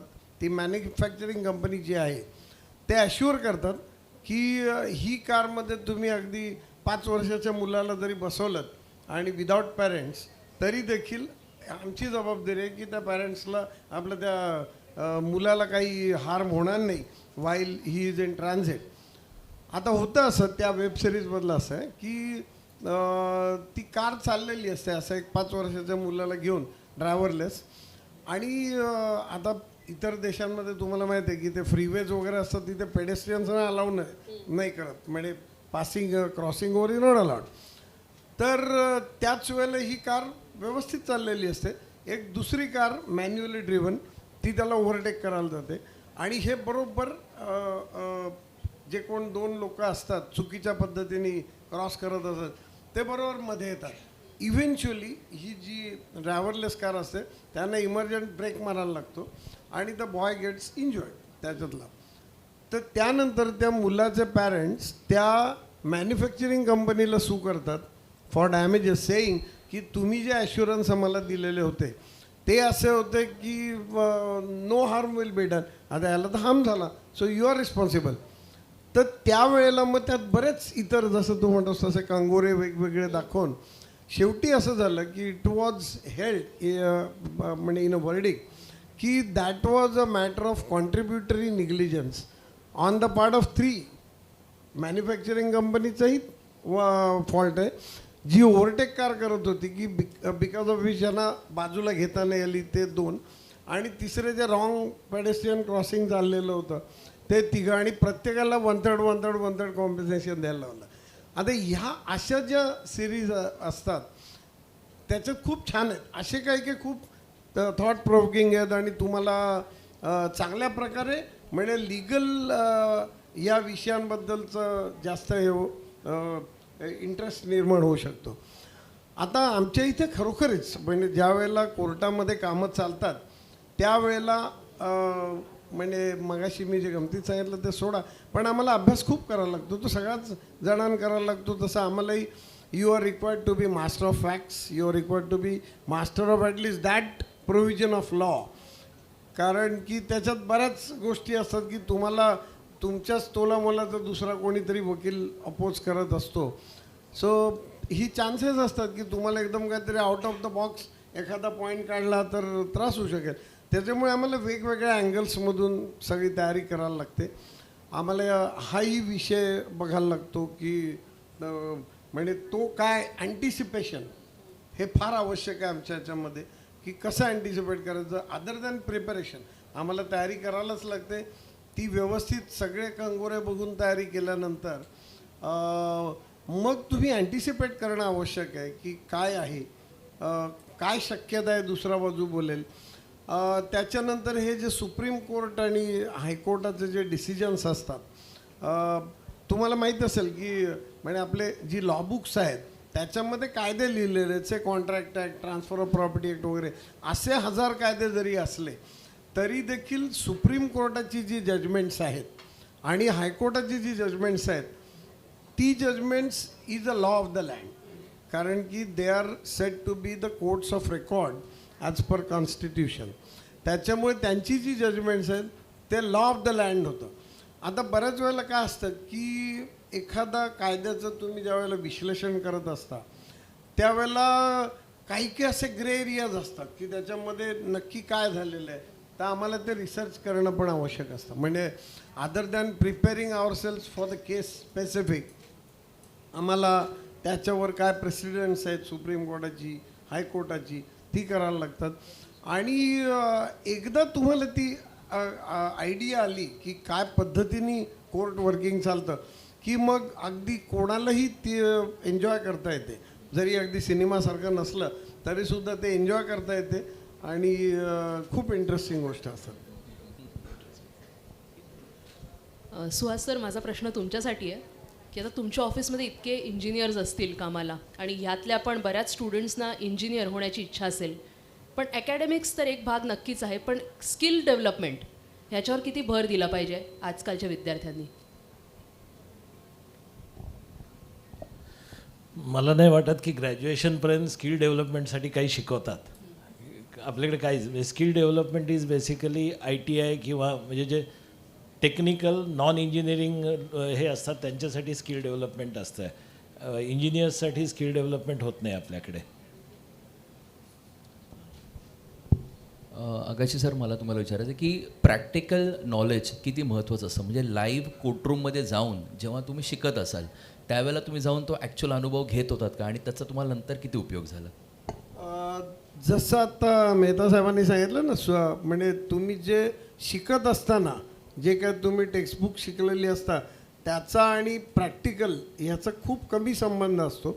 आमच्या प्रोफेशनमध्ये तसंच आहे की तुम्हाला सगळ्या विषयांची तोंडओळख होते, पण तुम्हाला जोपर्यंत हँड्स ऑन एक्सपिरियन्स मिळत नाही तोपर्यंत you can become a perfect lawyer.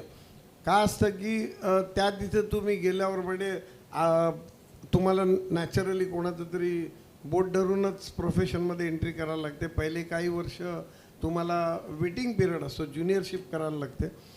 आमचं profession is always called as a profession, it's not a business. त्याच्यामुळे आम्ही आमची ॲडव्हर्टाइजमेंट नाही करू शकत. आम्ही ॲडव्हर्टाइजमेंट करू शकत नसल्यामुळे उद्या मी जर कोट घातला आणि मी जर कोर्टात जाऊन बसलो ॲज अ नोविस तर कोणी मला काम पण देणार नाही आणि मला काही एक्सपिरियन्स पण मिळणार नाही इव्हेंच्युअली.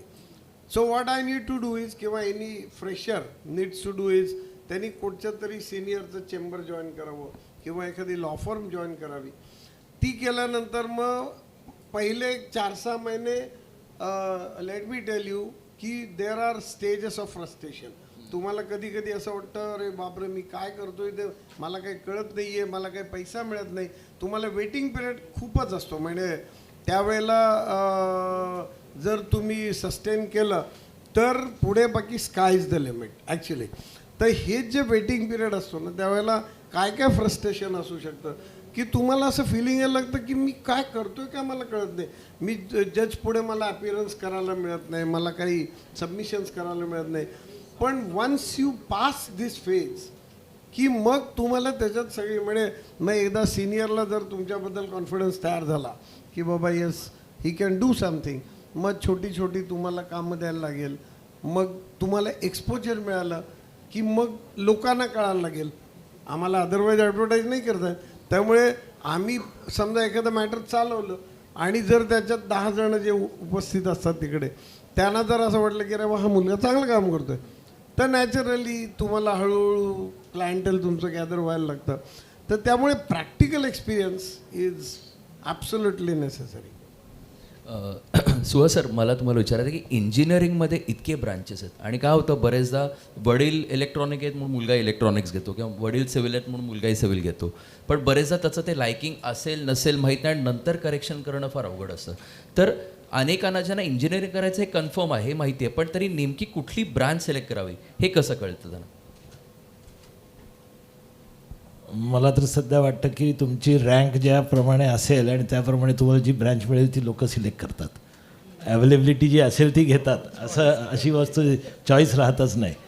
आता IIT तुम्ही म्हणाल ना तर I will always say instead of going to the new IITs, even if you are getting any other branch, go to the 5 prime IITs because तिथे स्टाफ चांगला आहे, प्रोफेसर्स चांगले आहेत, you get a good education. तिथे येणारी सगळी मुलं top रँकमधली असतात, तर तुम्हाला इंटरॅक्शनमधनं तुम्ही बरेच शिकता. कारण कॉलेजमध्ये जी आपण 4 किंवा 5 वर्ष कंपल्सरी जिथे हॉस्टेल आहे अशा ठिकाणी घालवतो तर that becomes your life long friends आणि तेच तुम्हाला आयुष्यभर गाईड करतात, मदत करतात, करत राहतात.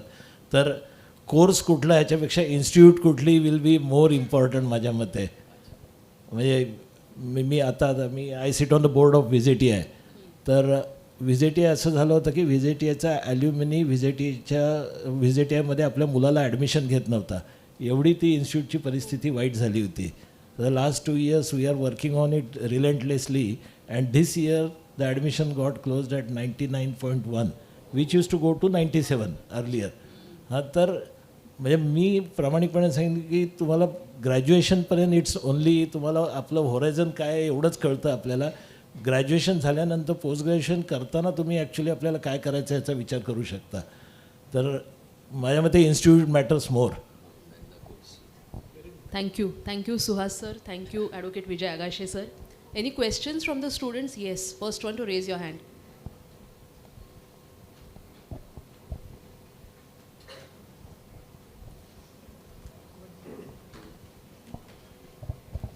Hello sir, I have a question. Which skill you are like looking when you are hiring new young peoples in your infrastructure project? आम्ही असं बघतो की तो फील्डमध्ये उभं राहून काम करायला तयार आहे का. कारण बाकी सगळं आम्ही शिकवतो. हां, फील्डमध्ये म्हणजे लोक कंप्लेंट घेऊन येतात, डस्ट आहे, सन आहे, असं आहे तसं आहे. कंप्लेंट न करणारा असेल ना तर आमच्याकडे बाकी सगळं शिकायला मिळतं. Thank you sir.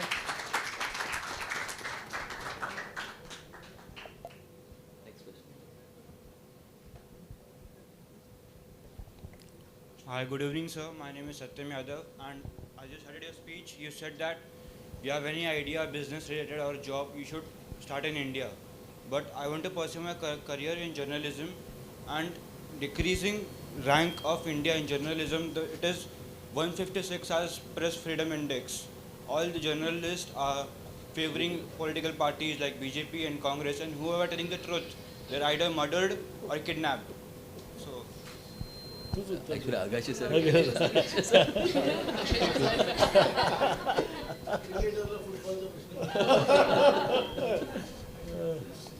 No, I can't hear you. I think you can. Yeah.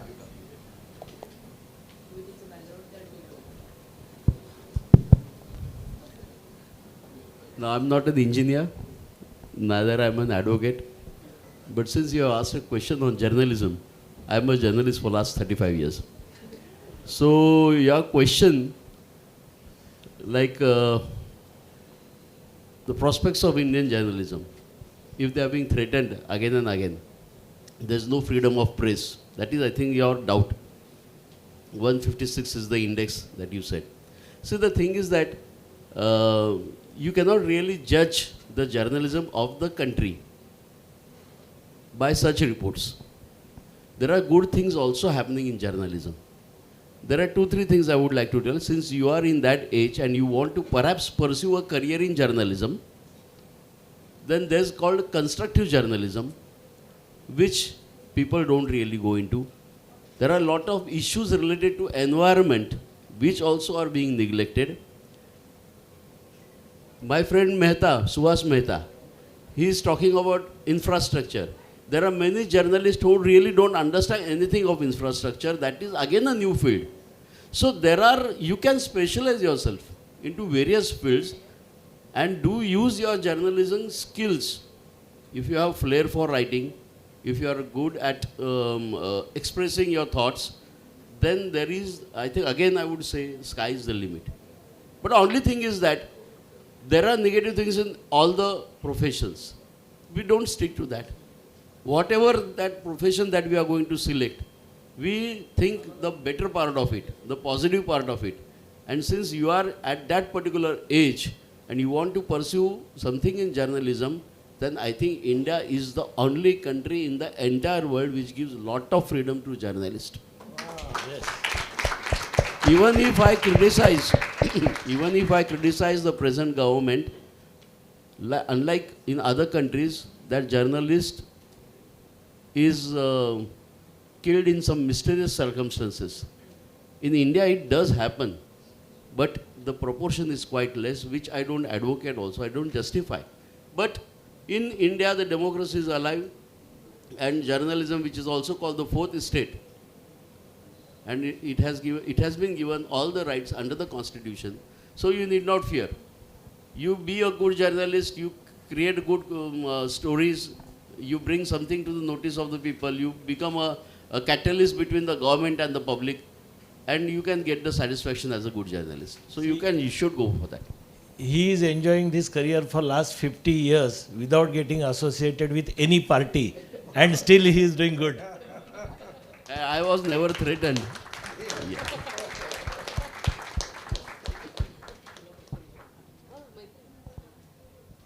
Hello, माझा प्रश्न तुमच्या दोघांसाठी आहे. Thank you for coming first of all. खूप इन्साईट मिळाले. पण सी इंजिनिअरिंगमध्ये AI is an ever growing field आणि लॉमध्ये पण आय थिंक इंजिनिअरिंगमध्ये it is looked at in a very positive way आणि लॉमध्ये it's looked at in a very म्हणजे maybe not very negative but little negative way. If you don't mind, मला उलटं विचारायचं आहे की इंजिनिअरिंगमध्ये त्याचे नेगेटिव्स काय आहेत आणि लॉमध्ये त्याचे पॉझिटिव्स काय आहेत. ओके. See, engineering मध्ये basically we are not threatened by AI at all, कारण we have to deliver physically. त्यामुळे we are not threatened at all. But yes, ज्या गोष्टी रिसर्चमध्ये वगैरे ज्या गोष्टी करायला खूप वेळ लागतो ते AI मुळे कदाचित फास्ट होऊ शकतं, एस्पेशली इन ऑटोमोबाईल इंडस्ट्री किंवा बायो इंजिनिअरिंग वगैरे ही जी फील्ड झाली आहेत नवीन त्याच्यामध्ये.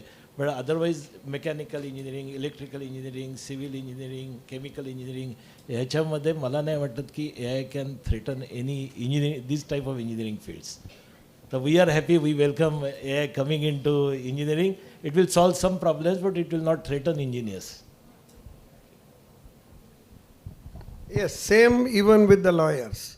कसं आहे माहिती आहे का की our profession is dependent on our personal skill and evolution. त्याच्यामुळे आमच्या याला सुद्धा थ्रेट असंच नाही आहे. ऑन द कॉन्ट्ररी, मी असं मगाशी म्हटलं की आता ह्या मुलांनी काय चूज केलं पाहिजे.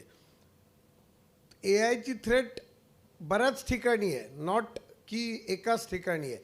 त्याच्यामुळे तुम्ही असा प्रोफेशन चूज करावा पुढे जाऊन की ज्याच्यामध्ये तुम्हाला ह्या थ्रेटमुळे त्रास होणार नाही. आता से फॉर एक्झाम्पल IT फील्डमध्ये for quiet a number of years लोकांनी प्रचंड नाव, पैसे, शोहरत सगळं कमवलं, पण आता that is on a decreasing, म्हणजे बिकॉज ऑफ द AI.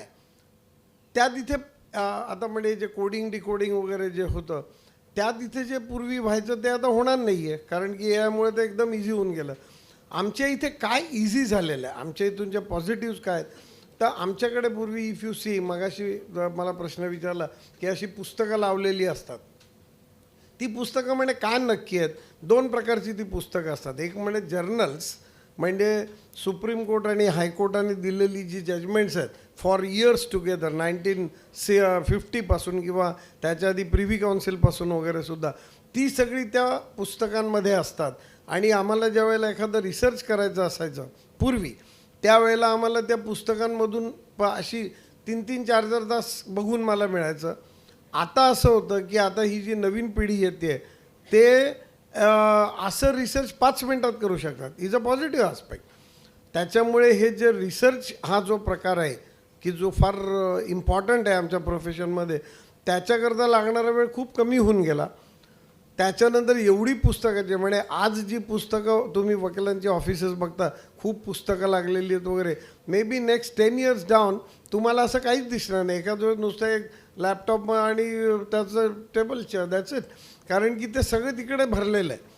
आणि AIमुळे हे जे होणार आहे, किंवा ड्राफ्टिंग, आमच्या इथे जे ड्राफ्टिंगला आम्हाला बराच हे लागायचं, त्याचं निदान स्केलेटन 10 मिनिटात तयार होईल. मग त्याच्यानंतर आम्ही आमचे इनपुट्स दिले की ते, म्हणजे ज्या गोष्टीला पूर्वी अनेक तास लागू शकायचे ते आता काही मिनिटामध्ये व्हायला लागलं. That is a positive aspect.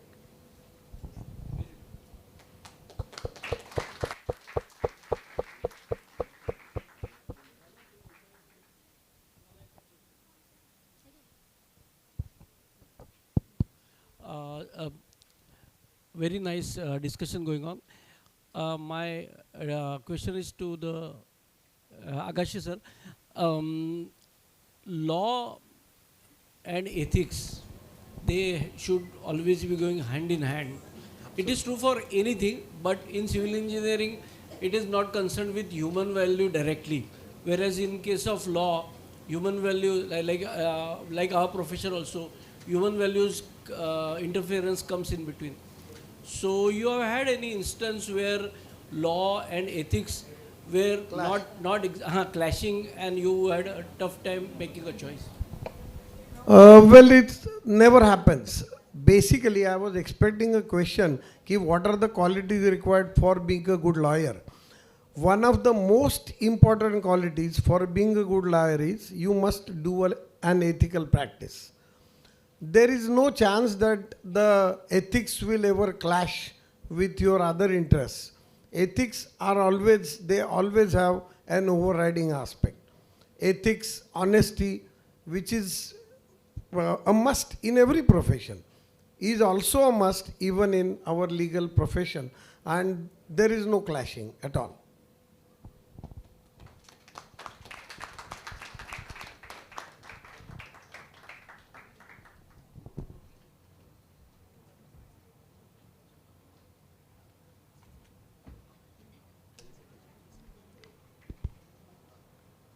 Once again, a big thank you to Suhas Mehta sir and Advocate Vijay Agashe for coming to Vavikar Eye Institute and talking to our enthusiastic students about law as well as civil engineering. I would request Dr. Chandrasekhar Vavikar to felicitate Suhas Mehta. Come on friends, let us have a round of applause for Mr. Suhas Mehta.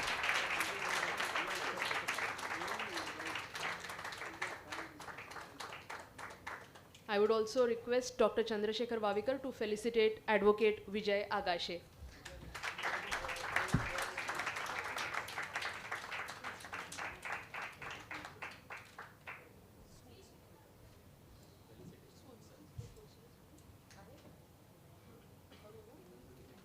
Alright then students, so it was indeed an enjoyable experience over the last 2 days, and let me thank you from the bottom of my heart for being a part of Drushti 2025, and all thanks goes to Vavikar Eye Institute and Dr. Chandrasekhar Vavikar and the entire team of WEI for giving us this awesome facility and bringing to us some elite panel of guest speakers who interacted with us, and we indeed had an insightful session. So now is the time to felicitate all you my dear students for your enthusiastic participation. I'll start with NKT. Students of NKT, can we have you up on the stage please? I would request the dignitaries to kindly get seated in front of me. Students of NKT, can you have you up on the stage please? I would request Dr. Chandrasekhar Vavikar to felicitate the students of NKT. Thank you for being a part of Drushti 2025. I hope you enjoyed it. Friends, this is the last bit of Drushti 2025. Let the claps get going. Students of Shrima, please be ready. Students of Shrima, you are up next for felicitation. Do we have students of Shrima? Kindly come up to the stage, please. We would like to felicitate you. Shrima.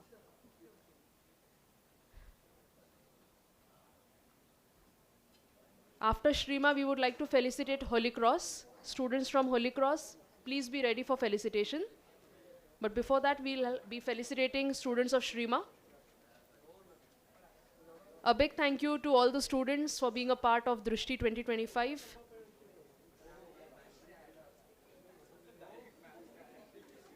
And for asking some interesting questions to our guests.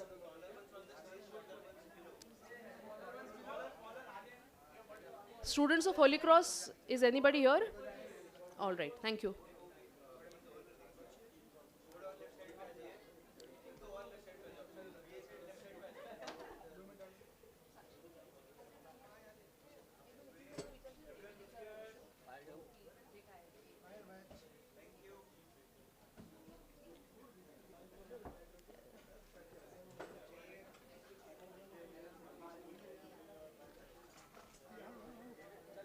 Students of Holy Cross, we would like to felicitate you for being a part of Drushti 2025 and asking some good questions as well. Your question I sent it to him. I hope he answers by tomorrow. I've saved a number, so I'll share it with you. Students of Holy Cross. Next, we would like to felicitate students of Suniti Devi Singhania. Students of Suniti Devi Singhania, please be ready for felicitation.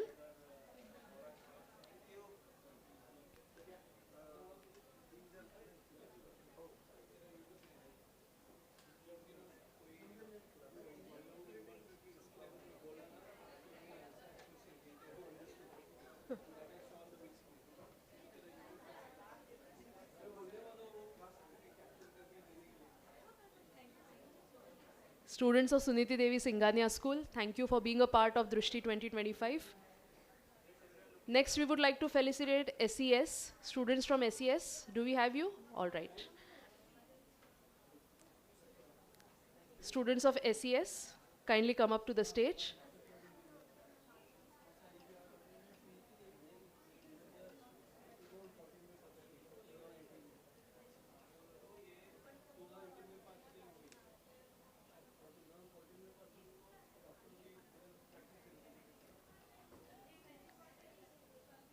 Students of SES, thank you for your participation in Drishti 2025. Next up, we have NHSS, New Horizon Scholars School. Any students from NHSS? All right. NHSS.